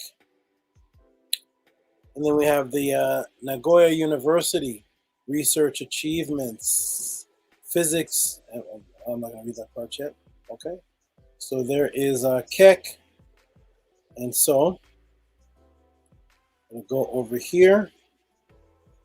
I'll actually scroll down now. So physicists at Nagoya University discover a huge void in Giza's pyramid by cosmic ray imagery. So that's what happened when they did the muon testing. They found that there was a big void. Okay, so what they did is they constructed what's called a scintillator. A scintillator. I know a lot of these terms are terms that you've never heard of before, but this is the Tehuti Podclass where everyone will get educated on what is going on. So we will be ready for these new discoveries. So this is a scintillator, ladies and gentlemen. They put a scintillator in the Queen's chamber. which is a muon detector. That's another form of a muon detector called a scintillator. That's what you see these gentlemen have right here in their hand. Right, you have Keck and you have Neoga University doing the study. They put a scintillator in the Queen's chamber, and here is a blown up image of a scintillator in the Queen's chamber, as they call it, a muon detector. Okay, and here we have, over here, we're going to get into this section of the Galleria where they put more muon observers that we're going to get into. Okay, so there's the full image right there. We're going to see what was discovered, which is very good news because this discovery is going to lead to a possible discovery of multiple things that are going to be discovered because of this. Let's get into it, everybody. Let's get into it. Okay, so here is what they found. Let me go ahead and blow this up, ladies and gentlemen. So here is the scintillator in the Queen's chamber. And you see it's giving off the rays of detection to detect the muons. And here is what they found. So, boom, we go to Neowin News. This is in November 5th, 2017. This Week in Science, Muography of the Great Pyramid and Air Pollution. This Week in Science is a review of the most interesting scientific news of the past week. Muons were used to detect a possible hidden chamber inside the Great Pyramid. Muons are elementary particles like electrons with the same electric charge and spin, but with a greater mass and unstable. They originate from the interaction of cosmic rays with atoms in the upper atmosphere and come down to the ground at almost the speed of light. Even though they can penetrate dense materials like rocks, they are harmless to humans and other living beings. Muography is a technique suggested by archaeologist Luis Alvarez back in 1960s, in which muons would be used to study the interior of pyramids. Unfortunately, the technology required to perform the technique was not available back then, but nowadays it is widely used by archaeologists, geologists, and the military. For example, it was used to assess the damage at Fukushima nuclear power plants after the disaster in 2011. Okay, let's shrink this down. So here it is right here. And what was discovered? What did they find? Let's blow this back up, move to the side. And boom, here's what they found. You can see all this on Scan Pyramids, Big Void. So cross-section of the Great Pyramid showing the location of the void structure. So here it is right here. Here's what they found, a corridor. So here's the corridor right here, North Face corridor. They found this by the detector. Okay, so here it is. I'm going to blow the corridor up a little bit bigger. And here it is right here. Boom. So it is found between 17 and 23 meters. Between 17 and 23 meters, these subatomic muon detectors detected a corridor that measures about 5 meters. And that would be it right here. So there's a corridor leading somewhere right about there. And let me go down. And you see that is about ground level. And then 17 feet up, boom, there is the corridor about between 17 and 20 meters. Right there's the corridor that they have discovered using this technology. So that is what was discovered. That is what was found. But we're going to get into a little bit more because more was found other than that corridor. Let's get into it, ladies and gentlemen. Welcome to the Tehuti Podclass. We're about to get into some more information on the brother Raphael Gary's question. Is there anything in the Great Pyramids yet to be discovered? That was the question. Here is the latest answer. So, 1 second, everybody, hold on. Yeah, stay right there. Perfect. The initial discovery team was led by Nagaoka University physicist Kunihiro Morishima. 2 additional teams from Keck Physics Research Group and CEA, France's Atomic Energy Commission. So other people came in on this discovery independently. to do the similar test, started working together. They worked from August 2016 to July 2017 to confirm Morishima's work. Each team used a different method for spotting Muon. So they used independent methods, even though they did work all together, but they used different methods. They wanted to be sure of this. So in 2019, CEA added Muon observation equipment in the Grand Gallery. Okay, in the Grand Gallery. So here it is right here. Boom, we go to the Grand Gallery. We zoom in. And what do we see here? We see these are all detectors there. I'm going to scroll across, and you'll see the detectors there in the Grand Gallery. So they have the scintillator in the Queen's Chamber, and then they have other detectors here in the Grand Gallery. Okay, so Naoga University set up motion plates. So then they set up motion plates throughout the Grand Gallery and the entrance to the King's Chamber. They're doing a lot of work here. So what was found, what was detected? So here are the motion detector plates. Let me blow that up to show you all. Boom, motion detector plates right there. And then you have the Muon observation detectors right there. That's what I showed you on the last screen. Boom. What did they find? So they didn't just find the 5 meter corridor. What did they find when they set up more detectors other than just the 5 meter corridor? A 40 meter void was detected. 40 meters. That is humongous. Right there. Look at it right there. It is bigger than the whole King's Chamber. So there's a void here that's actually bigger than the whole King's Chamber that they're going to try to find a way to get into. And then, of course, we'll see what happens from there. But so below, a 40 meter void above the 5 meter corridor. Okay, to just give acknowledgement of the people that were involved, because a lot of people say you can't use European academia. You can't use European academics, and like as if archaeologists are only European. So there's a bunch of people that got together. It's not just Europeans that are revealing this. Everybody, archaeologists of different races, of different parts of the world, are doing these discoveries all over the world. People think when they think of archaeologists, they think it's only Europeans and the information can't be trusted. Nonsense. So we have scientific partners, Nagoya University of Japan, Keck, High Energetic Accelerated Research Organization, Japan, CEA, French Alternative Energies and Atomic Energy Commission, France, Laval University, Canada, INRIA, French Institute for Research, Computing Science, INRIA, French Institute for Research in Computer Science and Automation, France, CNRS, French National Center for Scientific Research, and that is what they found. Let's go over here. That's it, a little blown up right there. So here is the Aku. Here's the King's Chamber, Queen's Chamber with the scintillator, I'm saying that right, and the 5 meter corridor, and then the 40 meter void, which is bigger than the King's Chamber itself. That is humongous.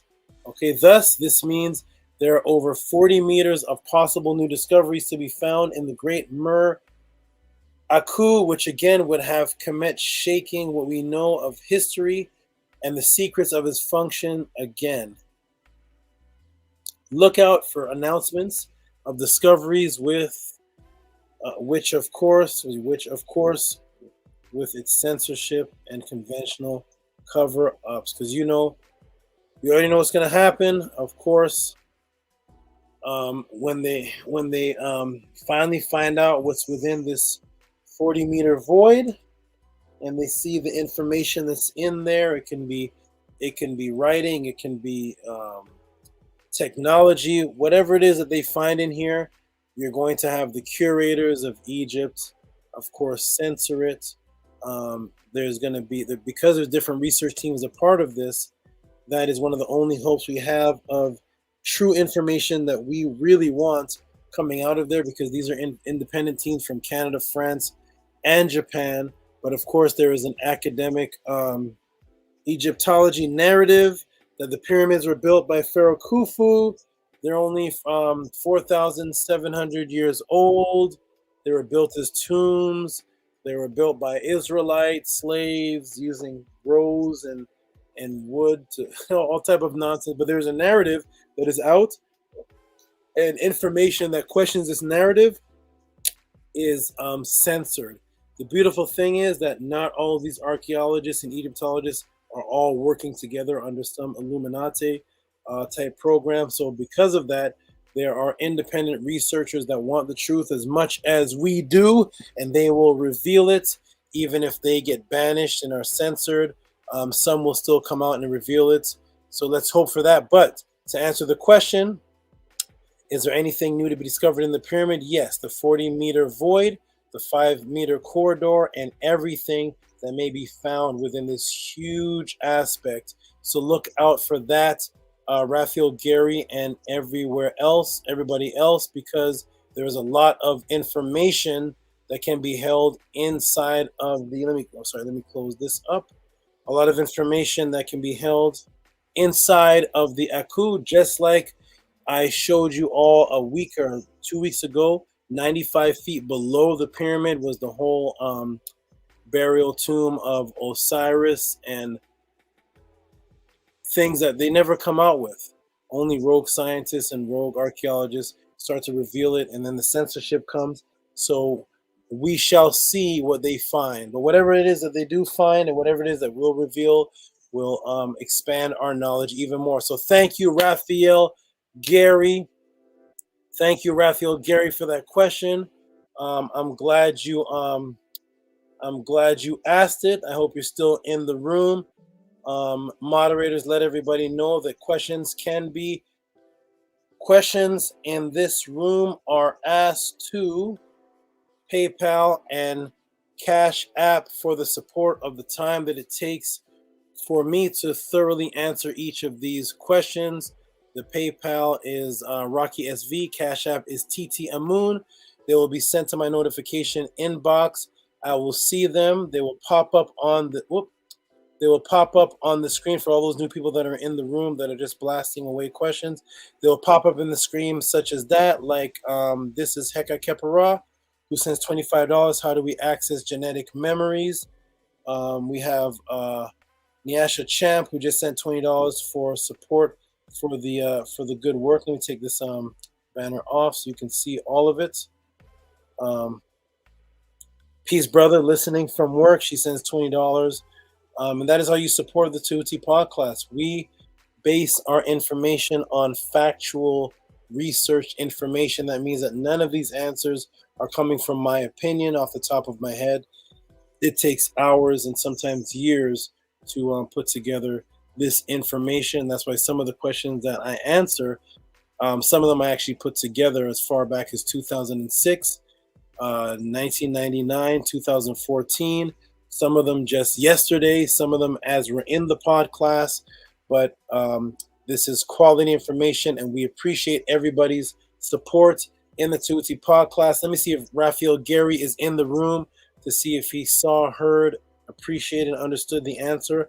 I always like to see if people are in the room that asked the question, so that I know that they saw what he answered. He could have fallen asleep.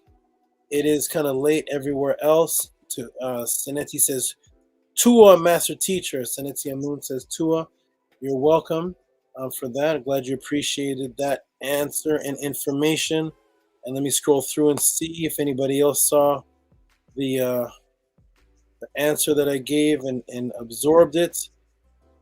I don't see Raphael. He'll probably get it when he wakes up, or maybe he's stepped away. Jody says, wow. So good. Humongous. Somebody says humongous.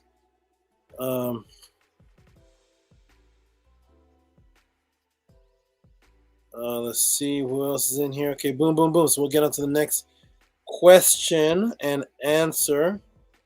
Oh, there he is. Raphael Gary states, yes, I'm here. Great breakdown. I can't wait to see what comes from that area of the Great Pyramid. Exactly. That's going to restart history again, because just like Kemet was pretty quiet for a long time until boom, King Tut's tomb was found.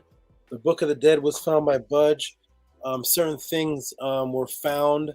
The Harakuti, the Sphinx, used to be just up to its head, and boom, the whole body was found. And then when the body was examined, they found that the watermarks go back past the Younger Dryas period. Boom, a whole nother research niche is open, and I love it. I love it because there's always new things to be discovered, which give us a broader aspect of what our ancestors put together for themselves and us. Ava puts up a diamond and a blue heart. Thank you, Ava. Okay, boom, boom, boom. Let's get on to it. Yeah, exactly. Something, where we said Zahi Hawass, where is it? Yeah, if they find something new, Zahi Hawass won't be sharing it. Exactly. That's what we got to look out for, because they like to hide it. Let's get on, everybody. Let's get on. It's 11:30 where I'm at. I'm ready for some more questions, so I'm going to go look. Is AJ Super Magoo in here? AJ Super Magoo, are you in here?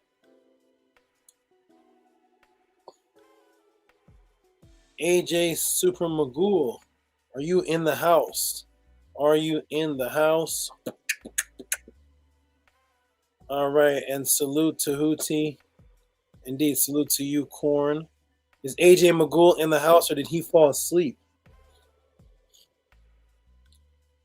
Anybody seen AJ Magoo? The next question was his. I can move on if he's not in here. Maybe I'll. Next question is great too. Okay, let me take a look and see. I know there's a lot of people saying, knowing they sent in questions, and don't worry, everybody, it is a lineup. There is a lineup going on. So let me go ahead and go. July 1st, right? Yeah.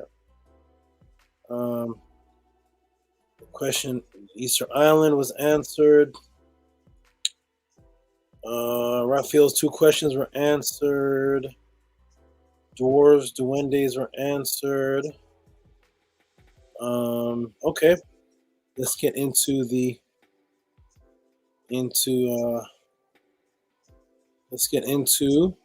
next question. Next ones that are sent. I see a lot more here. Thank you, everybody, for your support. We got a lot to go through. Everybody, please send your questions to the Cash App and to the PayPal. That is how we do things here. Also, let me give let me tell everybody again, those who just came in, who the moderators are. The moderators are boom, Unki and Ma'at, Nani Aset Mer. Oh, let me press play. Unki and Ma'at, Nani Aset Mer, Seneti Amun, Ahati Ma'at. These are the moderators that help guide you through the room. Do not send them questions based on knowledge. They will not answer it here. Those questions are to be sent to the PayPal and the Cash App. They answer questions on how to navigate through the room, how to send in your questions, how to get books, what my latest debates, lectures are, which I have one coming up this Sunday. Everybody, I have something coming up this Sunday where I have an interview from a brother from St. Lucia. I will actually post the link of how to get into that interview. That's coming up this Sunday. He's going to advertise my knowledge and myself and interview me in St. Lucia, because he says in St. Lucia there is only Christians and Rastas, and he wants the Tehuti Podclass and Tehuti's knowledge to be known out there. Okay, let me get back to the room, everybody. The scribe says, if you're tapped into this podcast, it's equivalent to being in the mystery school of ancient and you can just fill in the blank. All right. Super Magul, he probably fell asleep. Where are you, brother? Super Magul. Vinny says, I love deep links in history. All right, so Super Magul is not here right now. Let's get on. Let me see. There's a lot of support sent in. Appreciate you guys. Love you all. A lot of support was sent in. We have, of course, the one and only Anthony Drain, who always sends in the same each week. On point, never fails. He doesn't usually send in a question, but he sends in a support. Okay. Checking in on my moderators. My moderators are safe and sound. Awesome. Okay, let me go ahead and put this in the room here. Oh, here's a brother I haven't seen in a long time. KP Kev the Poet. KP, shout out to KP Kev the Poet. Welcome back, KP Kev the Poet. I haven't seen you in a while. Okay, so shout out to here is some support that was given. Let me go to desktop. Is this it here? Oh, hold on, everybody. One-man navigator. Let me navigate through this. Okay, we're going to delete that. We're going to delete that. Got to delete some things to show some things. We're going to delete that. Okay, let's try this again. We're going to shout out to Anthony. Let's see. Shout out to Anthony Drain, who always gives the 1072 every week. He always sends that in. Most times he sends it in before the podcast even starts. I look at the time that he sent it in, and it's before the podcast even starts. Shout out to Anthony Drain. Thank you for your support, my brother. Let's see the rest of the support that's sent in. This is support check time. Let's see what's sent in. Here's another brother that always does this. This support here, Nito Campbell. I think he's in the room watching. Oh, let me delete that. I think he's in the room watching, but he may not be able to interact. He may be driving or something else, but he's always in here sending in the same amount every time. Shout out to you, my good brother. And what does Nito Campbell send? Nito Campbell with his support. I like this part of the class, where the support comes in. Sometimes I answer a lot of questions. I do get drained. No pun intended to Anthony Drain, but I do get drained. Thank you for all your support. Let me move this off the screen. I don't know why it's starting shortly. Nito Campbell, thank you, my brother. You are awesome. Thank you for your support. I'm actually going to you and Anthony Drain get a round of applause, because you all are consistent every time, all the time. Shout out to Nito Campbell, Anthony Drain. Every podcast, you are sending in the same at all times. Shout out to you all. You all are awesome. I appreciate you all very, very much. The support is wonderful. Excellent. Shout out to you all, and thank you for your great support. Okay, let's move on. More support. I like this when I just get support. I can take a little break from breaking it down.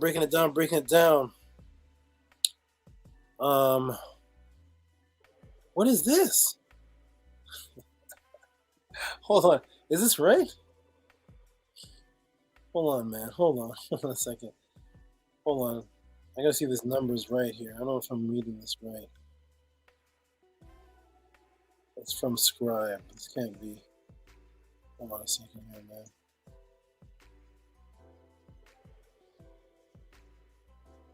Hold on. Young Scribe. No, I'm calling him Young Scribe. Scribe, it just broke the Scribe broke the internet, as they say. Scribe just broke the Tehuti Podclass. What is this? For a breakdown. Oh, yes. For the breakdown of the portal and the light consciousness. That's from another. Okay, first, let me put this in the room first off. Let me get the hand claps ready because Scribe just. Oh, no, where'd it go? Hold on, everybody. One moment. Scribe just shut down everything. I thought this was $11. I was like, why is there more ones here? Hold on a second. Scribe got to be in the room too. You need to come up to the screen, Mr. Scribe. Don't be shy. Let me go ahead and put this in the room. Scribe, I guess he's giving thanks. This is the biggest thanks I've ever gotten for a question that was already asked and answered. I believe that's what this is here, because I remember I did a class on the portal, the light consciousness, and ETs, he says. Let me go ahead and Scribe is, wow. Oh, that's Nito Campbell. Shout out to you. Look what Scribe did, everybody. Scribe is Scribe in the room. I can't see the room right now. I'm about to click over and see if he's here because he just. I need a sound machine like Killer Priest. Scribe deserves more than a hand clap. He deserves bombs and ricochets. Okay, Scribe, man. Look at this, ladies and gentlemen. What is this? The biggest donation seen. 11172, all coded numbers. 11172 from the Scribe. Olin Lamar, shout out to you, my brother. Shout out to the Scribe. Shout out to you, my brother. When I saw this, I thought it was $11, and I thought my eyes were blurry, and I was like, why is there an extra one? Shout out to you, Scribe, with the 72. And he said, what did he say? This was for, let me turn this off. Shout out to you, Scribe. This is for an answer. I believe it's for an answer I gave a while ago on the breakdown for Portal is Light and the wormholes for Osiris. That's the beautiful thing about. Let me check the room first of all. He's in the room. Where's Scribe? Scribe. Moderators, throw this man bombs. Moderators, throw this man bombs. What in the world? Scribe. There he is. He is in the room. Scribe says, Supreme Appreciation Saba. Can't come on tonight, but I will plan for it so I can soon. Tua, Nini Ook, Scribe. Scribe just blew it up. Wow. Congrats. Korn says, congrats, deserving Tehuti. Thank you. Moderators, blow this man up. Throw him bombs. Where are the moderators? Throw this man bombs. This man just shut down. He just shut it down. Thank you, my brother. Thank you so much. That actually helps because I'm actually in the next week or so. I'm gonna surprise my daughter, send her some financial support. She's having a baby. My daughter is having a baby, and she has a little donation thing, and I'm gonna surprise her. I haven't been able to. I'm gonna surprise her now. These donations are great.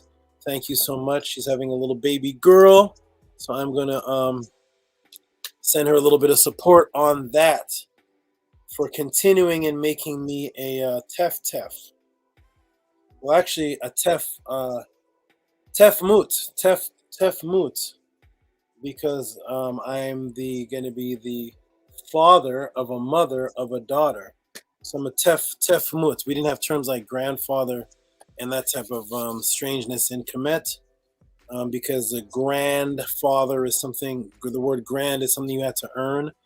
You don't just become a grandfather because your child has a baby, but in this society, they just throw that word out, you're grand. No. So I'm going to be a Tef Moot, the father of a mother very soon in the next 4 months. Shout out to my daughter who's about to have a little girl, and I'm going to send her some support. Love you. And thank you, everybody, and thank you, Scribe, for just helping, just helping in this COVID thing. This is rough, man. This is rough. I'm surviving off of teaching. I used to be a fitness trainer in a gym. I used to go out on the streets and do my performances. This COVID thing shut all of that down. There's no gym training. Going out, they shut down the performing aspects of the beaches. So I am surviving off of teaching. Literally, shout out to everybody that helps support. Let's keep it going. Thank you all for your congratulations. Jody, of course, with the congratulations. I Manifesto says congratulations. Congrats. Rigo's throwing bombs at me. The scribe says that's awesome. Congrats on that. Rigo says that's awesome. And can't read a book without light, and I'm sure it was always candle. Shout out to all of you. Thank you all for your support. Everybody, Nathaniel Turner, awesome. Yeah, Voltage. Remember I played her. I haven't played a show in 2 years. I thought you were talking about something else, Voltage. But shout out to you. Vinny Black Lodge, give hearts. Okay, everybody, let's get into it. We're going to go to 5 hours of the Tehuti Podclass. I think I've lost a couple moderators on the sleepy tip. A couple moderators have passed out. I think Sedenaria Muon may still be here. Ahati Ma'at is a night. Oh, Anki Ma'at is here. She is up. Anki Ma'at with the purplish violet hearts, man. Thank you. Beautiful Anki M. Ma'at. Okay. Let's get on to it. Let's get on to more. See what more support has been sent. Thank you all for the support. Let's see. That was great. That was awesome. I don't want to say that's crazy because it wasn't crazy. It was actually sane. That was awesome. Thank you, Lamar Owens. Let's get on to more.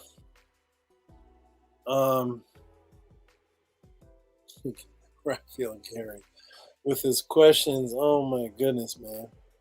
What is it? Oh.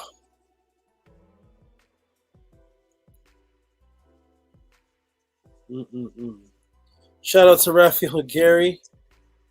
I think he is next. Okay, everybody, send in your questions. Send in your Cash App supports. Let me refresh. It seems like there's not as much as I thought would be. Where's everybody? I see a few. I see. Oh my goodness, I see the Black Yellow Cars. I see you all. I see the Owen Hythes. I see everybody now. I see it all. I see it all. Let's go. Okay. Oh boy. Shout out to Raphael Gary. Let me go ahead and put his question up on the screen.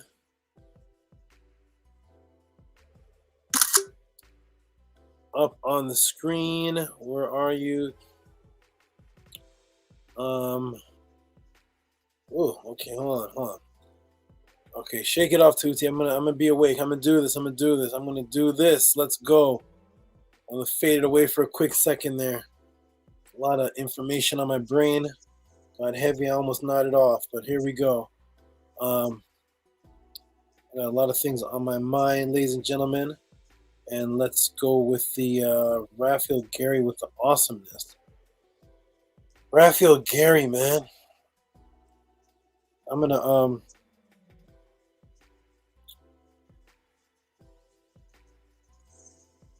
Raphael Gary, shout out to you. I'm gonna get into this vaguely. I don't know how thoroughly I can answer this due to YouTube. Well, that's Owen again. That's Lamar Owens. There's Lamar Owens and there's Owen Hythes. Okay, hold on. Oh boy, somebody's erased stuff. Hold on, everybody. I gotta erase some things. Let's delete that. Let's I'm keeping cash paid up with this 111222. That's a classic. I can't erase that.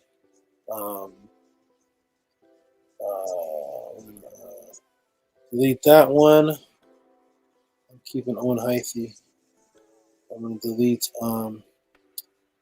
okay, there. Now I have room to show more.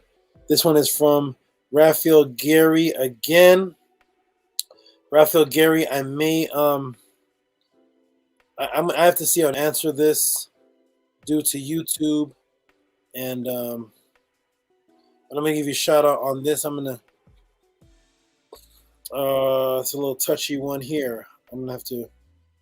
This YouTube does monitor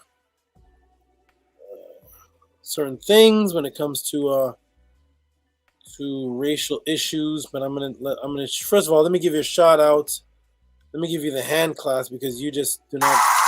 Raphael Gary does not stop sending in donations. This man, I think he sent in 3 last week in one class. He sent in 3 in one class, and here he is back with another one. And two of the questions that I answered today were already Raphael Gary. So he is on the move. I'm gonna shout out to Raphael Gary for that. Let me put it back on the screen. Let me go ahead and read it. And it says, why is it shrinking? It says, does the white man come from black women or monkeys? All right, Raphael Gary. Let me go ahead and thank you for that. Shout out to that. I'm going to answer that question like this. I could give a thorough breakdown, but my thorough breakdown on that topic, due to how sensitive YouTube algorithms are, and bullying and all these things that didn't exist when I first started teaching. These things didn't exist. You could say things about non-straight people. You could say write out things about the J word people. You could do thorough breakdowns on all kind of things. But now I notice that YouTube gives me warnings, and it has algorithms, and if you talk about any particular race in a derogatory way, or it may seem bullying, even things that aren't bullying, YouTube, Facebook, and everything is cracking down on that. So I have to be very wary of how precise I would give that answer to say they came from this, especially how offensive it may be to those who say Tehuti is bullying us. But and maybe what I'll do with you, Raphael Gary, is I'll set up something with you off of this to break that down. But I will say this, that that the answer is both. The answer is both, because the MRCA. So we have what's called the most recent common ancestor. Most recent common ancestor is an ancestor that ties us all back into the larger primate family, and the break off of monkey, human, Homo sapien leads back to a common ancestor, which is not quite a monkey or a human, as we would call. All hominids, though, I have to use these scientific terminologies because they're the ones that are dividing species into these manners for us to understand, as they say. But we all go back to a common ancestor. That common ancestor has the same genes that we have, and the same genes that a monkey has. As a matter of fact, a hominid is any bipedal creature that is of the great ape family. Now, let me go ahead. I will show something because I had to be Very careful, but I'm breaking it down scientifically without saying anything directly. And I'm putting myself in it too. I'm including everybody. We're all included. We all are from monkeys. So we all are from the primate family. Let's just say that, okay?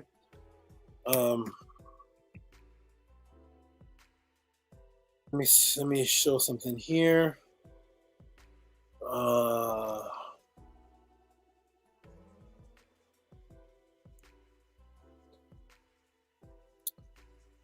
Let me see something here. So many things I can. So many things. Let me see. Okay, let me go ahead and put this on the screen, so we can understand that there was an argument that took place just recently with a brother named Jabari and a sister named Shore, a Native American, so-called Native American black lady, as they call her. And the argument came about Lucy, and one of them was using Lucy as the oldest black woman. Sorry, the Australopithecine.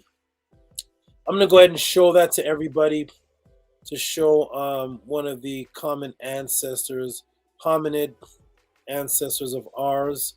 Let me go ahead and show this on the screen here. Where did the screen go? Where are we? Okay, here we go. Let me go ahead and do this, and then from there, we can get into what the skin color was that was underneath. Here it is. Everybody can see the screen right here. I'm going to blow it up if you can see the screen. Humans known taxonomically as Homo sapiens, Latin wise man or knowing man, are the only living species of Homo genus of bipedal primates and Hominidia. The great ape family. So that's all of us. That's us. That's the white man. That's the Chinese man. That's everybody. All of us under the great ape family. I'm going to show you the division.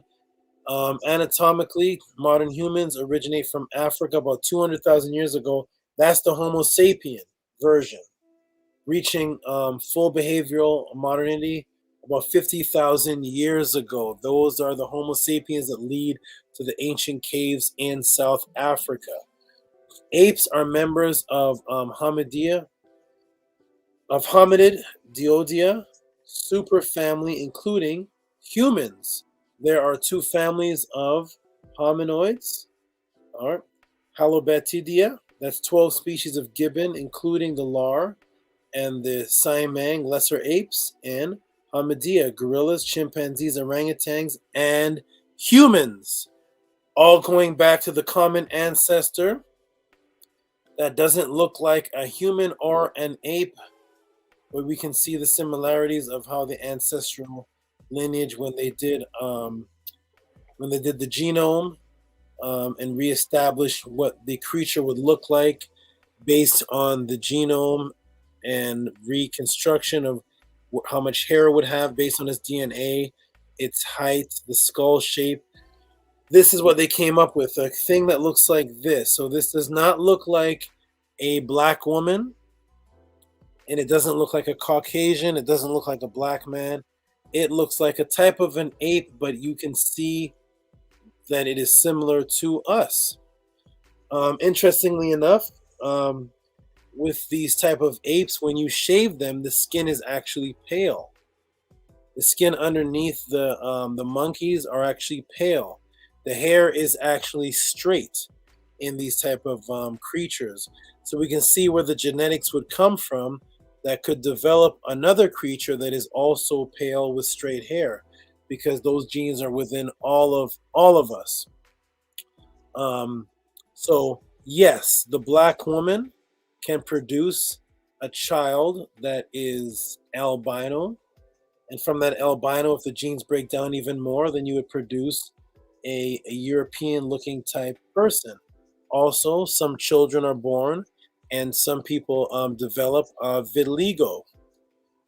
Let me get this off the screen right here. Move this off the screen. stop the share.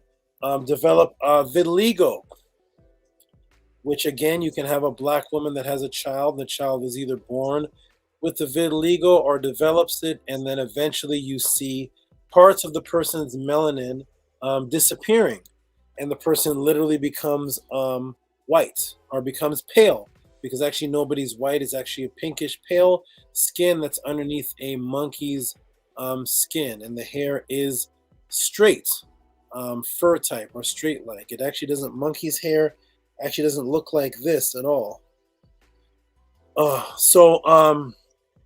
The black woman can produce every race on the planet, including, of course, Europeans, and people of paler skin can be produced by the black woman. At the same time, through evolution and through genetic manipulation, you do have some higher evolved ape-like man in the Hominid family that are not quite fully developed as other people, and they come out looking not quite as developed, meaning that their skin is more sensitive. They have to move to colder regions between the Black Sea and the Caspian Sea around Russia, and those people start to look much differently than the original eventual African, because the original African didn't look like this. The original, when people talk about the Australopithecine, Bishopi, and that creature that I just showed, that does not look like Oprah Winfrey, it does not look like Eddie Murphy. So when people claim that as the original oldest man, that creature doesn't look like us, but we descend from, our common ancestor goes back to that creature. So there was many evolutionary men, and one of the evolutionary men stayed with no melanin. Some of the men and women developed lack of melanin through vitiligo and through albinism, which would come through the black woman. So there actually is not one source of that type of man that we would call a white man.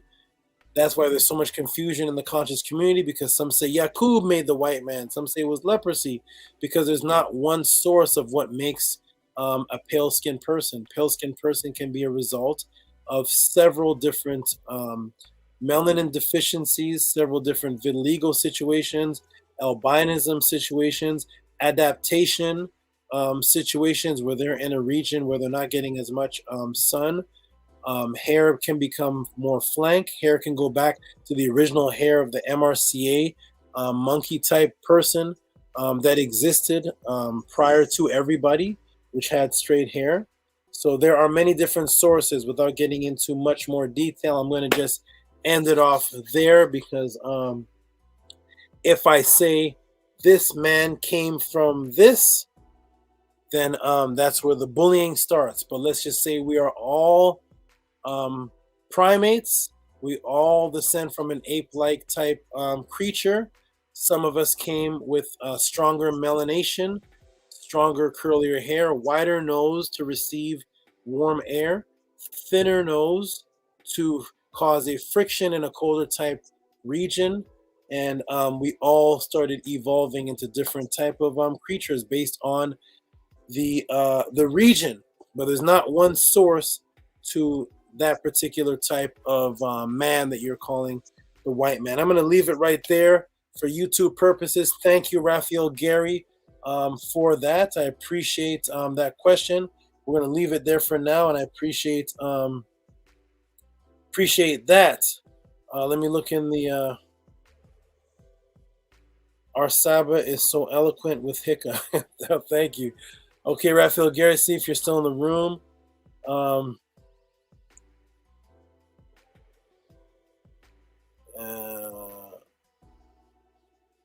Okay. So yeah, we're gonna stop with that. Okay, so thank you, brother, for this support. Appreciate that. We may do a whole class on evolution, and I'll show you. I've done one already, but I can stop right there, because once you start saying this man came from here, and that particular race looks at it as derogatory and then reports it and says Tehuti is saying they're in, it's a different day and time we're in. So I got to speak strictly science, and with the scientific explanation, there is not one source. There is also a upgraded information that is from those who acknowledge the Anunnaki stories, and that is that some of the creatures that they were experimenting with that were still in their monkey type phase before they were looking like the melanated beings, some of them escaped, but that's going by the Anunnaki stories. So there are several different sources, and that's why there's not all one type of person. There's not all one type of so-called white man, as they say. The people in Italy don't look like the Dutch, but we would call them all white. And what's interesting is they don't even call themselves white. But I'm going to stop right there. Shout out to everybody and the great questions that you all are asking. And let's move on, everybody, because after 12 o'clock, thank you, Raphael Gary. Shout out to you. And we have more support coming in from the millionaire. The millionaire, Dre. Shout out to Dre Millionaire. Dre Millionaire who just sends support. I appreciate it. This is a good time for me to see support because I'm actually getting a little tired. It's after 12. I have a big day tomorrow. But let's get into it. Okay, boom, boom, boom. Let me get into it. Shout out to Andre the Millionaire. The Millions. I mean, what's the name? Let me go and read it closely here. And blow the screen up so I can see what it says. And it says, Dre Millionaire. Andre Dre Millionaire. Shout out to you for the $20. Appreciate the support. My good brother, you are awesome. Keep on supporting. And I hope you either are or do become a millionaire one day. Shout out to you, good brother. Let's move on. I see a lot of support in. And, Owen Hythe. Owen Hythe is awesome, man. I don't even know what this question is saying, but I don't even know if it's a question, but I'm going to go ahead and put it on the screen because my brother is always supporting. And he knows that if I don't answer the question today, it'll be answered the next time. Because sometimes I just don't understand the writing. And if the person is not in the room, I can't ask them for clarity. But I want to give a super shout out for this brother here who's always supporting, man. Always supporting. And that is the one and only Owen Hythe, who's also known as Askar. Askar 21, I believe. Askar 21. Shout out to the good brother, Owen Hythe. Awesome again. Always supporting Owen Hythe. Thank you very much, my good brother. You are awesome. Appreciate that support. And I'm going to go back and look at what it says here. Owen Hythe, who's been supporting heavily since his entrance to now. He's been supporting heavily since his entrance to now.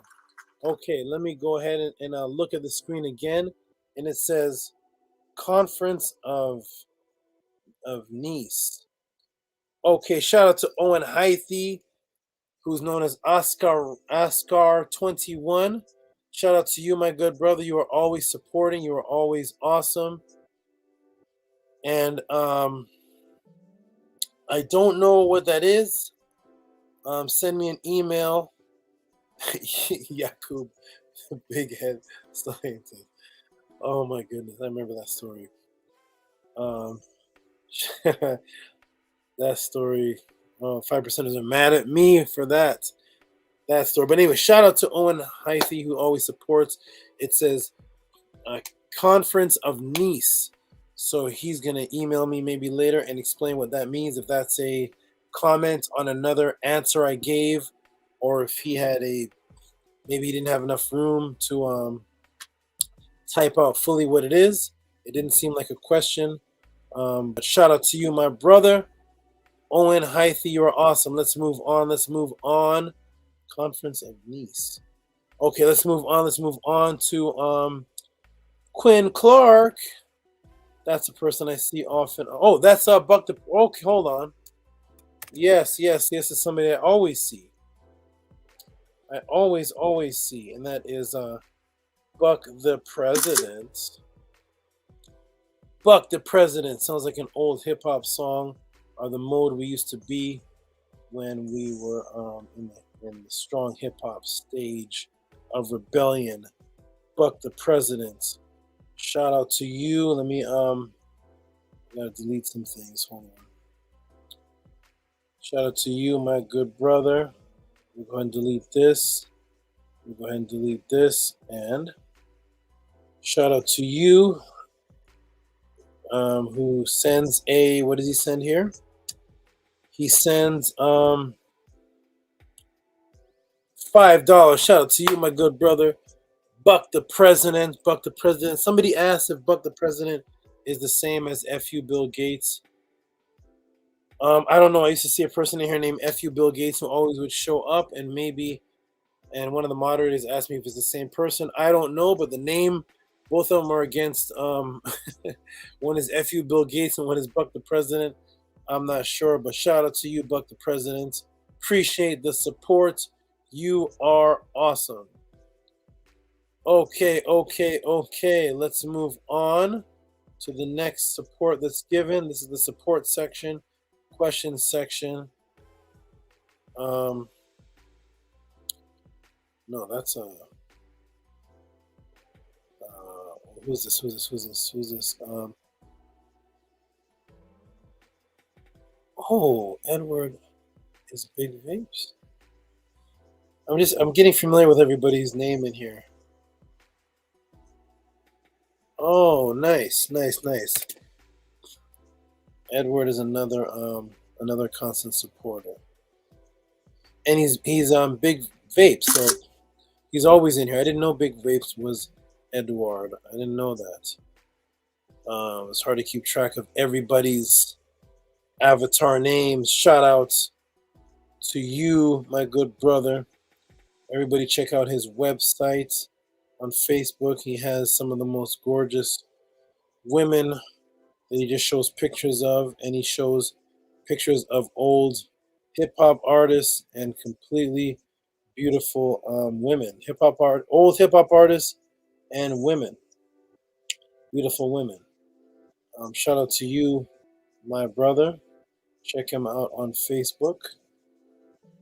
He shows some old album covers of hip-hop artists that you would think you would forget about, like Special Ed and stuff I saw on his site, Special Ed and people like that. So shout out to you. Let me go ahead and put you in the room for your support, my good brother. Big Vapes, who is also now I know is Eduard Latawarte. Shout out to Big Vape. I can never say this last part of his name, but I'll just say Big Vape. I don't know what that last part says. But shout out to you, my good brother. You are awesome. Always supporting, always absorbing the knowledge. You are awesome. We are winding down. Let's go. It's still 101 people in the room. This is wonderful. What else do we have?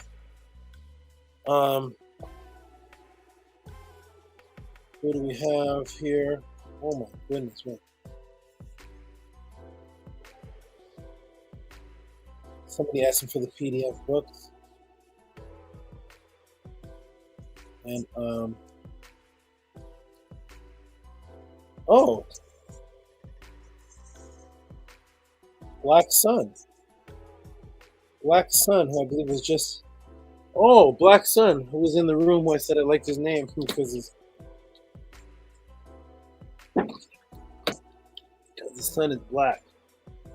Okay, shout out to you, Black Sun. Let me put his question in the room here.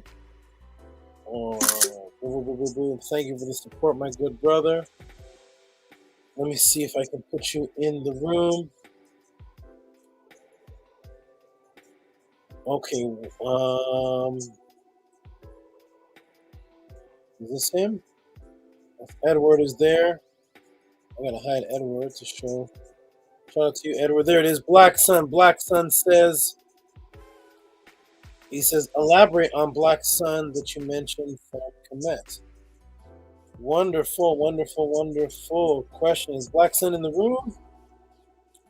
Shout out to you, Black Sun. I appreciate you. You are awesome and wonderful. Appreciate you. One moment. Ooh, I'm breaking down, but I'm staying up. I'm staying up. One moment.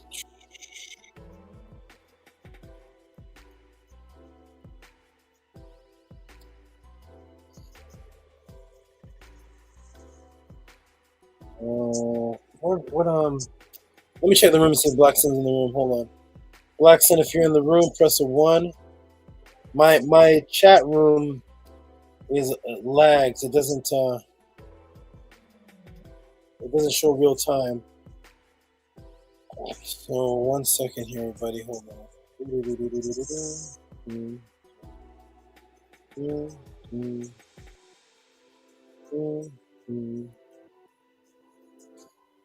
Okay, let me get into the room here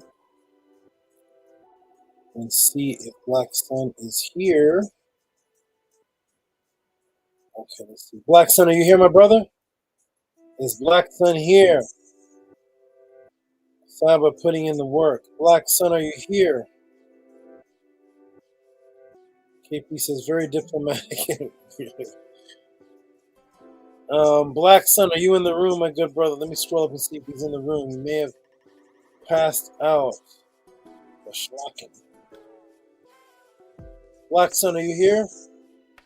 Is Black Sun in the room?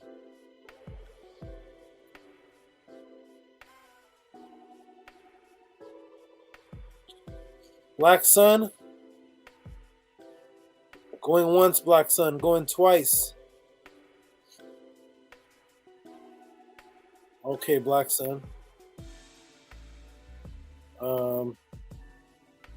Let me go ahead and put you. I'm gonna put that for next week. I want you in the room here. Okay, hold on a second, everybody. I have so much on my screen. Let's close this out. Types of close that out. Oh my goodness. Okay, I'll shrink that down. And where's Black Sun's question? Where is this him? That's Melvin. Where did Black Sun go? Black Sun, where are you? Is Black Sun here? Black Sun, okay, Black Sun. I'm going to put a little note for next week. Answer that next week. I like it when the people are in the room. I know that it's late, everybody. I know that it's late, and sometimes you'll send a question in. Well, that one was sent in actually recently. It was sent in the class, but we'll put on next week. I know sometimes you ask a question, everybody, and then because there's long breakdowns, by the time I get to your question, you may have fallen asleep. I understand. I fully understand. So, we're just getting to it fresh next week. Okay.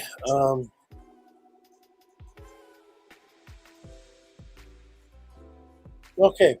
Shout out to Black Sun for that. I appreciate you, my brother. I will get to you next week. Oh my goodness. Black Alucard. Black Alucard, you here in this room? You guys, you all are shutting down the room. Let me refresh this and see something here. Let me see. Black Alucard, shout out to you. Wow, man. Black Alucard is so awesome and thankful. He's always sending in big supports. He rarely asks a question. He rarely asks anything. Shout out to this awesome brother. He just absorbs what I teach and then sends the support for what I have taught, even if he's not the one asking the question. That is really awesome. Thank you, Black Alucard. You definitely are going to get a round of applause because you are awesome. Where's Black Alucard? Black Alucard, shout out to you, my good brother. If you're in the room, Black Alucard with the $50 just for thanks. Thank you, my brother. Thank you. Thank you. Black Alucard, you are awesome. I appreciate you, my good brother. I hope your diet plan is doing good. I have Black Alucard on a diet plan with supplements. Hey, Black Alucard, also, if you're listening, of course, if you have let me get off the screen. If you're listening, my brother, of course, if you have questions on the diet plan, just send me a message and we'll have a conversation. I know you got your supplements in, but I don't know how you're doing with them. I'm not sure if you're just following the directions and it's just clicking to you. If you have anything you want to ask about, feel free, my brother, to contact me. You know how to contact me directly, so go ahead and ask me any question. Let me know how the diet plan is going, your workout and everything. I have you on that diet plan, and I want to see how the results are, how you feel while you're working out, how you feel about your overall being. Shout out to you, Black Alucard, if you're listening. Everybody press a 1 if you can hear me clearly. Press a 1 if you can hear me clearly. Press a 1.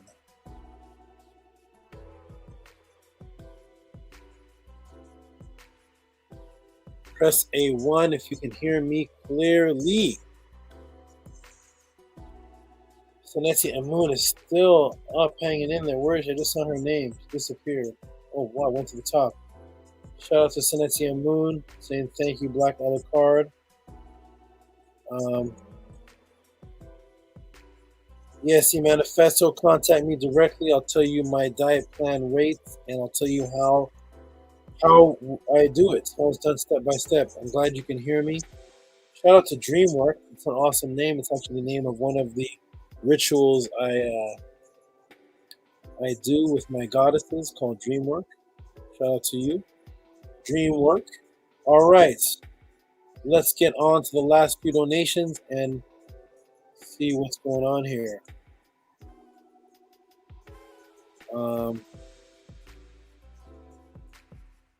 Raphael Gary again. Raphael Gary again. Man, this man here, man. Raw L72. Raphael Gary is just... How many hand claps have I given Raphael Gary just this one podcast? Raphael Gary gets multiple applauses per podcast. This man is awesome. Let me go ahead and erase this one here. Delete that one. We're going to delete that one. I'm going to delete that one so we can get up Raphael Gary in here. Raphael Gary, man. Awesome. There he is, Raphael Gary, again with the support. He is always supporting, sends multiple. That's the thing about Raphael Gary. Raphael Gary sends in multiple supports per class. So you are awesome, my brother Raphael Gary. You are wonderful.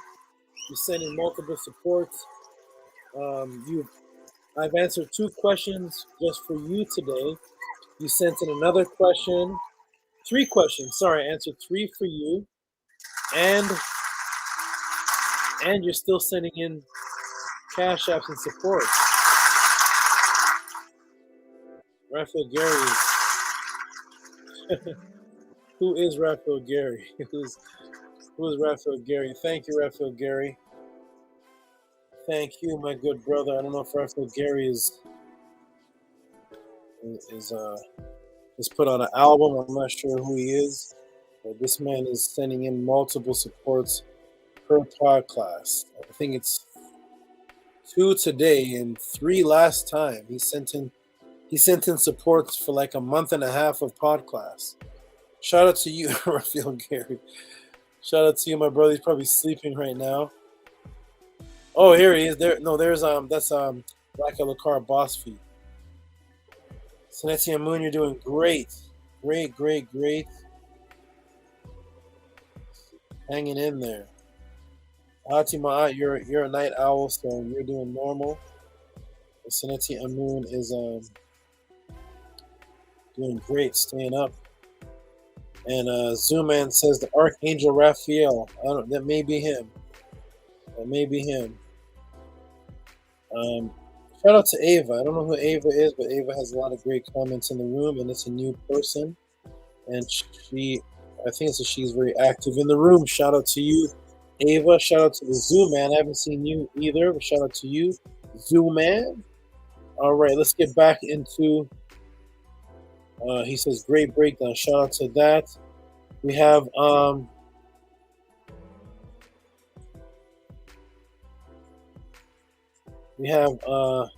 Nick. Is Nick in the room? Nick, are you in the room?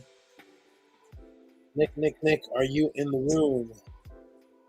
Let me go ahead and give a shout out to Nick.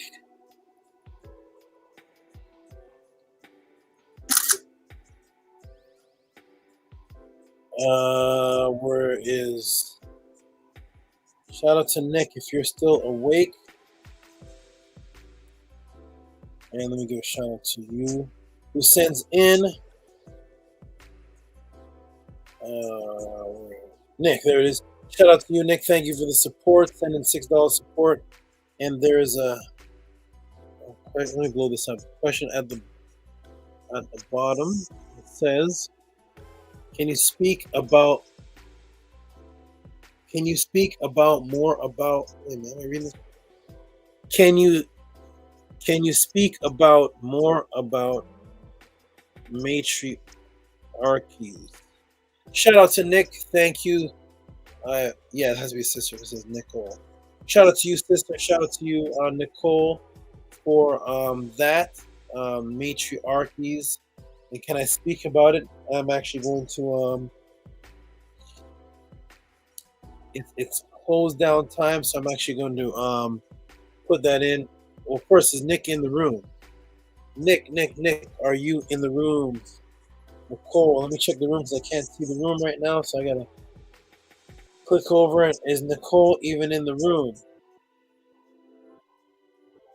Oh, matriarchy. Yes, the manifesto matriarchy.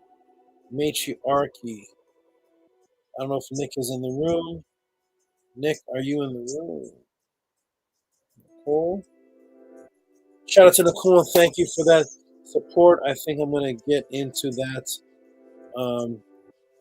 next week. Also, Nicole, if you have my I'm Tehuti Brown on Facebook, and you can also reach me through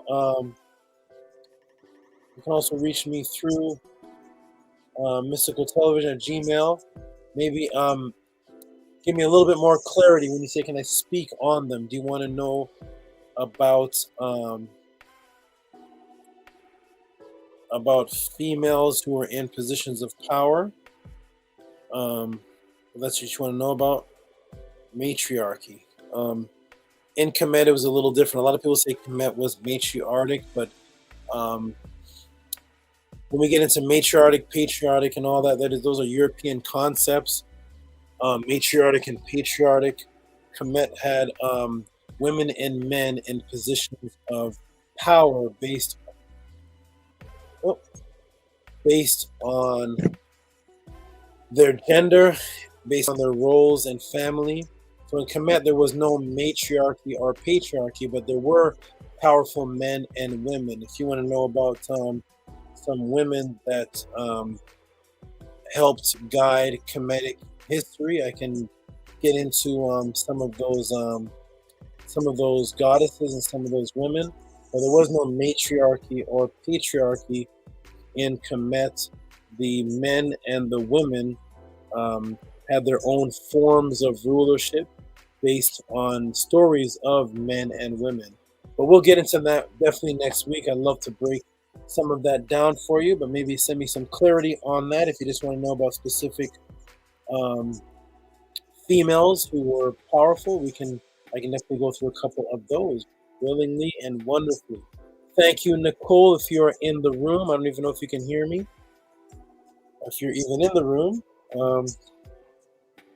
Well, we'll get into that. I'll put that for next week, and I hope you show up. Hope you come next week, and I can actually interact with you and give you the answer while you're actually listening and in the room. So let me go ahead and see which one was you, which one were you. Nick was this Nick? That's Eduardo. Edward. That's Quinn Clark. Where did Nick go? Nick. Where did this appear for? Is this you? Okay, Nick. We'll put that for next week. I'll break down a couple of females. Maybe we'll start with Osset. We'll get into Nefertari. Okay, wait a minute. Next week, okay. Oh. Yeah, in Kemet we didn't have any matriarchy. We'll definitely interact and maybe clarify female power and its significance in Kemet next week. Boom. Thank you. Oh, I gotta change that. Thank you, Nicole, for that question. If you're in the room, if you're listening, if you wake up and listen to this podcast, we will go over female power next week.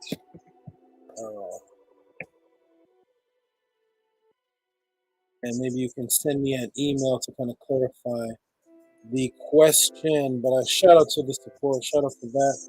That is awesome. And let's go on. We only have a couple more, and then we're going to close out. Shout out to Nick for that. And we have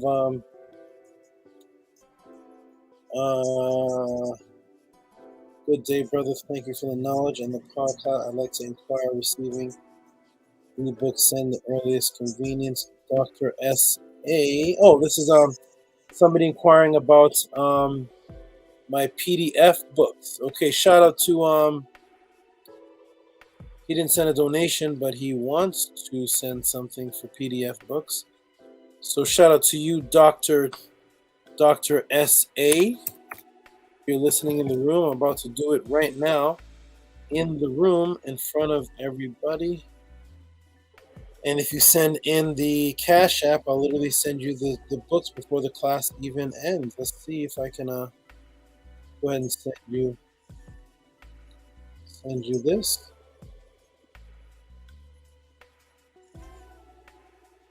Boom. Okay, here we go. Peace, Dr. S.A. And I'm sending you the directions right now. Boom. Send. Okay, wonderful. Thank you, Dr. S.A., for inquiring about the book. And let's get on to Jermaine, which is Arcad. Arcad with the support. I love this at the end of the night. Most of what's sent is just support because I've really broken so much down. My brain is ready to sleep. And I had a whole Tehuti breakdown for AJ Mogul, but I'm going to wait till he's back in the room. Shout out to you, Jermaine. Let me get you in here. Arcad, is it Arcad? Arcad Infinite? Let's see. I'm getting familiar with all the names. Jermaine is Arcad. I'm assuming Arcad is the same as Arcad Infinite. 777. Shout out to Jermaine. Appreciate your support, my good brother. That's Arcad. If it's Arcad Infinite, shout out to you, Arcad Infinite. Shout out to you. Okay, we're closing down, everybody. We still have 87 people in the room. I have one more. It's actually a PayPal. Let's see what it is. And it is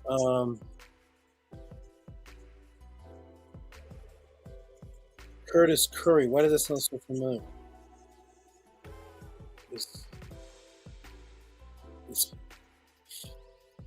That sounds very familiar. Shout out to you, brother Curtis Curry. It sounds like the same name as the one who asked about the Aztec.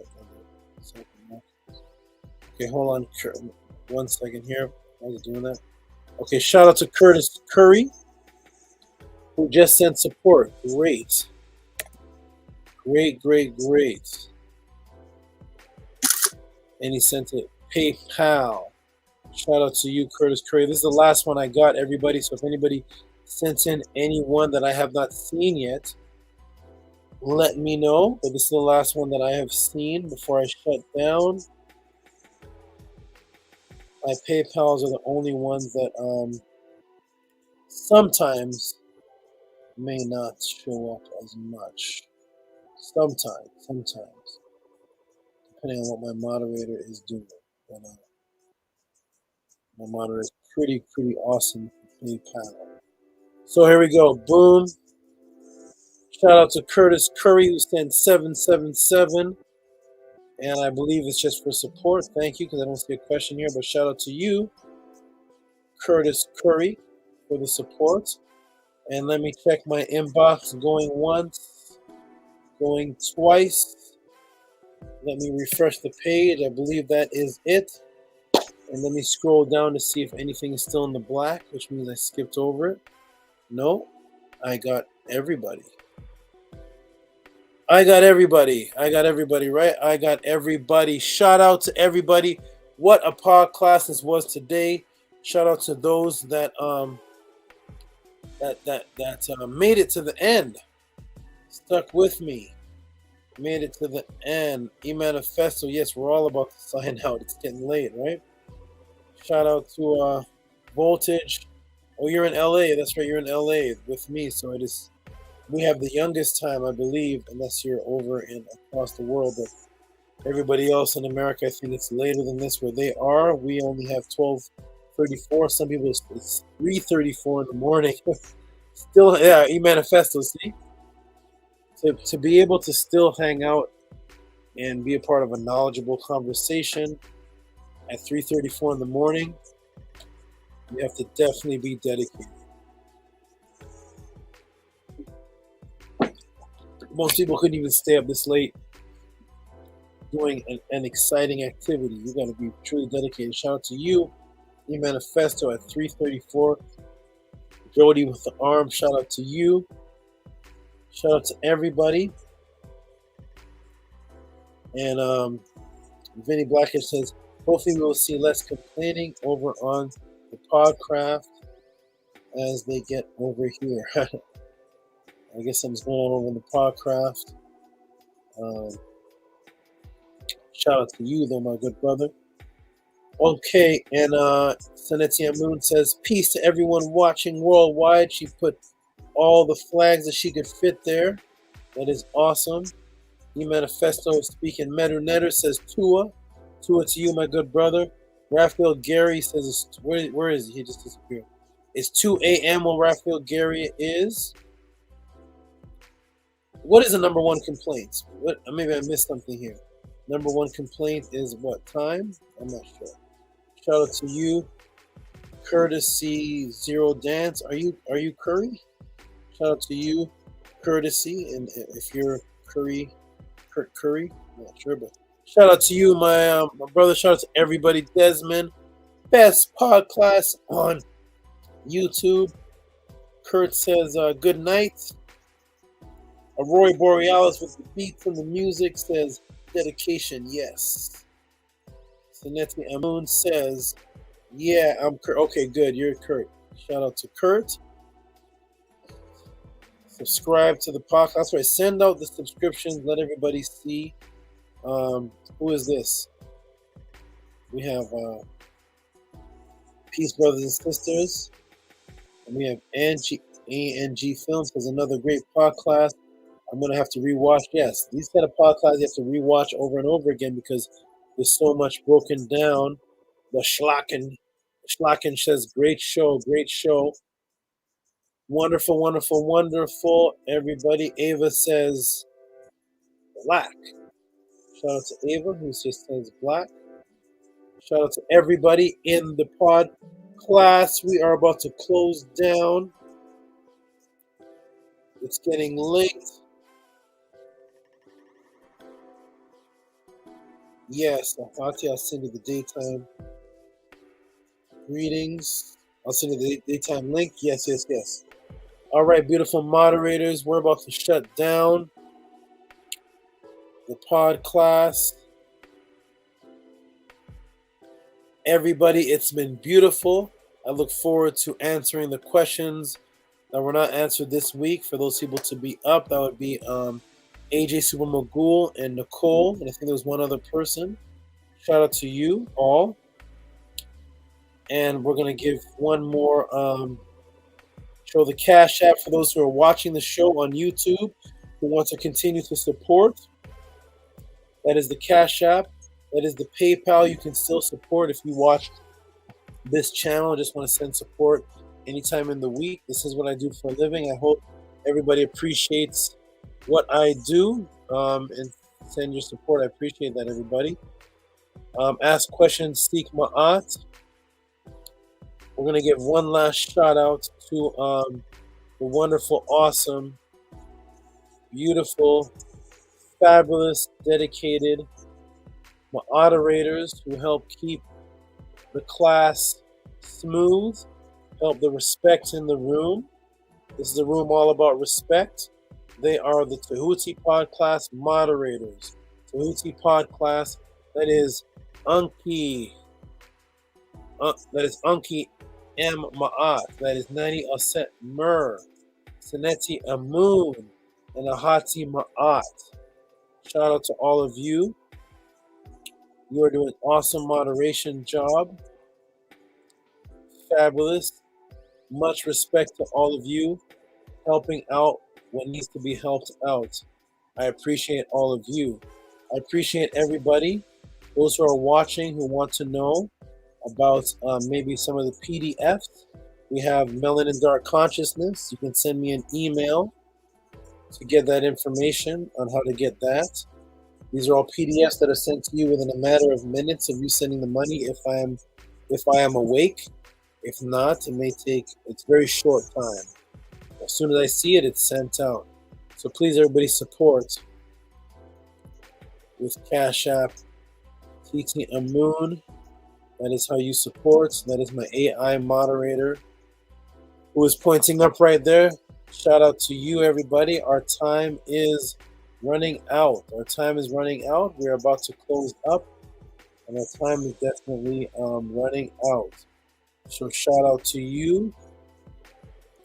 Man right here says time is running out.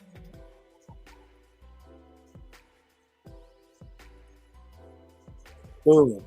Okay.